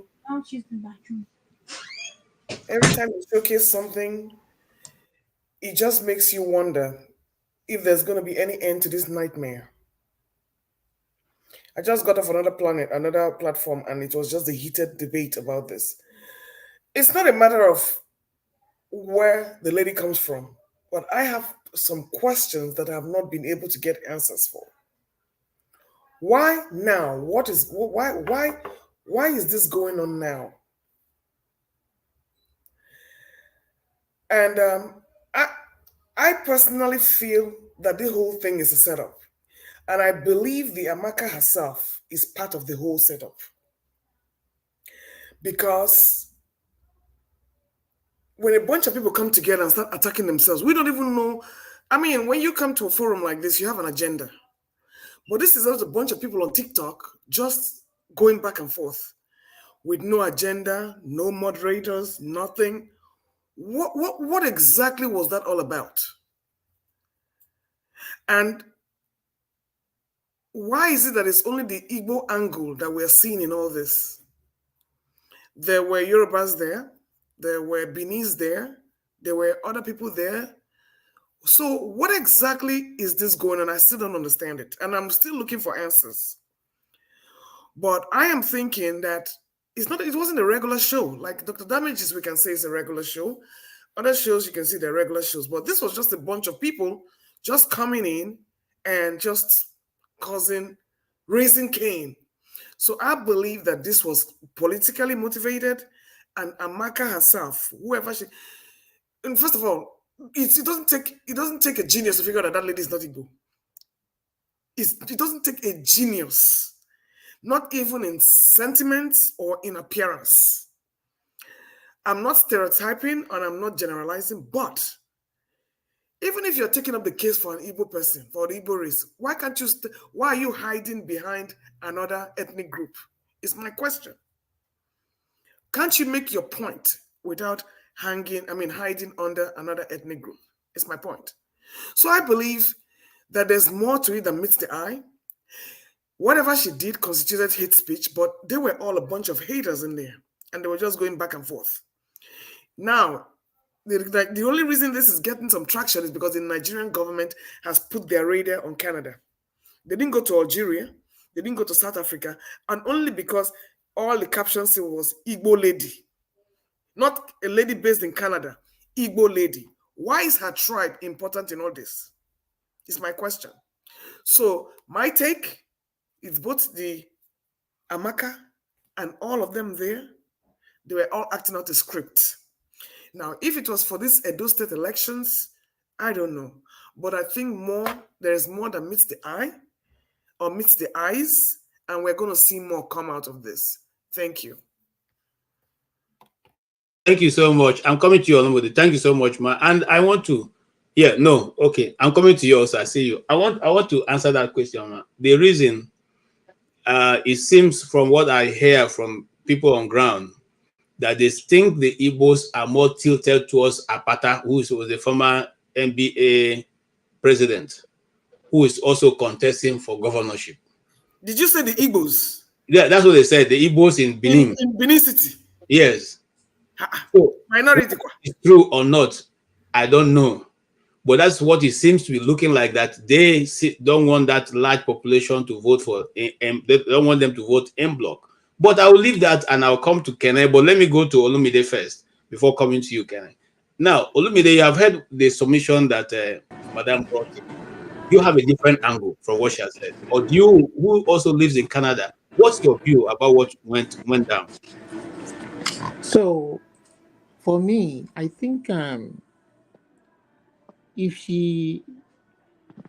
if what she said is true, I mean, whatever stunts they pulled, you will say that it has backfired, because then why would they go to the extent of writing a petition to then get her charged?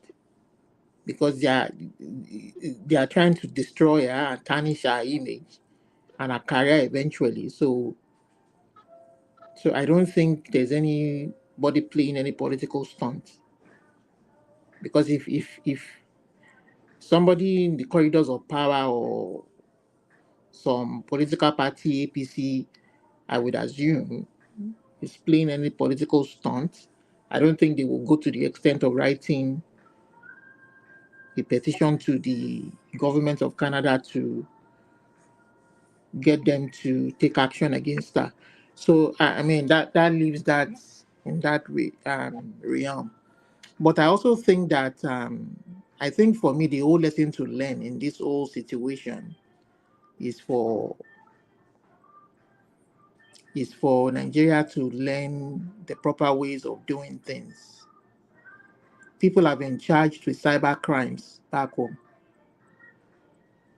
And for those kind of crimes, they will remand them in custody, even without a judge's approval.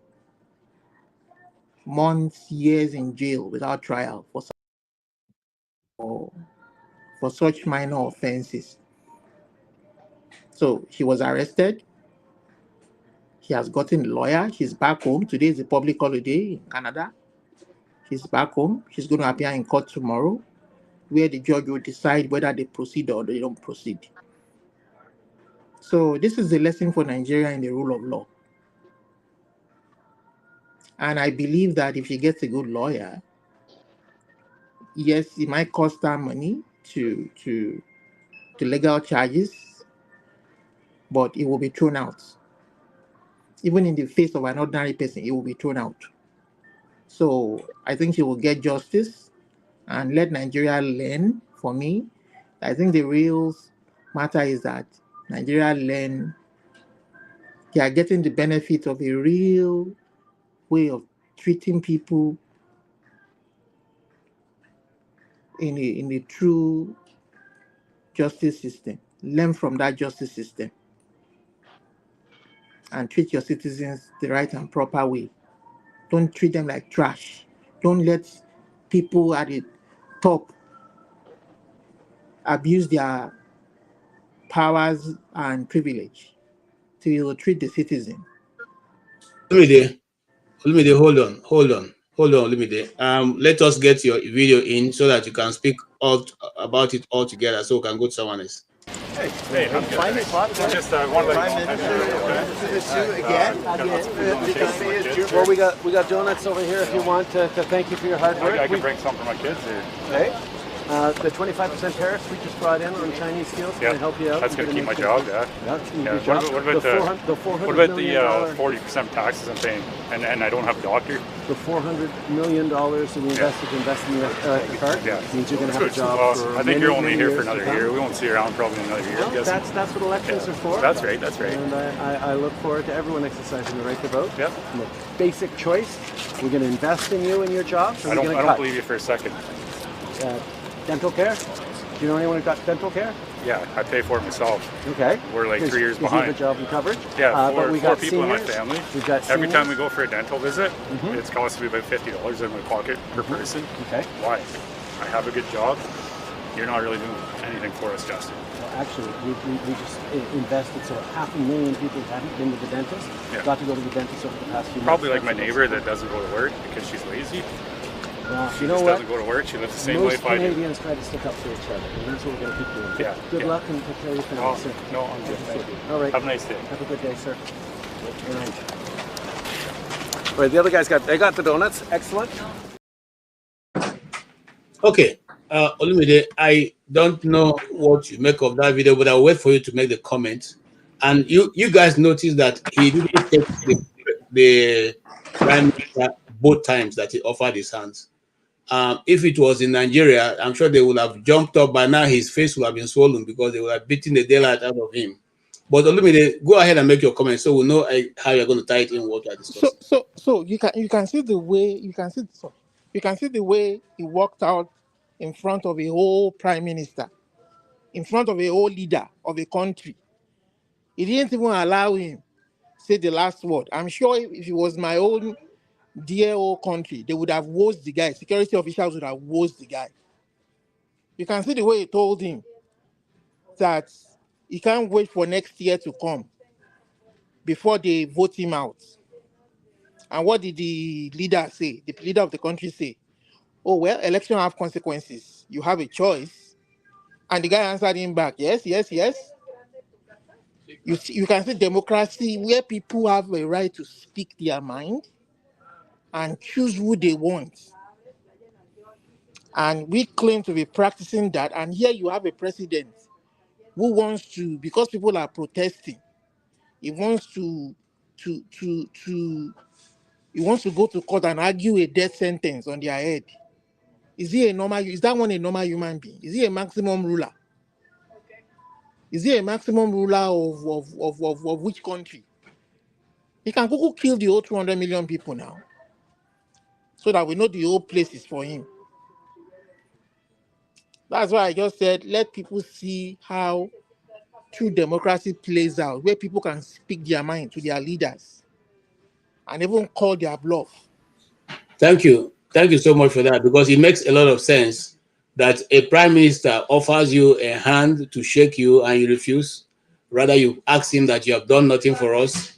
And he said, I've done this. And you say, well, that which you did didn't get to me. I'm still paying higher tax and all that. And eventually, even after the discussion, he still offered his hand. And the guy still refused to shake him and walked away. And I've seen that many times, in the Western world. But you see, our own setup is totally a different thing. We are more or less. There's nothing bad there. There's nothing bad there. There's nothing bad there. Hold on, you cannot do that in Nigeria. You can't do that in Nigeria. You can't do that in Nigeria, except you're deceiving yourself. Okay, let me hear from Kenneth. Kenneth, please go ahead. We'll come back to you, Lokopi. Thank you, Mr. KJ. Good evening, everyone.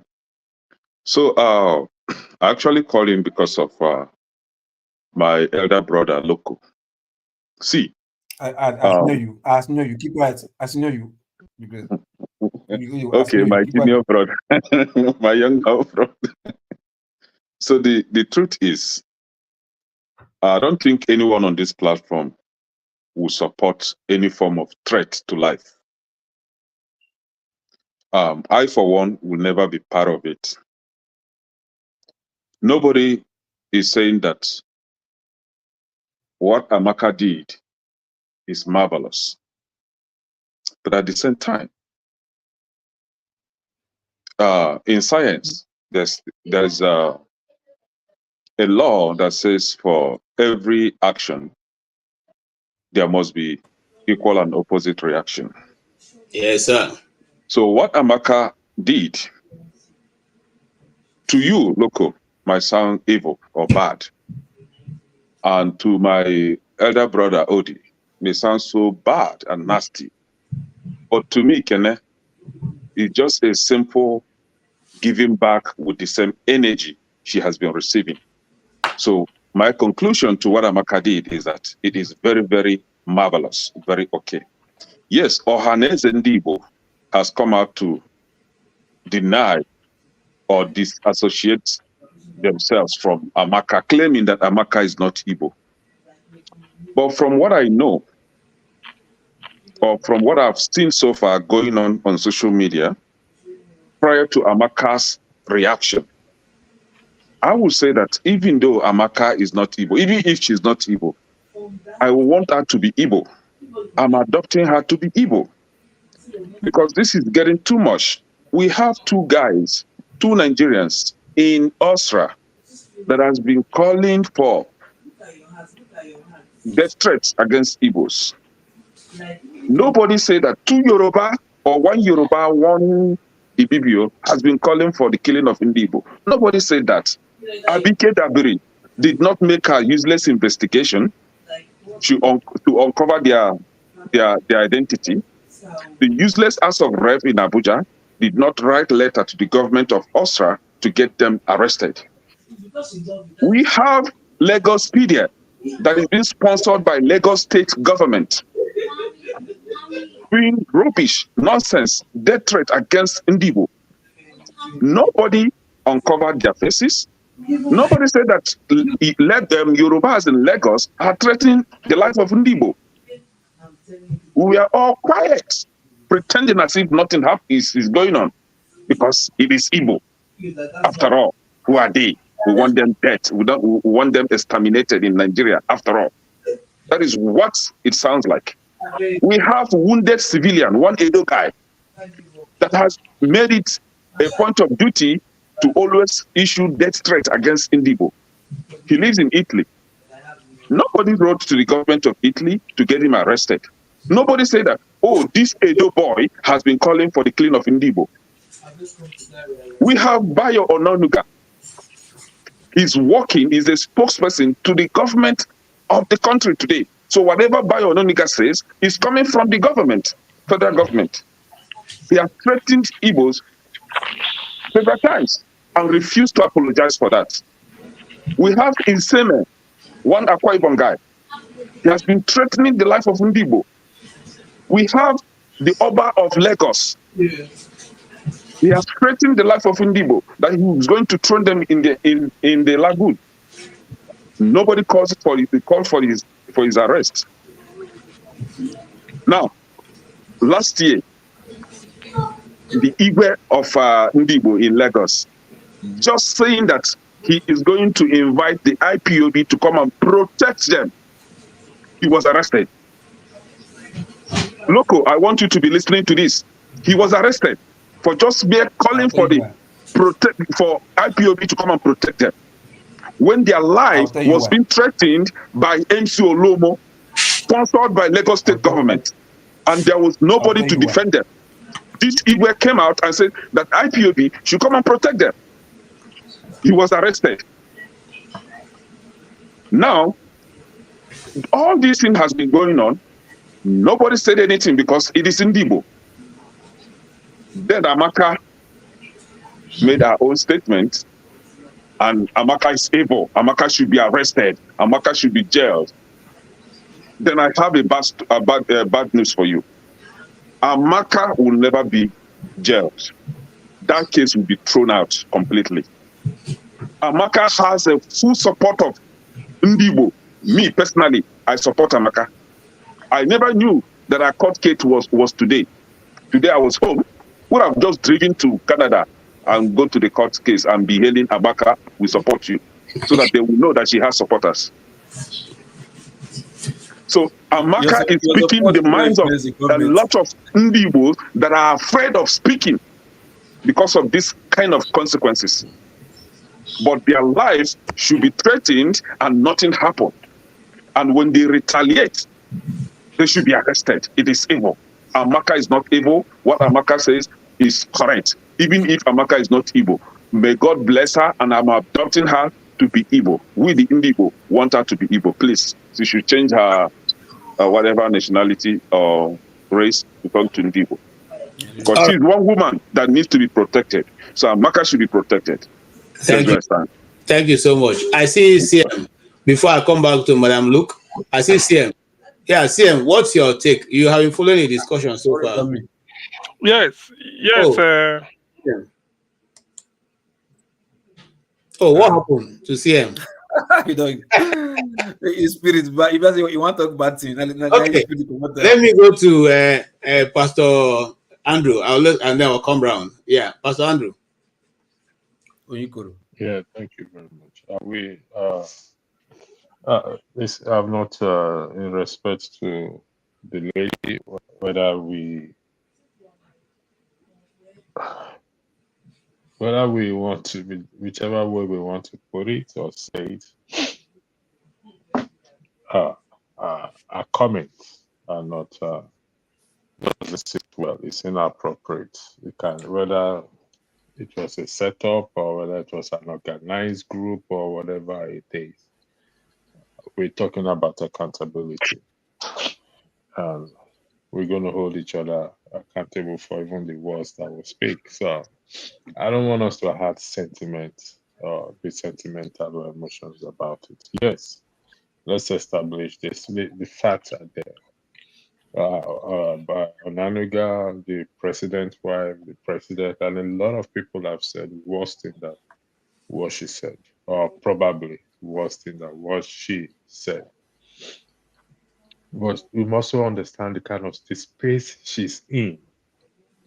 She's not in the Nigerian space where she can say things and nothing will happen. The space she's in is not a space where you say such things, whether you mean it or not. Whether you mean it or not, people will pick it up. It's a space where rule of law applies. It's a space where you don't come out to start to threaten or make such comments. Let's put this in perspective. The president's wife have said was, Uluomo have said worse than that. But the space she's in, God bless you, space no, Pastor, I'm not trying to interject with you. due respect. Austria is also such a space, but the outrage was not echoed. That is my point. I will explain to you. I will explain to you. No, I will explain to you. No way. Please. I allowed you to speak. I did not interject you.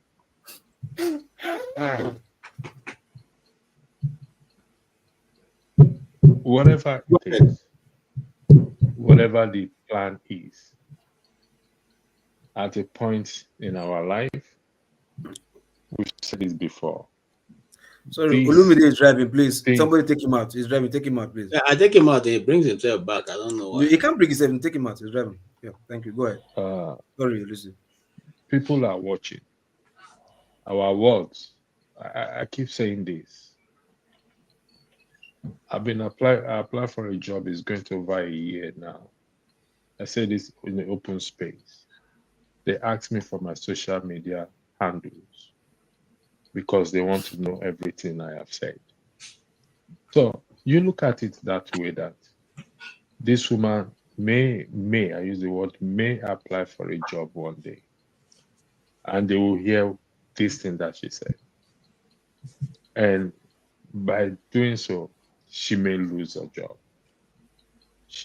She may have a reason or a justifiable reason for argument's sake for saying such a thing. But even with that, she will still be held accountable.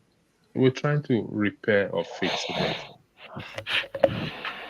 And if we continue like this, it would be unfortunate.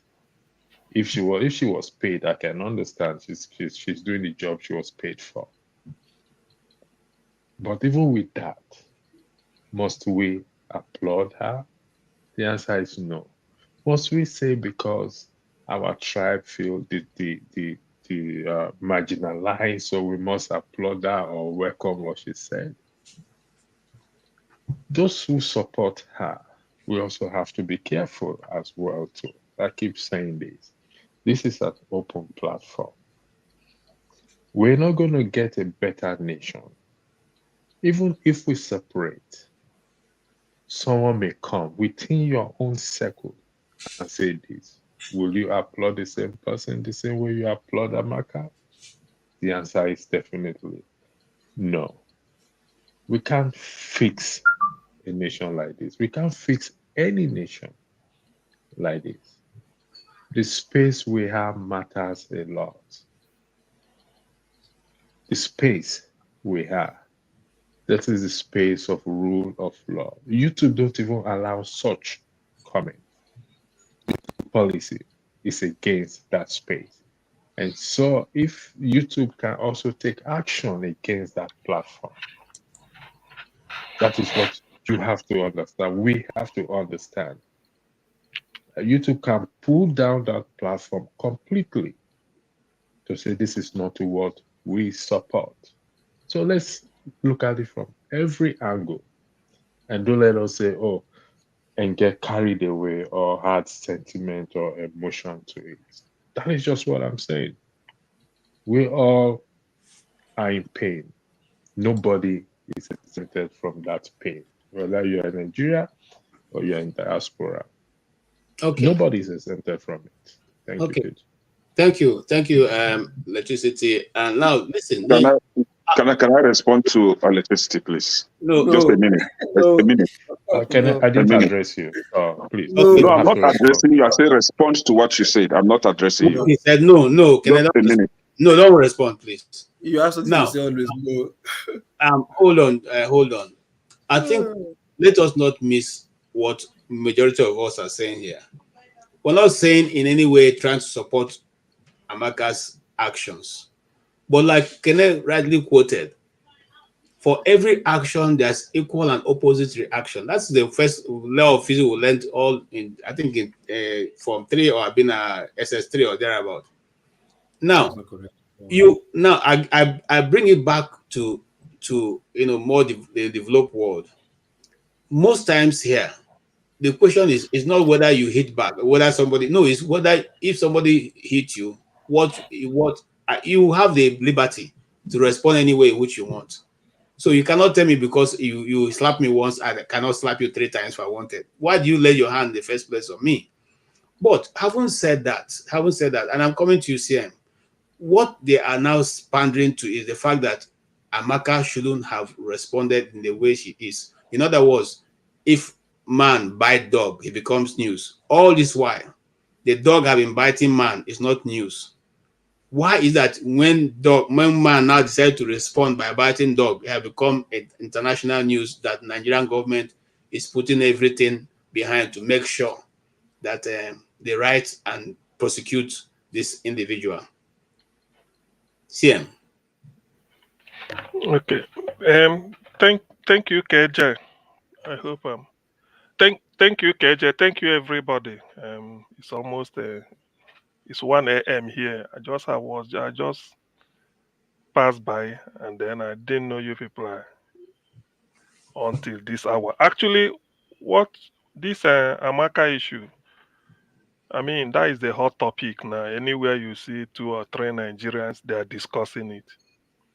You see, what really made it Nigerian is, and what people are saying is, or let me just say majority, nobody will say that what Amaka said. I mean, how can you go and buy a whole nation? I mean, the Yoruba nation, there should be more than 50, 60, up to 70 million. So how can you say go and buy all of them? As much as as much as it is not possible, to me, people will know that you are speaking out of emotions, even if you are reacting to something. The same thing goes to Edo. But my involvement in this is this: the swiftness with which Abike Dabiri handled it. I've never had our senators react like this. House of Senate put a letter across straight to Canada. House of Reps did the same thing, apart from individual this thing. Well, they are defending the country and trying to put the record straight. We now know that before the first August, what is it called? August protest, there had been one that is even worse than what Amaka said, being done in Austria. Nothing. And as far as up till today, our senators are yet to write a letter to Austria. Up till this moment, the House of Reps have pretended that they don't know about it. For those that are asking where it happened, Abike Dabiri's constituency is in the diaspora. So Abike should know about it. Why hasn't she done anything about it? What is good for the geese is best for the gander. Why can't they write about it? Just to show that, yes, the rule of law, the law is blind. that they are not biased against any ethnic group in Nigeria. In this case, the ethnic group they say Amaka belongs to. Why? What are they waiting for? Can they say they are not aware that this is happening in Austria? Even if they do not know before 1st August. Now that Amaka's own has happened, why can't they be swift immediately? Because people has furnished them with information. What are they still waiting for? Or is it only in Canada that they could write letter to? Can they write letter to Austria? What of South Africa? Can they write? What of Italy? You see, that is why sometimes when you see what people say, I want us to take a step back. Yes, two wrongs does not make a right. We all know this. In football, somebody will tackle you, you fall down. While you are on the floor, you tackle the person back. They give you the retaliated red card, and you start to complain. They said yes. Maybe they give the other one yellow. They said you shouldn't. But in this case, what should worry Nigerians is that our Senate that are inept wrote a letter straight to Canada. House of Reps followed suit. Abike lady charge. What are they waiting for that of Austria? I think that should be the point of discussion. Why hasn't they written Austria? Why? Why hasn't they written Austria? Why? That is the issue. What about Italy? The one happening there against the same ethnic group they say Amaka belong to. What about South Africa? We all have this. We all seen it. So that is the issue. That is what makes that is why people are annoyed. Not just people are annoyed not because of Amaka per se. Why is it? Why hasn't they? Because I really need a reason. There must be a reason. Why hasn't they done that? Or is it not the same? Or is it not the same country? Is where so Italy is different now. They can't defend Nigerian interest in Italy. They can't defend it in Austria. Is it only in Canada they will defend it? What about South Africa? You see, this is a joke. Sometimes when this thing happens, I'm just talking about diaspora. The one that said that Oyibo is aware. The one that happened in Lagos. People know that I lost my cousin last year, for those that hear me say it. On the say-so of Oluomo. That's all. Oluomo, Ndi Igbo buried people in Lagos prematurely as a result of February 25th. People were buried that should have been alive today because Oluomo said so. What happened to Oluomo? Nothing. For the chap that they said IPOB, the man said every market where Ndibo are in Lagos, they pay security fee. Every market in Lagos, they pay. It so happens that after the election, they were looting their shop. The Igbo man who they jailed, who they arrested, now said, how can we be paying money to Lagos state government, market levy, security levy? Yet, when we go home to sleep in Festac or go to Lekki where we are living, you come back the next day, your shops are looted. Say if they cannot safeguard our goods, we bring IPOB to come and be the watchman in the night. That's all he said. And that was what he meant. That is the context in which that thing was said. Any market today, you pay levy to Lagos State. Any market in Lagos, you pay levy, security fee. They pay it, yet their thing is looted. Don't you have the right to ask question after paying your gate man and people are still bugging you or this thing? You say, where is the gate man? Why do I pay you? That's what the man said. He said, if they can't protect us, our goods, then we can now go and bring people that will do it and contract them. That is what is happening. You see, whichever way anybody slices it, that Igbophobia is on the rise. We know it. We know, some of us, we know. I mean, we cited the example, like Lagospedia is there. We all know this. Nobody can deny it. Oluomo did his magic. Nobody said. Remi Tinubu said his own. Bayo Ononoga during the election said that for Igbo man to vote in Lagos, that is interference in the affairs of Yoruba. But Ijo man can vote. Ichekiri can vote, Fulani can vote, Kanuri can vote, TV can vote, Ibibio, Efik, Igede, Igala, Idoma, they all can vote. But if a man should vote in Lagos for interfering, put it in black and white. Now he followed it up by saying that he can never apologize for the slaw. He called it a slaw, which means he knows what he did. Rather than deal with the man, they promoted him to Abuja. He did it when he was nothing during the election. After the election, he was given promotion to Abuja. You see, why I have to lay all these things on the table is, you see, when we sleep, you check about all this. Is it not 1966 all over again? Is that not what is cooking? May 66 and September 66. Is that not what all cooking again? Amaka didn't take permission from me before saying anything. I mean, you can't go and say you pie the whole ethnic group. No. To me, it's a no. But then you place everything in context. How I wish we will be here till next week. No letter will come from the House of Senate to Italy. Let's be watching. We'll be counting the days for them. No letter will come from House of Reps to Italy. The same thing to South Africa or to Austria. Everywhere. We will be here and we'll be counting it. Okay. So is it not the same? CM, thank you. Thank you so much. I've made a very valid point, which is the real reason why we have been here. We're not saying in any which way, shape, or form that so sorry, before Kene goes. Kene, it's my turn. Wait. Okay, everyone. And Madam, your turn. Your turn. Hold on, Madam Luke. Feel free to interject because you're the only lady, so I'll give you preference anytime you want to. Yeah, I'll give her. If she wants to go, she can go ahead. Okay. Thank you. So, yes. Go ahead. Go ahead. Okay. So the questions that we're asking, we just need answers.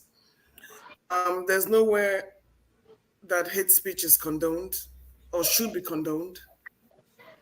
But like I said, the Nigerian government, with the way, like Dr. CM said, the quickness and the swiftness with which they responded, it means that there's up to more to it than that. A lot of people have said a lot of things. I don't see them come around to do this. And another thing is that she's female. That's another thing I will see. We all know that we come from a society that is extremely sexist, extremely chauvinistic. And whenever it comes to, like, all fingers are not equal. So, like I said, there are more questions to be answered. And the more we ask, the more we know. If the Nigerian government hasn't gone to the Canadian authorities to point this lady out, would she have been arrested? The Canadian government will never even know that such a thing that was happening on the public space or the internet space.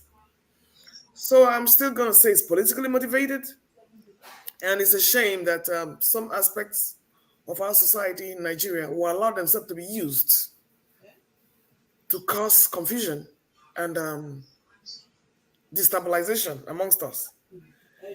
I mean, I don't understand where the sentiments about Igbo versus I don't even see the correlation, unless it has an electoral component. That is the only thing. Because even in Edo State, the Edo State, the Igbo people in hey, Chinelo. Gosh.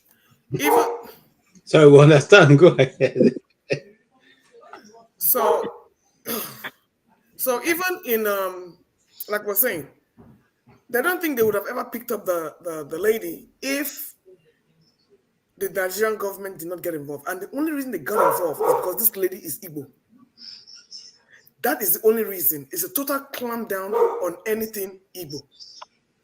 So how do we move forward when you're not practicing the law with everybody on an equal footing? How are we going to go forward? So that's my question, and there's more that can come out of this. So let me follow up with answering our question. Hold on, let him go ahead. It's not your turn. Yeah. So. Oh, it's not your turn. So you can... just 30 seconds. Because What's the I have is the moderator is allowing me to. What's your beef with me, this man? I'm correcting him so that it's not your turn. I'm correcting him so that it's not your turn. Okay, please. Don't you want just you guys, let me go ahead. So hold on, guys. I'm going to say something. Hold on. So are you going to is because even you say you know you don't go. Okay. Hold on. Can you hear me? Yes, we can hear you. Okay. So let me look. It's not your turn. No. Please, Loco, please stop being a baby. You know. Look, It's you not know. your turn. It's Let not me. your turn. So he has allowed me to go now. Pastor Andrew, how long do you have to stay? You want to leave now? Can you take 2 minutes to round up? No, that's okay. Yeah. So let me just say this. Listen, just No, because I want to react to Pastor Andrew. He has said something. I've been I want to say something regarding because you can't let him. Hold on. No. Listen, hold on now. I yield the floor. Go ahead. Yeah, he talked. We have to respond to it before you give him again now. Or you guys can go on a monologue and we'll just listen. This is going serial. It's going turn by turn. It's going turn by turn. It's not your turn What yet. is it? The man has talked before now. Look, I have something to say about you. So don't worry. I know you're becoming scared whenever I talk. Because I'm exposing you and you're becoming scared. You know. So this guy, this Loco P. All right, Loco P. Last month. Hold on. Loco P. I'll come back to you. Tell him to control himself now. I'm not sure why he can't control himself. Justice must be done. It's going turn by turn, right? So who's turn to talk? What's the problem with you? Whose turn is it? Stop using negative words now. What's the problem? I don't like that. I say it's Look, whose turn is it then? Whose turn is it? Yeah. Whose turn? It's okay. You have enough time. Let him speak. It's supposed to be me before OD. Okay. I'm monitoring this here. No, you said a lot of things. I want to even respond to what you said. You talked, and are you kidding me? You talked now. Okay, go ahead. Go ahead. Say that thing you want to say. So that we can even talk. Okay. KJ, let him say that thing he has to say. Loco P, what I wanted him to do is for him to speak. Then when you respond, you can respond to all that he's going to say. But let him say that smart thing that he has to say. Then You were we'll doing this respond. turn by turn, right? You were doing this turn by turn, right? Take your turn. You remember? Go ahead now. You have moderator here now. Loco. No, KJ, sorry. I said KJ. Kene, look, I'm not like a person. I would have allowed him to speak, but what he did was wrong. You understand? Okay, go ahead. Go ahead now. You just crying and crying. Just go ahead. Let me hear what. Loco P, sorry, it's my mistake. Go ahead. See, look, my response to all what I've been said is simple. Look, first thing first, right? Abike herself. When it comes to countries from the East Asia, all our letters, nonsense, rubbish. They don't even respect Nigerian government in those countries because we have people in Malaysia, in Indonesia, Nigerians treated in Ethiopia, Egypt, Dubai, Oman. You understand? Iran. Nigerians have been treated anyhow there by the government. Abike do not have say. Even if you write, say, what? Like, people have been insulting Abike for not even doing her work because they don't even listen to her. Why Austria is not in Asia. Sorry? Austria is not in Asia. Let him talk. Leave him to talk now. I'm calling countries. I said Asia, even Eastern European. Even whether it's Hungary or wherever. You understand? The respect they have for Nigerian government is rubbish. They don't even respect us. First thing first, we have Nigerians dying in these countries illegally, in illegal detention. There was a day, if you remember, KJ, if you remember vividly, when there was a commissioner in Edo State that was arrested in Italy for gang, whatever, not gang, mafia, kiniko. She interviewed Abike interviewed himself. You understand? That look at what happened. She wrote, nothing happened. It's just because of the weird thing for where we are, which is UK, America, and Canada. That those people, they hold their government and their citizens or their residents there high esteem. Anybody that come from those other countries that don't have respect for Nigeria, rubbish. They can treat us the way they like.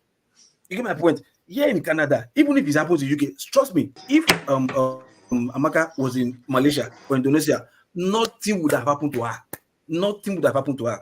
She would have gone with just the same thing because they like hearsay. How many news do we hear from those countries, if not for social media? In Canada, America, UK, those three countries in particular, things like that, before even the citizens react, they know what to do. They can even check you and fire you, sack you from your job just because of that utterances. But if it's the other country from the other side of the world, coming from Asia or Middle East or from South Asia or Eastern European, nothing will happen to Amaka. You get my point? So that is just what I'm going to clear for that part. Then for the part of saying what's it called, the guy that said they want to use IPOB for security and they arrested him. Look, see, if you watch the news 2 days ago, when the Commission of Police in Abuja arrested 90 something Shiites, you understand? What the little girl, 20 years, she was, I think she was the oldest or about the oldest there. The youngest was about 6 years old that they arrested. 92 of them arrested for what said that they're for the treasonable offense. Why? Because they were protesting their leader, Ezazaki, Shiite movement, whatever they had in Abuja. You understand? What she was saying that they have a freedom to speak and assemble or whatever. You know what the journalist was even asking them? That don't you know that this your group, IMN, you understand, that your leader is Zaki, that they have been proscribed as terrorist organization already. Don't you know that? She says she's not aware. They're like, no problem. Ignorance of the law is not an excuse. You understand? Journalists were even the one telling her that was interviewing her, look, you have the right to protest. We together, no problem in Abuja anywhere. But because the platform with which you are gathering under is being proscribed already by the government, that's why they are in that problem. Because for me, these are children. You just let them go because they have 6 years old. Why are you arresting 6 years old for what? You understand? But what the police and even journalists are able to look, because your whatever is prescribed, that's why you are there. So had it been that guy in Lagos said he will get security, whatever private security or whatever security from other states that is not prescribed, I don't think he would have arrested. For me, I think because IPOB is already prescribed, that's why the federal government is using it again, or Lagos state government is using it against this guy to say, okay, they are prescribed, so we can arrest you for calling them a prescribed group to come and protect you when they've already prescribed. You understand? Just like you saying, I want to go and call Boko Haram to come and protect me. You can also point of correction. Point of correction. So sorry, excuse me. Can I hold on? Point of correction, because we are here. People are listening. They have to know. IPOB, they use the court to prescribe IPOB. An appeal court as terrorist group, not court.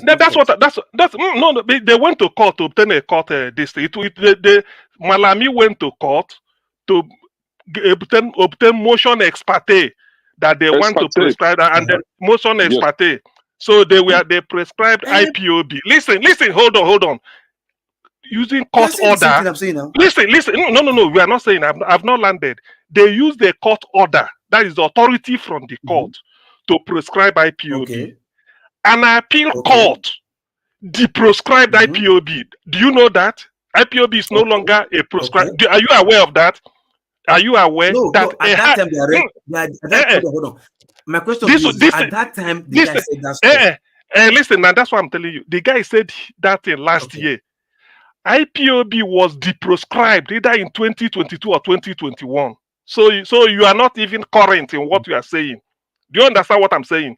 IPOB was proscribed as a terrorist group under Malami and Buhari. Then IPOB went to court in Nigeria. I think that was either 2017 or 2018. They prescribed IPOB around that time. Then about two. No. They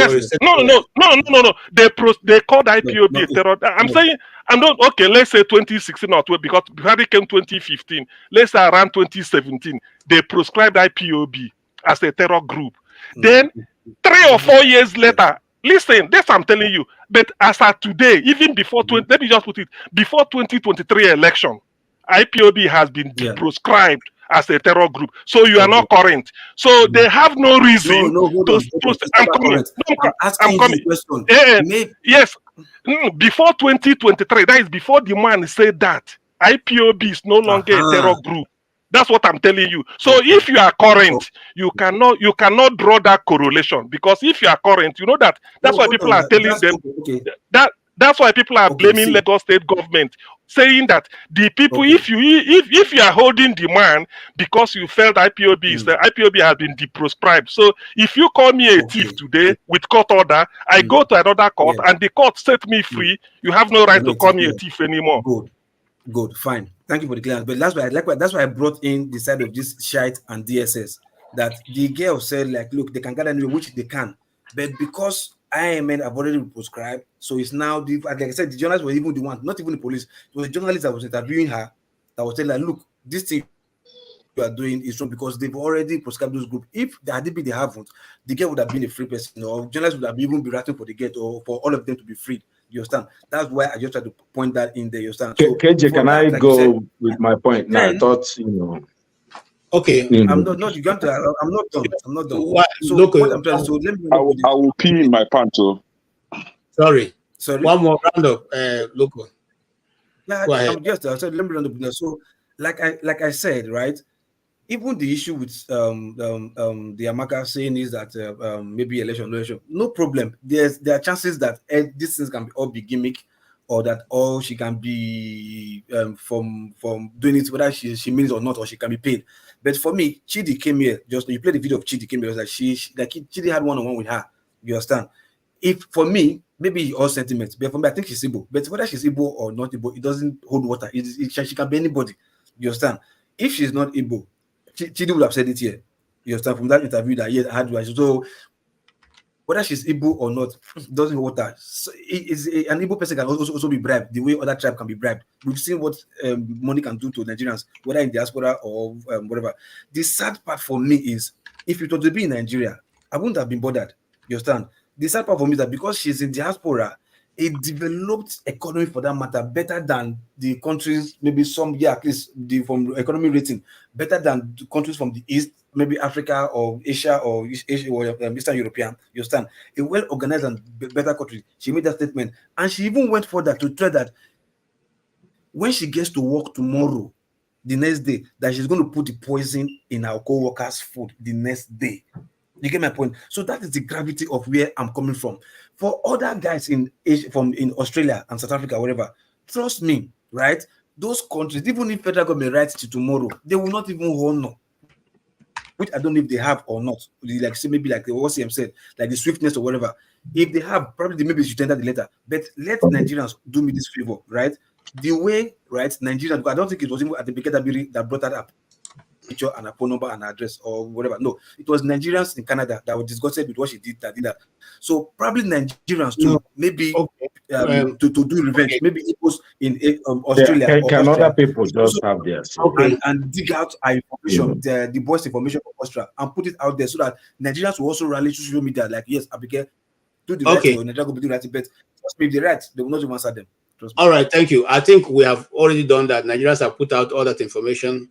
They're almost the following day, and those information has already been on the internet, both the Wikipedia number and everything, and the guys both in Austria and all around. It's there. Nobody's looking at it, and nobody's going to look at it. All right, let's go ahead. Odi, go ahead. I'm sorry, Kenen.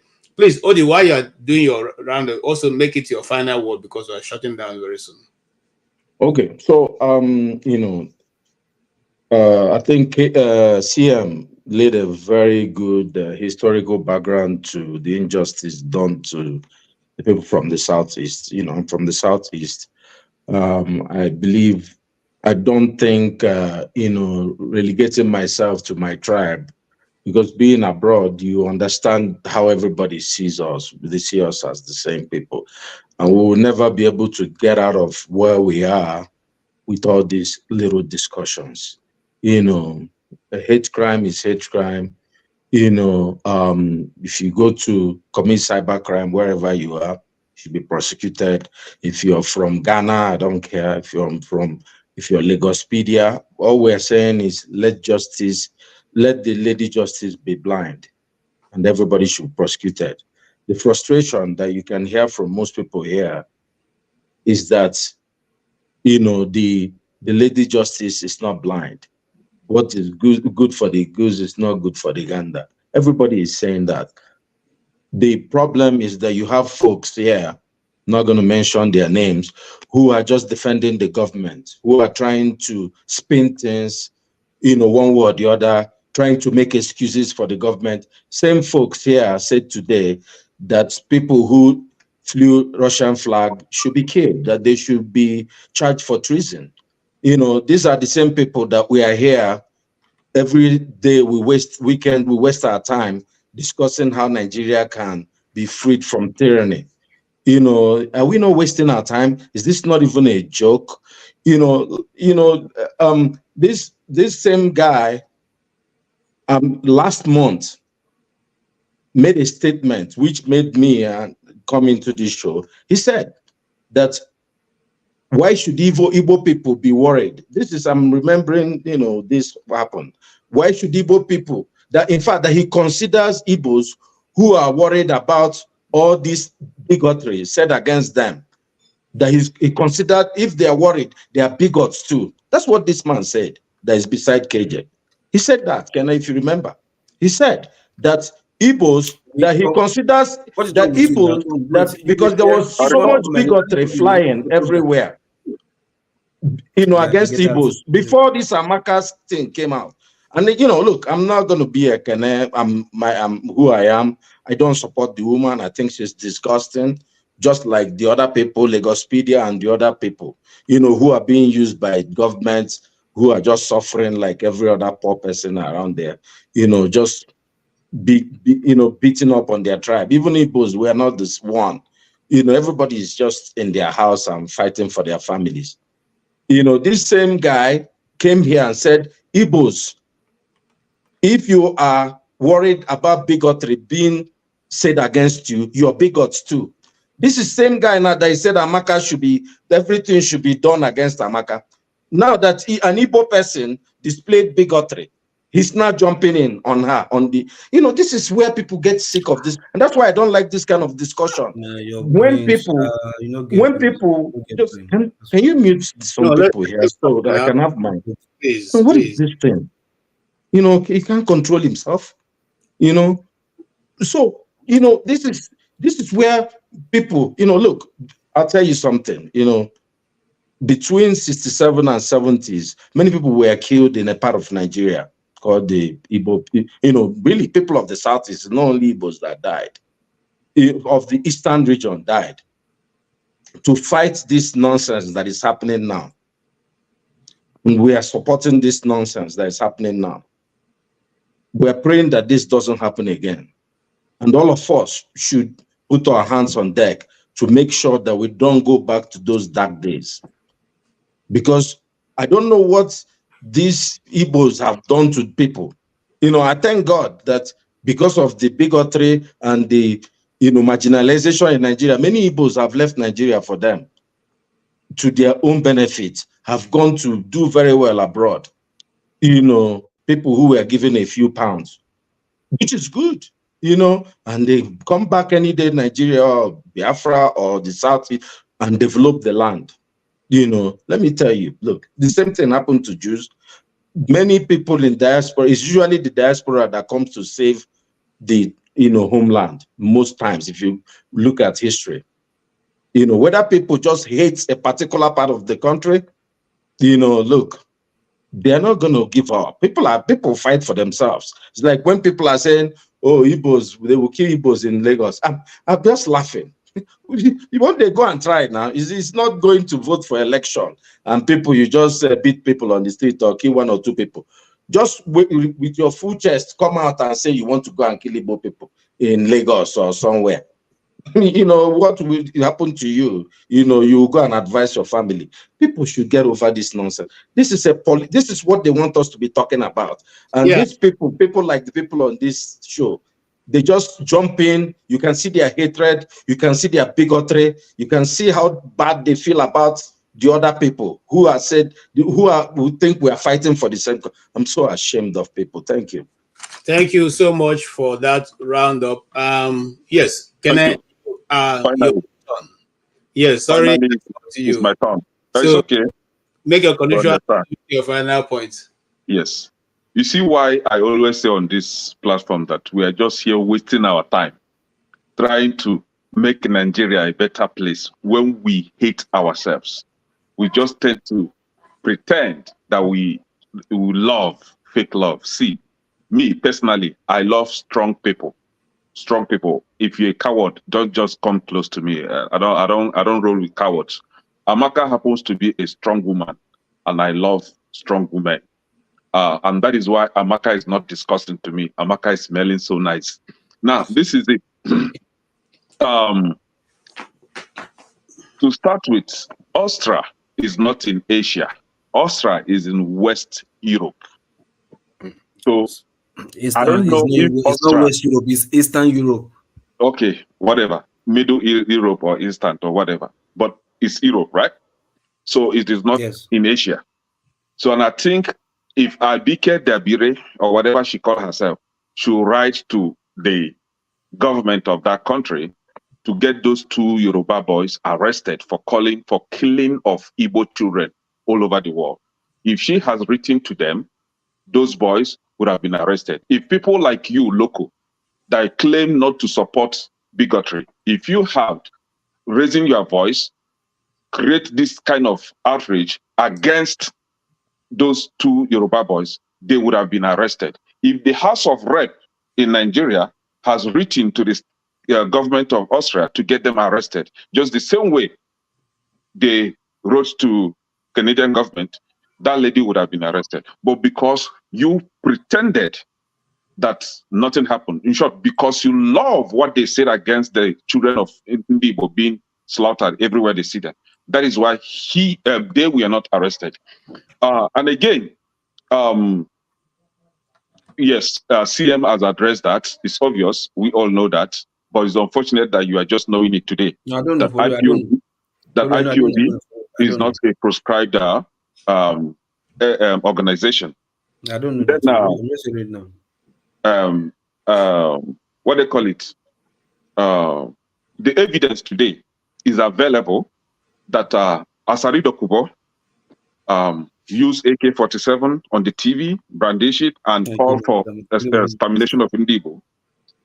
It is very readily available today, those evidences that Bayo Ononuga called for buying of Ndibo. MC Olomo threatened the life of Ndibo, and a lot of Ndibos were killed in Lagos, including CM's brother. The Oba of Bini, the Oba of Lagos called for that Ndibo will be, thrown into the lagoon, and a lot of Ndibos disappeared soon after the election. So those evidences are readily available now, and I want them, the Abike Dabere, whatever she calls herself, the Nigerian House of Rep, and the people like you in diaspora to write to the government of those various states that these people should be arrested, to write to the government of Nigeria that Asari Dokubo, Remi Tinubu, Bayo Ononuga should be arrested. If you have not done this, you have no moral right to come here and tell me that what this lady Amaka did is wrong, or Amaka should be arrested. Until you do that, please keep quiet. Then what I'm saying in essence is, if we want to condemn evil, let's condemn evil wherever it is coming from. But if we tend to cover one and condemn the other, then I will not be part of you. So what I'm saying in conclusion is, please leave Amaka alone. Amaka is God sent. Even if she's not Igbo, she's Igbo today. She stood for the Igbos, so that makes her Igbo. Even if it is politically motivated, even if it has a political component in it because of the Edo state election, now they deliberately want to cause confusion between the Igbos and the Edo people, knowing that we have never had any issue with Edo people. So they want to cause confusion between the Igbos and the Edo people. They want to cause confusion between the Igbos and the Yoruba people. And a lot of us are falling for that. So if that has anything to do with political, it has any political component in it, let this Amaka's reaction now put to an end to all this tribal bigotry. Let this Amaka's reaction give some people sense to begin to think that it is not your turn today, it might be yours tomorrow. So wherever you see evil, please stop and condemn it. Halt it immediately, because if you don't, it will come back and haunt you tomorrow. Thank you. Thank you so much for your conclusion. CM.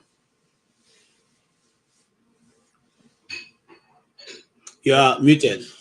Yeah. Okay. Thank you, KJ.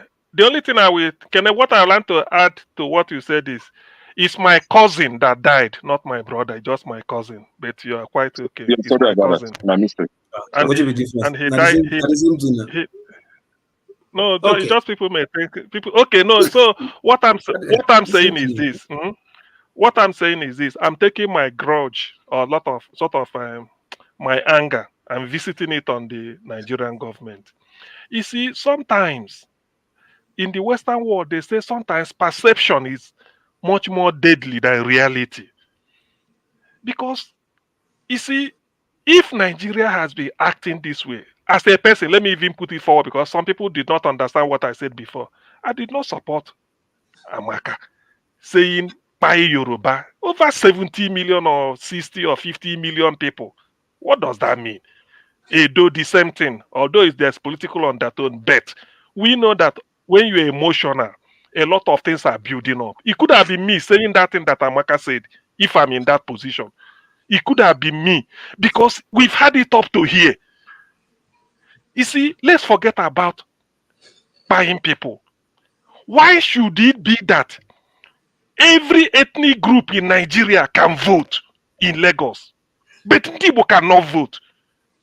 They defined it that if Igbo man should vote, it's interfering in the affairs of Yoruba people. How?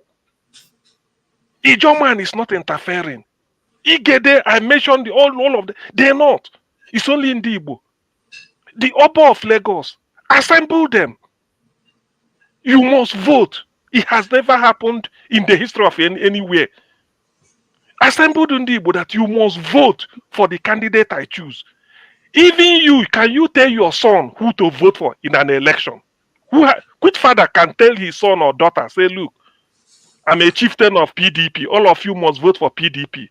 If the children are of age, some will say, okay, we don't hear, but they will go and do their worst. In fact, you saying it, you can't say it. You assembled Ndi Igbo to come and tell them, you must vote for the Ambode I pick. That is the language. Or else, I make sure all of you are drowned in the lagoon. And Nigerians kept quiet. Nobody reacted. 8 years later, Oluomo took it to a different level. Mama Chukwudi should not come out, and people were slaughtered in Lagos. Then they followed it up by burning their businesses, and Nigerians kept quiet. Remi Tinubu, not even a first lady, was threatening Ndi Igbo then. It's on tape. Nothing was done. Bayo Ononoga put in writing what he said, put it in writing, and they followed it up that he can never apologize for the slur. He called it SLUR. So he knows what he's doing. The best they could do is to promote him to Aso Rock. You know, these things are science. In science, they give you data. What do you make out of it? You go to a hospital that you are complaining of this or that, doctor will send you to the lab. By the time he gets the report, he starts to fix it. This one shows because of your cholesterol is high, you are likely to have hypertension. I've told you not to eat yesterday. You didn't eat, then you fasted today, and look at your blood sugar. It's tending towards diabetes. Then how many packs of cigarette do you smoke in a week? You say no wonder you are going to develop cancer of the lungs. These are science. These are in Nigeria. And then they took it abroad. It happened in Italy, we know. It happened in Austria, happened in South Africa. And we are still keeping quiet. Probably, this are Amaka's own. The good thing about it is that let it expose what some of us has done about Nigeria. Because this is Nandi. Next week, we come here next week. No letter from House of Senate, the legislative house, in a democratic setting. The two bodies has to write immediately But what of the injustice done against those people? And that preceded Amaka's own. Everybody kept quiet.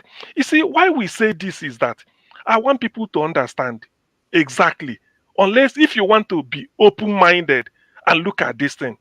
Yes, two wrongs does not make a right, but it has happened this way. Who knows if they had clamped down on Locopedia? I mean Lagospedia or so? Nothing. Ordinary for us. Ordinary. Sorry, it's a Lagospedia. Sorry, I will give you. I will blow you out. Listen. So Lagospedia. So ordinary for Nigerians to unite. Hunger is everywhere in Nigeria.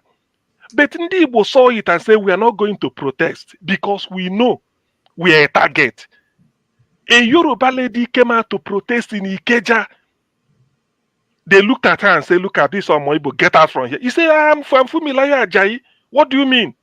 God save her if she's really Igbo. You see, this is what we are saying. Now they want to organize another one in October. Ndi Igbo won't participate. And people will come here and be saying another thing. They look at the way they perceive it. If Igbo man has joined, everything will now descend on them. So for those that did not see the Civil War, I wasn't born then, I wasn't around. But from what I read, all those signs I read about pogrom, February, March, April, May, 1966, September 66, up to December. That is what is repeating now. So how long can we take this? How long? What are they trying to say? That Nigerian interest is only protected in Canada. What of Austria? What of Italy? Italy is a Western Europe and a member of G7. A member of G7. So all these things, you see, these are. CM, sorry, CM. Have you been to Italy before? Hold on, you have your time. I won't be to Italy. No, I've been to Italy. Round up. I've been to Italy. Because I've been to the Vatican. So you see, this is exactly why when this type of thing happen, it will get people thinking. No. If really we want to build a country, that's why sometimes when I say I don't want to belong to Nigeria, people will call me names. But this is what is happening. Yes, the Senate want to act. House of Reps, Abike Dabiri. Why not act the other way? Look at Asari Dokubo. What hasn't he done? Openly. Oluomo, not even a caution. Not even a single caution. Yet blood were wasted. So you see, when we say this type of thing, when scenarios like this happen, people should please wear the toga of humanity and look at it. Just say, if it is you, how will you feel? How will you feel in this type of thing? How will you feel? That you just, because of this, everybody swept and they're talking. I'm Igbo, yes. Am I part of the plot? No. But I'm tied by the same brush. What of others that are doing it? What they did in Austria, is that the best? Is it exemplary? Do we copy it? What they are doing in South Africa, do we emulate it? Or is it not because of... Now, let me end on with Reverend Martin Niemöller. He's a German priest. He said, when they came for when they came for the socialists, I said, no, what in concern me? Now the socialists. Then they came for the Jews. He said, no, I'm not a Jew. They can go for them. They came for the communists. He said, well, I'm not a communist. They can go for the communist. Eventually, they came for him, and there was nobody to speak for him. This is exactly the situation we are witnessing today. Why must this type of thing be happening? So, if for those that are talking of Igbo marginalization, you don't get what you deserve, maybe in the polity of Nigeria, let's forget about that. If you can't give me pipe-borne water, I give myself. It's the same thing. But now look at the issue of justice openly, and nothing is being done about that. We will be here next week. We found that no letter. Asari Dokubo is a free man. Bayo Ononoga is even waxing strong. Why did Pat Utomi sue Bayo Ononoga to International Criminal Court for 500 billion? That's what he said. P2B sued for 5 billion or 50 billion in Nigeria. So these are some of the things. How then do we come together to build a country? Tell me How then do you want to convince CM to come Okay. and love Nigeria? CM, thank you so much. You have actually nailed it home, but I will keep my comments to myself for now. Yes, Lokopi, I know you are running out See, of my talk, but I brother. give you time to Yeah, go ahead and do no something. problem. Yeah. KJ, CM, listen, right? Because I know some way write something for chair, so way this the misinterpret waiting person talk where you don't have the brain to comprehend. Yes, you just misinterpret person and spew rubbish out there. And when they correct you that this is not what I mean, you say no, you want to speak. Well, no wonder. If you don't have the brain to comprehend, that's your business. MKJ, MCM, listen, right? Look, nobody, okay, let me not say nobody. Me, moi, I'm not saying, right? Is that double standard is not visible. Get that correctly. You understand? Maybe let me break it down so that people like that guy we didn't go understand. See, what's it called? Abike, right? She doesn't know what her job is. I like I told you, I never liked her because of the way she's handling most cases that come from Nigerians with from the right hand side of the map of the world, which is Eastern European, Asia, Africa, or Middle East, and whatever, right? I thought we What rounded up. Oh what no, they I'm not sure do, what's what they going do on to because Nigerians, I still have to have a what say they do if to he Nigerians there. finishes what he's saying. Yes, will you shut up now? Make person hold talk. hold on, guys. I gave him the 2 minutes to take because almost everybody mentioned his So name or talked about what. no, I not respond to anybody. Not just because some Yeah, people like you you get it. You know what my response at all. okay. So what I'm trying to say is simple, right? Look, if Amaka was from Malaysia or Indonesia, like I said, nothing for happen to her. Nothing for happen to her. Get that right correctly. If you follow stories that happens to Nigeria from those other parts of the world, I just spent Asia, South Asia, Central Asia, Eastern European, the Middle East, the Western Europe, and the West. You understand? I don't know if Brazil anyway, but those countries I have mentioned, or those places I have mentioned, if anything happens to Nigeria, the Nigerians don't even have say to even talk for people that they are oppressed over there, or people that commit crime that they are arresting over there. They don't even attend to Nigerians issue because for that I will not join. It's only the West, which is UK, US, and Canada, that will have allies with that, even respect us a little, that will have Nigerians doing well, exceeding well. You understand? In those places that at least we build a good community there that whenever we cry out, they must listen. But these other places, rubbish. Like I said, right? It will be better if Nigerians, the way they dug out this Amaka's identity out, because it wasn't Abike that did that. Abike just followed suit after Nigerian cried out. If they also cried out too, you understand? Because like I said, trust me, I never saw those videos until Amaka what happened. Amaka, why now? Then they said no, Amaka was responding. Oh, really? Why they never arrest those people since? Why you say this? That okay, better now that it happened, let them arrest all of them. That was my stance since. So, but I know those countries they not send Nigerian government because for their eye we're not valued like human beings.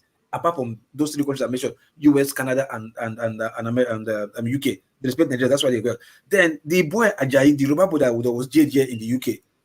If not because it will happen in the UK, if it happened in like those other countries, nothing would have happened. It was because it happened in the UK that Yoruba boy was arrested. Amaka happened in Canada, she was arrested or detained or whatever. If it was in America, the same thing would have happened.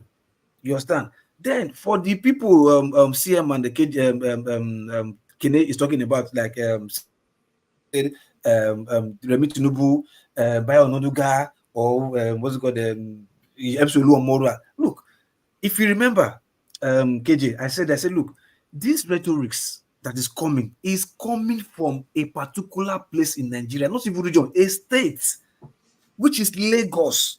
Way back since anything has to do with Tinubu in Lagos, which is Remi Tinubu started this first from the videos that came out, like, yeah, she has been doing this since. Now, all Tinubu goons, all the people that have been speaking, they're all connected to Tinubu. Nobody from the southwest is speaking from Ibadan against the people from southeast or against other tribe or Ogun State or Ondo Ekiti. We've not heard any news coming from those places apart from the people in Lagos. That's why I said this rhetoric, this is just a gimmick. That by now the people from southeast should know that these people are just doing nonsense, whatever, trying to start whatever. They should not follow suit. by responding whatever. Just leave them a little bit in their trap. That was why I said that this what is good one say, no, I'm saying this and this and that. You understand? If this was like the one that happened from the north, like the whole northern Nigeria was against everybody in the south or status or whatever, that was even different. Then I'm telling you that, look, this is coming from only Lagos. Lagos that is coming from, and there's a reason for all this. If like CM was saying, if you draw the map starting from Remi Tinubu, Bayo Ononuga, Lagos, M2 Lomo, Lagos, Oba of Lagos, all the Asari Dokubo Lagos. See, hold on. Asari Dokubo, you know me, you and me know say now problem with himself get to Unabikando, not even the Ibozo. Now in problem with Unabikando, you remember there was a time he was trying to join Biafra. He wanted hold on. First now, hold on. You remember the time he was once calling himself leader of Biafra, but he wanted one thing that he was so like, I don't know. I remember. You understand that probably maybe the team didn't go well for him. Then he turned against them. And that justified to threaten the entire Igbo population. That is why. Hold on, listen to me now. Listen. So now, with all these things that you are explaining now, do you agree that there is a selective outrage over this issue, right? And then we are finished now. That's why I'm saying it's coming from Lagos. You can listen. Even the Asante Dokubo you called, not be Tinubu guy, CB. It's not Tinubu guy. What about the Cross River boy? The House of Rep that wrote letter to Canadian government. What stops them from writing letter to South Africa, to Austria, to Italy? Exactly. What stops them? Look, see my response before where I tell you. I said, look, I mentioned maybe I did South Africa. Look, I said the way the government of those countries, from the countries, was there any attempt to even write a letter to that government? No. Now that everything is happening. No, we're rounding up. No, hold on. Let me understand. No, you're not understanding. You're rounding up, unless you want me to cut you off. Round up. Let me round up. Like I said, KJCM. Look, see, I'm not happy with what happened, right? I'm not saying so. My own question is, because this happened in the West, this country, of course, that's why it's like this. If we were to be on the other countries, the matter would have been like this. That's why I ask you if you have been to Italy. You said you've been to the Vatican. I've been like, if you've been to Europe to live, to stay there for like 2 months or maybe holiday, and see the way I disagree with that statement. I disagree because there was no any attempt from the House of Rep to have written letters to those governments the same way they wrote letter to the Canadian government. House of Rep should have written such letter as they did to Canadian government. Nigerian House of Rep on diaspora committee that wrote, not House of Rep. Nigerian wherever they belong to. What are we doing? What is this? What is this? So again, it's fine. Your argument he's saying the same thing all over and all over again. It's either you say something different or you wrap up.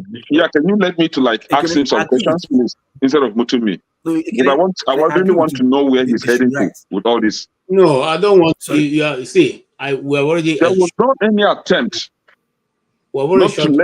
If they have made any attempt, then I will now agree with you that those countries are useless countries. I'm just stating the obvious that those people you called in Nigeria, all of them are the same group, all of them, which is linked to Tinubu. That's what I'm trying to make you to understand. So in this case now, why are you prosecuting that lady? Exactly. I said the prosecution for her is because it happened on this developed country. So do you support that idea now that there is a selective outrage from the House of Rep? Do you support that idea of selective outrage? Okay. Do you support that idea? I agree with you on that part. No, I'm talking about Canadian government. Okay. It's Nigerian people that will put pressure, not even not even. No, thank you, Kenneth. Thank you, Loco. Thank you so much, all of you. I'm waiting for Madam Luke. Can you hear me? If you can hear me, we're waiting for you so that you can give us your last what you're rounding up your takeaway. Yeah. Well, the rounding up for the takeaway. What can I say? The questions that need to be answered will be answered. At this point, we are just circling the drain. I'm trying to find out exactly how we can get ourselves to be one and to know those divisive factors amongst us. But the more we work hard, and it's only the people on diaspora that are doing all this. I don't think the people in Nigeria even have any clue as to how to go about what's going on with them. But like I said, the more we work hard in the diaspora, the more the forces are against us to make sure that education of the masses never takes place. So concerning this Amaka thing, it's an ongoing situation, and I hope that there will be some. I don't even know what the outcome is supposed to be. Is it going to stop the behavior, or is it going to stop from people coming out? You see, I see a lot of hypocrisy. You see all those things people are spewing on the internet. Those are the same sentiments people have. It's just that they don't come out and say it. They are just as hateful, they're just as mean, and they're just as ignorant about the whole situation. So I don't know where we're going with all this, but we're watching, and we'll be back here to continue from where we stopped. So I'm leaving it open. It's a matter of getting more education about this. Thank you very much. Thank you so much. We really enjoyed your being here today, and we look forward to seeing you. I said it's going to be more often, trust me. Okay, thank you. I am trying to stay less of the political part. I want the more, the fun part of the discussions we have, the family topics and all that. So I will look forward to those. Thank you. Thank you so much. We will try and see how we can mix okra with egusi to go ahead. Thank you so much. We are coming. Thank you. All right. So having said that, we also enjoy everyone who has participated so far. Every one of you have been tremendous in your contributions and have been dogged in your positions. And this will be my roundup. You see, as an Igbo person, I have never felt being represented by Ohaneze, Ndiara, or Ndioshi and the rest of them. They have never been able to speak for the cause of the Igbo person. It was the Ohaneze and their so-called Eastern governor that first went to the federal government to say we have proscribed IPOB in the East. My late father used to tell me that a man does not throw away his son, whether he's a thief or whatever. You defend your child in the square, you come back to the house, you caution your child. That is the tradition that we are taught that Igbos always how they treat their own. But when it is an Igbo person who is the one who is now championing to exterminate his own children, becomes a problem to me to understand. So I cannot make sense out of it. I can also make sense out of the fact that we have representatives of these people, of the Igbos, in the National Assembly and the House of Senate, and they all sat down, and this letter was written and posted. Yet these people know that the abuse have been coming all this over a month from Austria, from South Africa, from even in Lagos there. These people have been talking about it. They also sat. They didn't go to National Assembly to pass a law when Igbos were asked that if you vote in Lagos, you can't vote in Lagos. But yet Igbos pay some of the biggest tax in Lagos. They never said anything. So if we say as Igbos that we don't have anybody representing us, will it be wrong? Will not be wrong. And that's why you see the young people troop to Nnamdi Kanu, who has become a symbol of the struggle of the young Igbo people. Whether you like it or not, that remains the truth. And that is why we have never felt to be represented. We have never felt that like we are being represented. If you notice, the man that was in the eye of the storm like 2 weeks ago, which is Benjamin Kanu, what did he say? Has he ever spoken out on this issue? No. Has he ever spoken out on the ones when these people have been talking about, no. But he's quick to declare what's going to happen in Igbo land. I really, really find it difficult to swallow when our leaders are always quick to come and take action against their own people. Okay? the Igbos have a proverb that the person who beats his brother it's not any sign of strength. If you want to know that you are a powerful man, when they call for a village wrestling, you go to the other village and knock everybody on the ground and come back. Then we know you are a powerful man. Not every time you hold your brothers and be beating them, you say you are a powerful man. But I wanted to round up, but the beauty of if he didn't allow me to do that. So let me give her the opportunity to make her comments. Can you tell us your own? I'm sure you must have listened. What do you see so that we can round up with you? To be honest, good evening, guys. To be honest with you, I don't even know what you guys are talking about, but I think from the little discussion, I think you guys are talking about. Let me help you. What we are talking about is we said how we wish if he will arrive with a well-organized phone so that it isn't it? Odi will tell you now. That's what we've been discussing. Say how I wish if he will arrive. So can we make a choice between or how Nubu anyone you bring? But for me, I don't care whichever one you offer me. So you see, but you have to foot the bill. So if you which one have what do you carry come now? Like police will say, what do you bring come? Rice. Okay, if you were actually deliberating on the cases arising in the Nigerian polity, and that's we're ending up on the Amaka issue because we got an update that the police came to her home and she went to the station and made a statement and has gone back to her home. She was there with her lawyer and she was supposed to be in court today, but because today is public holiday, she'll be there maybe tomorrow or on a date later set. Even though... Hold on. Arrested her for doing what? Oh, if you didn't follow the discussion on the social media for the last... No. I did. Arrested her for doing what? For the utterance she made. So this has been going on for how many years and nobody said anything. Immediately she said something, people came and... You see, this is one thing where I don't even understand in Nigeria. Tinubu's wife made the same thing. MC Oluomo or whatever said the same thing. This Bayo Ononuga said the same thing. This has been an ongoing stuff going on. So what is the difference between what she said and what other people has said before? What's the difference? That was what we were trying to understand. What was the difference? And many people have given their view. What's your own view? My view is just because she's an Igbo, that's why. If somebody from the Northerner has said something like that, nothing will happen. If somebody from the Southerner has said something like that, nothing will happen. So why? It's because she's an Igbo. What else can you tell me? There are exemptions that there are people that can say a lot of things in Nigeria and get away with it. Are you telling me that if Odetola's daughter says something like that, do you think they're going to arrest her?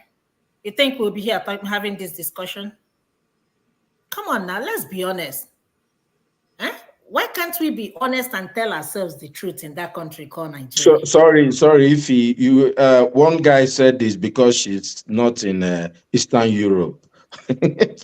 He was just here. He just left. I wish you had come earlier. He said, "This is why I really understand where you're coming from." CM had given us a lecture in history. The marginalization, the double standard, and the stupidity that is good. The problem is when you see folks who should be talking with you. Like I really thank Tinubu for coming out because many people that I did respect before, that I'm seeing through them now. I'm not kidding. I'm not sure if it happened in your circles. There are people that I really, really felt they were great people. I respected around me. And, when you talk to them now, you're like, so this guy has felt all this way around, he'll say, no, I have Igbo friends, so you're my friend. Now.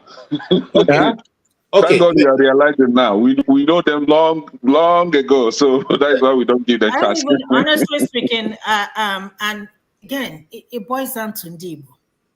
I don't have anything, anything against the Yoruba. I always tell you people, I have my two good friends. I don't like to use the word best friend because it's not in my dictionary. They're Yorubas. They're Yorubas. I am very good friends with them. When I mean very, very, very, very, I'll call them before I call any other evil person. However, there is nothing. Amaka didn't say anything different from what all these people have been saying. And what did you guys do? Abike Dabere or whatever, Dabiri, whatever her name is, ran. But again, I still blame the Igbos. I still blame the Igbos leadership. They are the problem. They are the cause of the problem that we are dealing with in Nigeria. I hate to use this statement, but I have to. We are Oru to them. We are Oru to them, whether we like it or not. We are Oru. Anybody got Bianua in Shinisi, Uburi to away high game. We won't do anything. That's right. Anybody, Bonya Nigeria, Gapota Nuni Sinisi, and get away with it, and nothing will happen. And nobody will say anything. Why? Because Naiboru Nyaha. So sorry, I don't really. I'm trying. I'm happy Meg interrupt, but I'll tell you something. You know, look. Igbos are great people. We're not servant to anybody. No. What I'm saying, can never be. Odi. You know. I'm saying that based on the marginalization that we No, have. I know where you're coming from, but look, let me tell you, if you go to Lagos, these are people, you'll be very proud of them. Go to Abuja, go to anywhere. What we don't have, look, I'll tell you something. There's one guy that comes here. Me, I try to say, I don't even believe that we should be in our own country because we'll kill ourselves anyway. But, the problem is this. The people who said they are very good in politics, the Northerners are so good in politics. Go to the North, it's done, it's finished. We're not, you can't, this idea, look, we have nobody that we can't be praising and worshiping one Malam or one chief or one Eze. Everybody is fighting for their space. We are people who develop each other, we fight for each other. They can keep their leadership. Nobody, if they are bigot to, maybe the Amaka is going to go free. You know this. But what she said, look at where I'm standing from. We cannot be here and say what she said. There is nothing. What she said is disgusting. She can't say that. And we need to look. We are very proud people. We're not subservient to anybody, but we have to just say the truth. I know that there's been a lot of things done to us that we don't like. I even think it's a good thing that they chased all of us to diaspora. We are trying to say, that's why if you go to the East, people don't want to protest because they'll get urgent $100 from anybody, anytime. If they call Okoro Dozu, Eze will give or somebody. In the North, there's no urgent 22K. Or nothing, or even in the West. But what I'm saying is, let's say to power. What the woman said is disgusting. Listen, and it should be dealt with. I said this. I condemned it initially. I'll let you speak. Hold on, Eddie. I want to push back on what Odi said. You see, when Igbo say, if we get our country, we will kill ourselves, I find it difficult to understand where you're coming from. We can have a full discussion on that. Me and you. Listen, in fact, we can go backstage and have that discussion. I will have a good. You see, CM has been asking you for a long time. And Igbo. I no agree with you on this one. I no agree. You know why that's difficult? Because we need to increase. We need to be more. We can't. Reduce ourselves. The truth of that conclusion. I'm coming to you. That's the conclusion that I wanted to draw. The problem is that we are limited our space to Nigerian space. No, we cannot limit. Let's open the horizon. The world is our space. We have looked at Nigeria as the only space. No, we can take other places. We can go to other places and develop our place and move to other places. Look, West Virginia here is looking for Igbo people. I mean, I don't know if you understand. Okay, so What are we saying? We have limited our horizon to Nigeria alone. No, the world is our horizon. The world. When we can get that into our thinking, then we'll go beyond looking at. But we're doing that already. We're not doing that. We're still thinking of. No, try Ghana, try South Africa. We're doing that already. When you hear Kenyan women talking about Nigerian men, who do you think they are talking about? Really. It's not good enough for us to let the woman come as here. Anyway, let's give Pierre opportunity to Odibet being in the good books of Kenyan women is not an achievement. That's another discussion altogether. Exactly. You see? That you have girlfriend. You don't use to collect chieftain title. You don't use to collect. I have 5 girlfriends. You go and collect all the title. You don't do that. That's just a joke now. Don't take it. I know. It's true. So you see, why I push back on this politics, like people saying Ndibo don't know how to do politics or this or that. I think I'm with you there, Odi. What I always ask them is that I'm drinking a dirty, muddy water. You that want to offer me clean water, which one are you drinking? You that know how to play politics. There are 774 local governments in Nigeria. 9 local governments can boast of 24-hour electricity. And it's in the area they don't know how to play politics.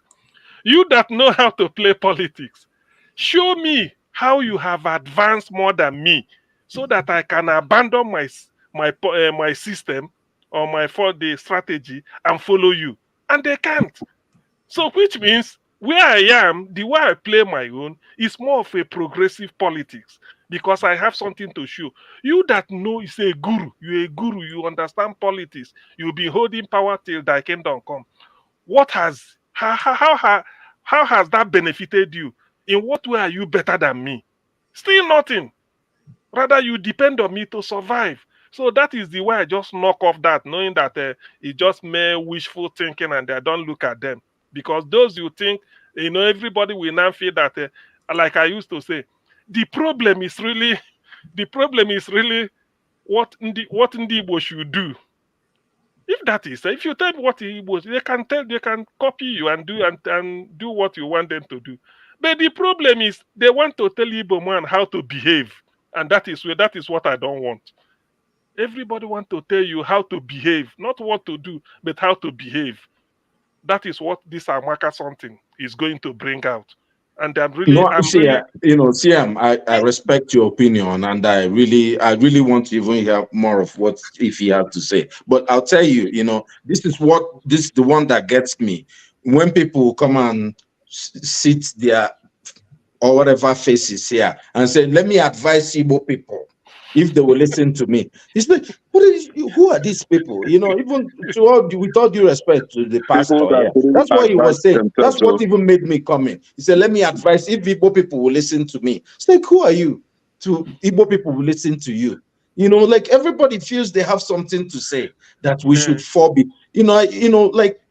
Look, people talk about light. There are indices of human capital development. No, if you look at in Nigeria, the people living are usually in the southeast, and Lagos, maybe Ogun State. That's it. All the other people who have been holding power and doing bigotry and having, we're talking about the Yorubas now. And that's how it's politics. Before, it was us and Fulani people fighting. Whenever people are just scared of this small group of people that Buhari says a dot. And we can't, the problem is, let's not go too low to these people. Well, let's just stand tall and say, our sister, look, if you're our sister, don't say that thing again. You're not going to protect us. I know that. I know where you're coming from. But when you come out and you say, I'm proud of her, come on, if you're saying those kind of things, it really, brings us low to me. And I see what you're saying. Someone can say, let's put otapia in every Yoruba person's food. It just even makes people uncomfortable. Stop, and we can't have more people saying that, That's a boy in London, God's son. Let me make us understand this. There are two Yoruba guys in Osra, advocating and calling for every Yoruba man all over the world, including Canada, that they should go after Igbo children and buy them, unalive them anywhere they see them. The so-called Amaka is in Canada and she has children. So which means that somebody has instructed the Yorubas around her children to unalive her children. And now she's now saying, no, I can't give you that space to unalive my children. I would rather buy you with otapiapia before you lay your hands on my children. How is that a problem? For her saying that I will not give you chance to unalive my children, I will rather take you off before you lay your hands, to prevent you laying your hands on my children. How is that a bad thing protecting her children? That is where I'm coming from. But I want to hear what I know your view. So is it right for her to go to her work the next morning, threatening that she wants to do it? No, she did not go to her work and threaten. No. She said no. She said tomorrow. No, at least I know even she's joking. I know she will not do that. She want that. She wouldn't want to do it now. But like from what she said, right? Okay, me personally, you know what I did for a few days because of those the threats that those two Yoruba guys from Osra did. Encouraging their Yoruba brothers wherever they are to unalive the Igbo children. Because of that, I decided to drop off my children to the bus station. To make sure that the driver is not a Nigerian. Unfortunately, the Yoruba, the driver was not a Nigerian. Until a few days ago, I think on Friday actually, and they came back, they said that their driver is a Nigerian. That he asked them where they're from. Then they told him that they are Nigerians. I said, is a Nigerian? They say yes. I said, okay. On Monday, I'm coming to the bus station with you. Then I have to speak with him. And my reason is, if I get to speak with him and he's a Yoruba, then I will go to the school and say, I'm not safe. This guy driving my children. This is the reason. And the children, they now say, oh, that Monday is Labor Day, is not school day. I say, okay, Tuesday, which is tomorrow. I'm going to the bus station to making sure that he's not Yoruba. If Yoruba, I'm not just me. I don't take nonsense. If Yoruba, I'm going to the school and say, I'm not safe around this guy, man. And you guys allow Ify to speak. You guys allow Ify to speak. It is because of Ify that I postponed the shutting down. Until we begin to call these people out. If you don't call them out, I'm taking my step to protect my children. Let Ify speak. Last somebody week did this in UK. Hold on. Let Ify speak. No, I want to. If you go ahead. Last week, I condemned the woman Amaka's statement. I think I was on Niger Watch. Ton was there too, because Ton was saying that the lady is not Igbo. He says somewhere from Edo and all that stuff. I totally condemned it.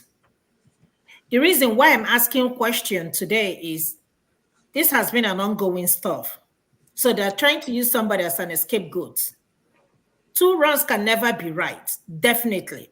I said on that day last week, I said, I totally condemn it 101%. I'm not among the people, she's not speaking for me. She's not speaking on my behalf of Igbo. But however, when I got up this morning and I saw that the woman has been arrested, I'm like, for what? Arrested her for doing what? That's where I'm coming from. If you're going to arrest her, that's fine. Go and arrest the same set of people that have been saying the same thing. What she said it's nothing different from what has been going on in Nigeria. Why are we so, we are hypocrites in that country, to be honest with you. With a lot of people, we said some things and get away with it, and nobody will do anything. So why are we even making noise talking about this issue? If you hold on, I want to say something, then you can go ahead. Okay, sorry. No, hold on, please. Hold on. Ify, I want to read out to you one of the reasons why we picked up this topic again, I want to read out a post by somebody you probably know. And this is coming from, this is the publication of their broadcast. Lagos, Igbo man put sniper in Yoruba food because Peter Obi was rejected at the polls in 2023. When? When? But come on, man. You know, say those and people talk. If there is something I want to correct. When? We didn't hear about all these things until now. There was this movie. Amaka thing happened. There was this movie that making all these things. When? How? So you can see now why one man who went to more is a sick fellow. We know him, so we don't even take him serious. But what I'm trying to say is there is this movie that Osofia was in, where they I think the elders were trying to kind of pacify him by telling him that the chicken or whatever, or the mother hen, the step that she lay on her cheeks will not kill the chick. And the Osofia was like, not when the mother hen is heavy enough to trample on the chick and get it killed. What I'm saying is that idea of 2 wrongs does not make a right. It's very wrong. People said it, and we have not sat down to scrutinize what they said. I don't believe in that. 2 wrongs actually makes a right. It is only 1 wrong that will never be right. 1 wrong will never be right. But when you have 2 wrongs, when you have 2 wrongs, jam face to face, then they will begin to think or trying to, dialogue to make peace. If you allow somebody to be provoking you all the time, if you allow somebody to be beating you up all the time, you will eventually die if you don't sit up to retaliate. But if you keep quiet, they will buy you for nothing. And that is where that wrong will always be wrong. But if you stand up and defend yourself, then you are going to correct something. You are going to save yourself. It is so in mathematics. I said it here yesterday. Minus times plus is minus. Plus times minus is minus. But minus times minus is plus. Let's talk. Hit me, I hit you, then let's talk. I'm not going to stoop so low to that level. Michelle Obama said, when they go low, we go high. I'm not going to stoop so low to that level. Not in Nigeria. If you keep going high, they will come and drop you from that height. If you feel your life is threatening, somebody is threatening your life, why are you still in Lagos? Predominantly by Igbos. Why are you still in Lagos when Igbos? I agree with you on that. I agree with you. Let us be honest. You can't say that we are one country now. We are Nigerians. Why are we still in Lagos then? You remember? Why are you still in Lagos? Move down to East. Look, let us be honest with ourselves. We know what the quality is.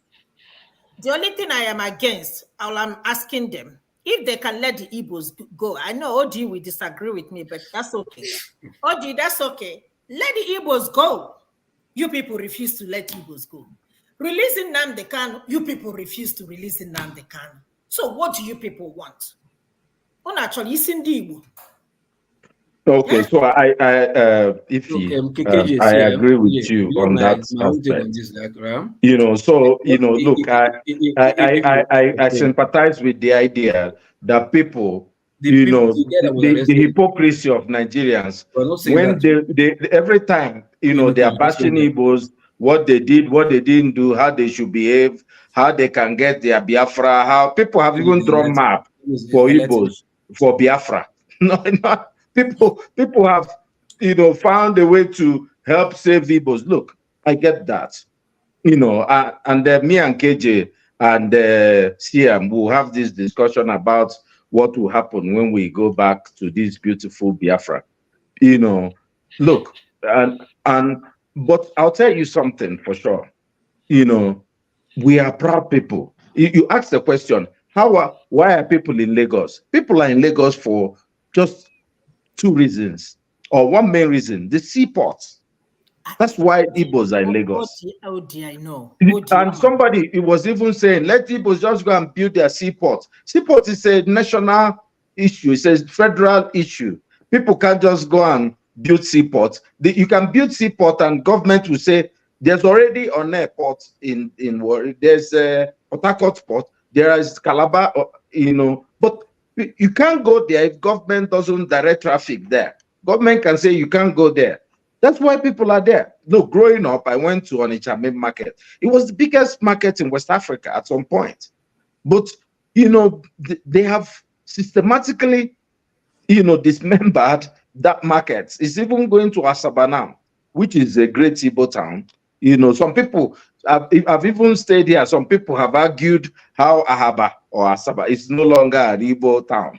And the people are fighting to even be part of the Southeast. The people, they say that, look, the bias stinks, actually. People say Igbo war, Igbo coup, this one. But the people that caused the coup are, the Asaba people. They are people that caused, but people who say, these people, they are not really Igbo. They are, it stinks. I get what you're saying, my sister. Our people will go to, even if you go to Borno, our people are making money there. You can't stop them. This is who we are. You can't control only Igbo man from doing what they have to do. But one day Nigeria will be good. What we are saying, let's all join hands. We almost made it last year. Almost. And they know 2027. Peter B was in a space today, talking. I listened to him today. Nigerians, look, you think Yoruba people... Not almost. The election was stolen. No, I know. Like, we almost means that he wasn't inaugurated. That's what I'm saying. I didn't say, I know he won the election. I'm saying he's not there. But we know, like I listened to Aisha Yusufu and KJ played that. For people to rig election, they need to get a certain number of votes. Yes. Tinubu, the North has abandoned him. Even in the Southwest, he can't get that vote. This Edo fight now that we should not be baited into is a fight to somehow tell Edo people, well, you can remain in your poverty, but at least don't like Igbo people. This is just the stupidity. And that's why I like the Igbo people are not participating in any stupid protest. Let's fight on. We need to. Politics is the way out for Nigeria. Unless I've always been a believer of a benevolent dictator. Anybody has. I don't even believe in all this democracy and all these things, having freedom of speech. I need the MBS or one guy from Qatar that will come there and tell everybody, I want to insult him, just give me road, good places to hang out. I'll just respect whenever I come. You see, the funniest thing, we are not even asking for too much. Honestly speaking, we are not even, and that is why a lot of people are so frustrated. All we are asking is just the basic amenity, just the basic ones. Had it been we have constant power, roads, security, trust me, we might not even be here talking about all these things. But we don't have it. 60-something years, we are still talking about constant power. We are still talking. Someone said I've been watching too much Netflix. We are still talking about roads. We are still talking about insecurity. For 60-something years. Tell me, nothing has changed. Nothing. I can't even think of anything. Instead, it's getting worse and getting worse. I said it growing up. I remember when we used to have post office. When the postman comes, you wait to receive the letters, and he will put it in the mailbox. We don't have it anymore. We don't have pipe-borne water. I remember when we used to fetch water. Mr. KJ. You go and line up and fetch water. We don't have those stuff now. So what do we have? We don't have nothing. Nothing, literally. Now we don't even have food. Mr. KJ, see, yes. Mr. KJ, remember when you said something about your experience about the check, right?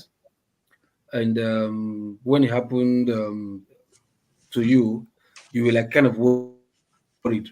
And even the bank said nothing's going to happen, and don't worry, on Monday. Then you went back and told your colleague or your boss, whatever. He like said, it's no problem now. The correct another one, forget about it, right? But why is it that if it's in Nigeria now, they'll be thinking you are doing fraud, something like that, right? You said, remember I said this. And after because of the mentality of the people, the brain is like damaged or something. Now I'll tell you this for a fact, right? So we say like people that were spewing the same rubbish in Nigeria, why were they arrested? You understand? If where you are right now in the States, if you see the UK government, or sorry, the United States government behaving the way Nigerian government is behaving, will you say an normal thing, or you just keep quiet, or you cry out? Definitely you'll be worried, right? But it has been happening in Nigeria. But you've not bothered yourself because you know it's Nigeria. You understand? But if it happens to you abroad, your government abroad is behaving the way Nigerian government is behaving, you're like, man, why you call out? That is what I'm trying to explain to. Like, look, all the people, rubbish people talking all this nonsense, bigotry, whatever in Nigeria, like, it's their brain is damaged. That is the only thing they can see. Why the one happened in Amaka's own happened? Because it happens in Canada. All the nonsense governments that have been happening in Iran, all the rubbish happening in Iran, Lebanon, Kuwait, all those other countries in Eastern Europe and Asia. Good night, guys. Venezuela, if they misbehave, you understand, the world do not crumble. The world do not think of anything because they know they are third world countries. They know how they take themselves, how the interest there. But because of this, like I said, if Amaka was in one of all those countries, not in these 3 developed countries, nothing would have happened. Listen to where I'm going to. Just open your mind to where I'm going to. No, it's not making sense to me. If the outrage listen to was Ekene, not just put forth and the House of Reps did not write letter, Amaka wouldn't have been arrested. No. Okay, now Ekene, Yeah, she wouldn't have been arrested. Trust me. Well, Guys, let's not argue again. The boy, hold on. Ekene, please let me say this. You have the boy the boy that was arrested in UK, the Yoruba boy that was spewing rubbish against Igbos. Because there was an outrage by the Nigerians living in the UK. No, Nigerians living in the UK. Exactly, now that's what I'm saying. So why is it that Nigerians living in Austria did not report? Ekene, Why please, did House of Reps took it upon itself now to write the letter? Ekene, please, listen. Go with me here. You said Nigerians in the UK voted, not the Nigerian government, but they got the boy arrested. Canada, the same thing. The Nigerians in Canada reacted. If it happened in the US, the same thing would have happened. This time, the Canadian one now is because the House of Reps wrote a letter to the Canadian government. No. The Nigerians reacted but first. Did they write a letter? Sorry, who? Did the House of Reps write a letter to Canadian government? Our argument is this: they wrote. Did they write a letter, local? Please, did they write a letter? Why didn't they write a letter to Austrian government? But the same House of Reps did not write letter to the UK government. But no, because because hold on, because the UK citizens, Nigerians in the UK were fast enough to do that before them. The same thing happened. Okay, fine. The same thing happened in Canada. Abike did not write any letter, or also we don't write letter. Trust me, they would have still prosecuted that girl. They would have still been, in fact, the UK government would have been involved. Sorry, Canada would have been involved. See, I see you live in America now. Do you know what some racist people want to do to black people? No, they will demonstrate. They don't need the law sometimes. I just read the police report. What I read there was the police report. They say they went to her as a result of complaint by some people. Exactly. So there are people who complained. The government. So if the people have not gone to complain. Exactly, my brother. AJ, God bless you. But listen to what I'm saying. Follow me on this. You think they say you what you got that you stupid OT just now? You say, man, I hate you by that. Look, follow me. Loco, are you in the US or Austria? Shut up. If can you hear me? I just want to know now. Trust me, if you don't travel, if you talk, now if you make one will stay, we're gonna wait. Don't do. If you go ahead. No, like I said, KJ, honestly speaking, we're not honest in that country called Nigeria. I have one until we begin to tell ourselves the truth. We are not moving anywhere. we will continue to slide backwards. Why all this noise at this point? I want to know, what's this noise for? Huh? What's this noise for? I don't get it, honestly. I'm trying to understand what's going on, but I still can't get it. Before. Canada. Is it because she's in Canada? This is everyday stuff. This is our everyday nightmare. This is the same country where yes, because she's in Canada. She's in Canada. Hold on. This is the same country where CM told us how they killed by his cousin. Yeah, because useless country, everybody knows that. It's in the same country, and nothing was done. Everybody knows that. Everybody moved on as if nothing happened. This person hasn't even fired anybody. And they are making noise. If you no. You see, in the West, they will not accept you. I think you live in America. Hey, because the reason because some people wrote letter.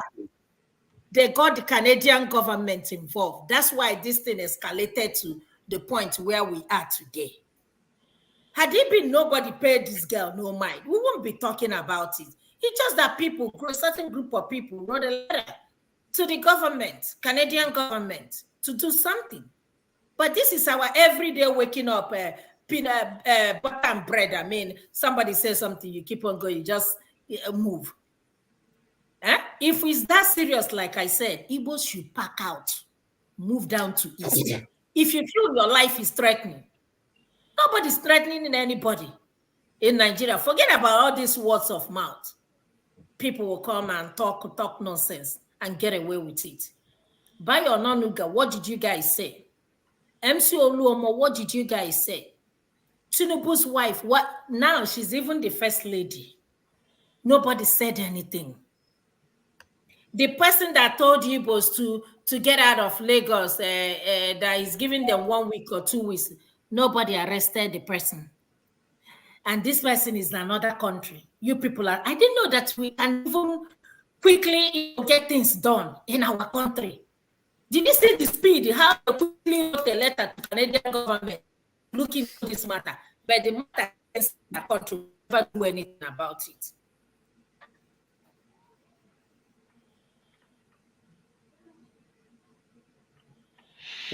Everybody was okay. So, Mr. KJ, look, my point. There is a saying: "Do me, I do you." God no own charity in Nigeria. Not before West. It's not for the Western. It's not for us in the West. Let me conclude. Let me conclude. You conclude. Listen, this is not supposed to be a topic, KJ. It's not even supposed to be a discussion. Kangwa gives you. Every morning we move on as if when him. Do you understand what I'm saying? So it's nothing. And for those of you people who are hoping that Nigeria will be good, Nigeria will not going nowhere. When your president used 250 million to do decorations, nobody said anything. 250 million naira to do decorate again. And people are dying of hunger.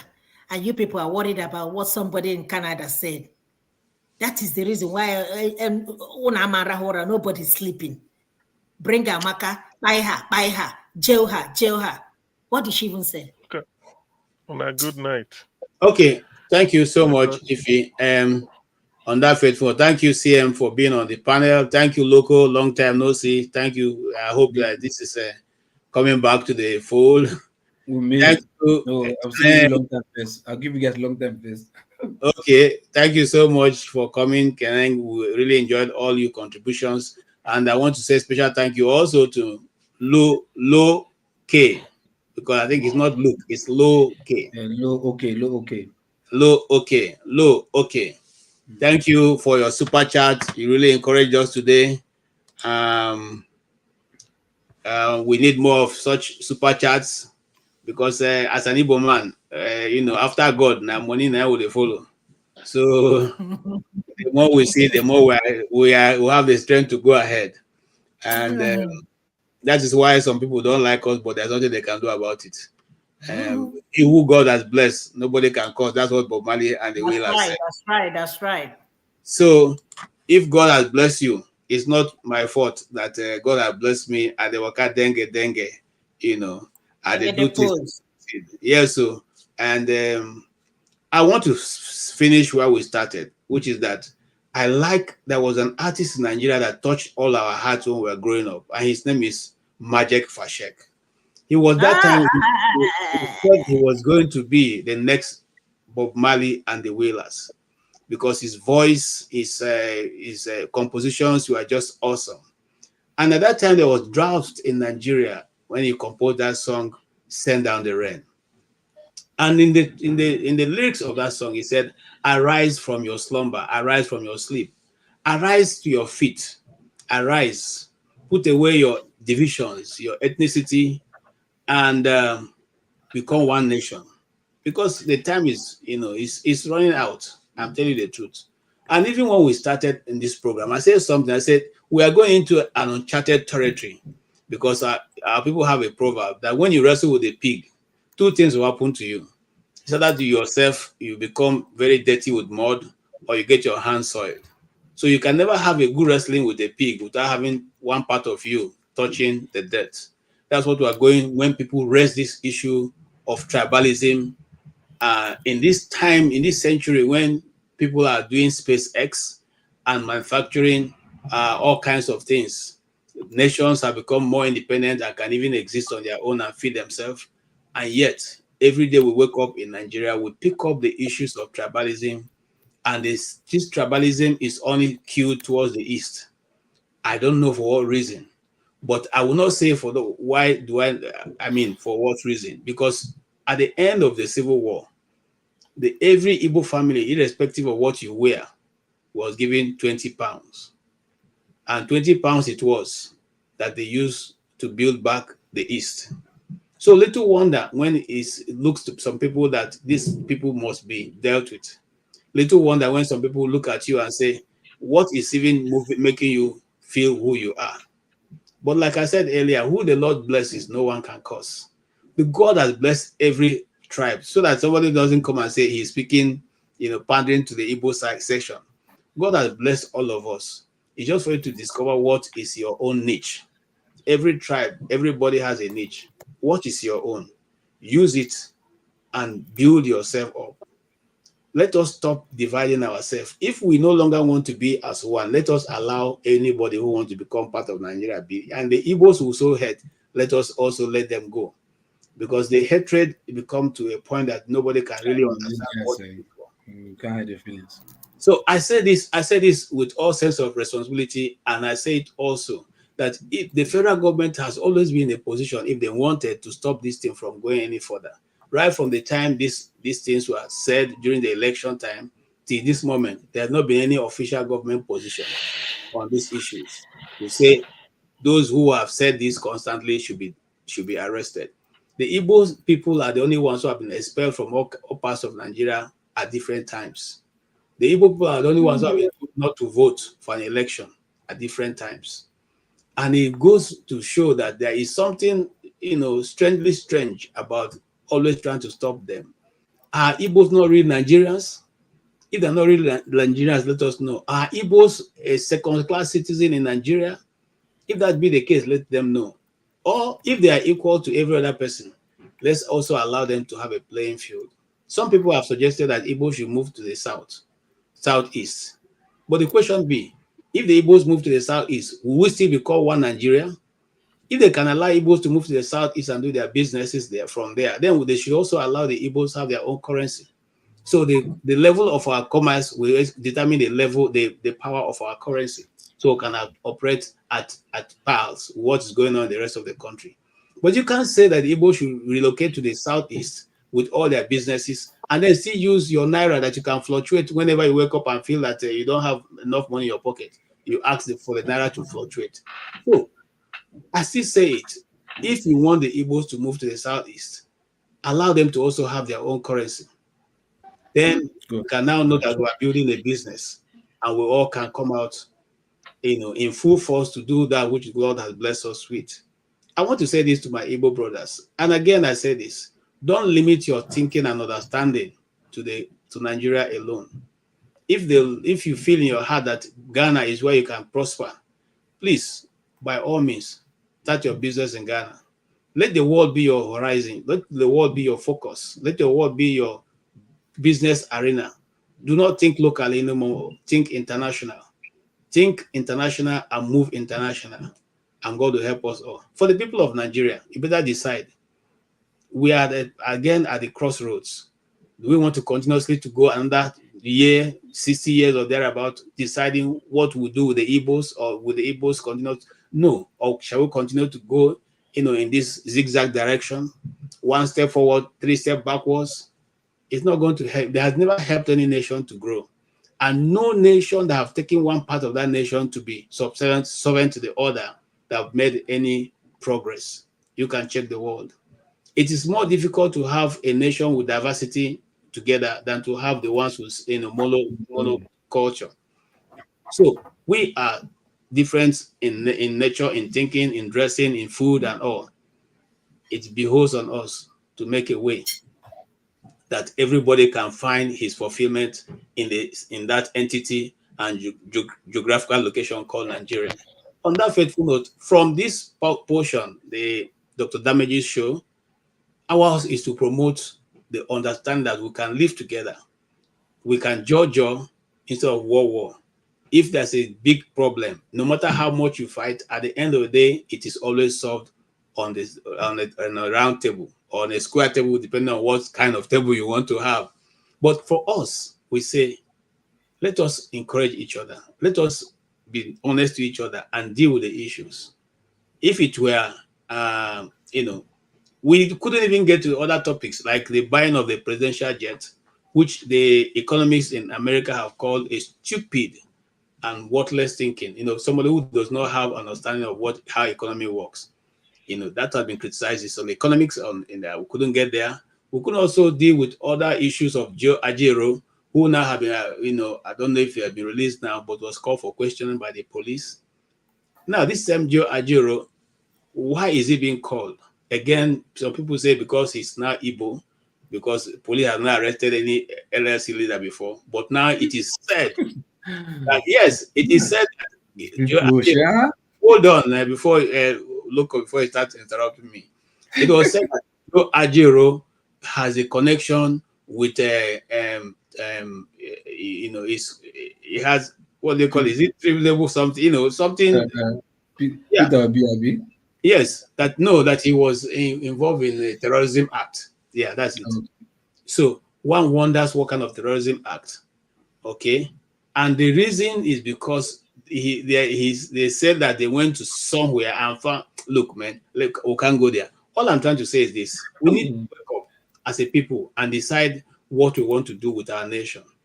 Our youths are not waiting for us. Every day, people are growing up and people are born. The number is increasing. Very soon, it may be out of hand before we make a change.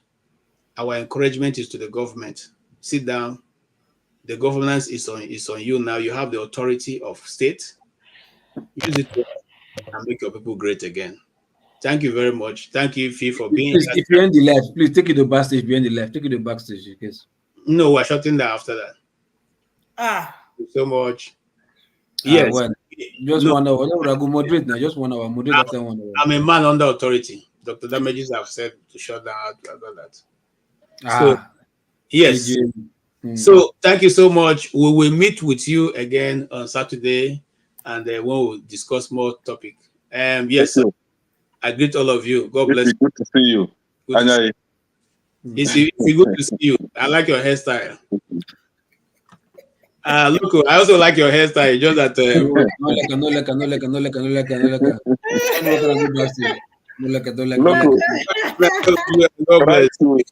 Austria government and access to arrest those guys. You cannot stay in Austria and all these things happening. You cannot talk. You know, go work. They not the respect. Right letter first. Right and first. Right and first.